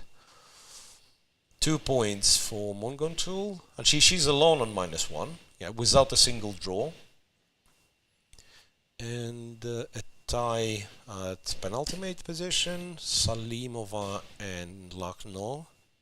And then last place for Elisabeth Paehtz so far with 2 draws only. Yes, so let's talk about game by game what happened today. So the first game that finished today was Bibisara Assaubayeva versus Humpy Koneru, and the game went smoothly for Bibisara, who punished Humpy's f5. It was a bad decision by Humpy, and the position got collapsed immediately. Yeah, Goryachkina somewhat effortlessly got an advantage against Tan Zhongyi straight from the opening. Well, careless castle short, and after this, yeah, with relatively simple moves, developed very strong attack and pretty much never let her advantage slip. So very important win for Aleksandra Goryachkina against Tan Zhongyi. And Divya Deshmukh showed a really good preparation against Munguntuul's ruler pass and finally managed to punish Munguntuul's on some tactic due to time trouble. Yeah, Kateryna Lagno for a very long time was pressing with black against Nurgyul Salimova, but around move 40 let her advantage slip, so the only draw of a round is between Salimova and Kateryna Lagno. And the last game to finish in round 5 was Tsolakidou versus Paehtz. Tsolakidou was better straight out of the opening and managed to hold everything very well and converted the game in a very smooth manner. And therefore, that concluded game 5. And tomorrow is the rest day for everyone. It's now round 6. Oh, no sorry. round 6. Tomorrow no round 6, is yeah. a free day. Tomorrow Yes. is the free day, and we'll come back on the day after tomorrow for the coverage of round 6. So stay tuned with us, and yeah, see you after the day after tomorrow. Yeah, see you after the rest day, guys.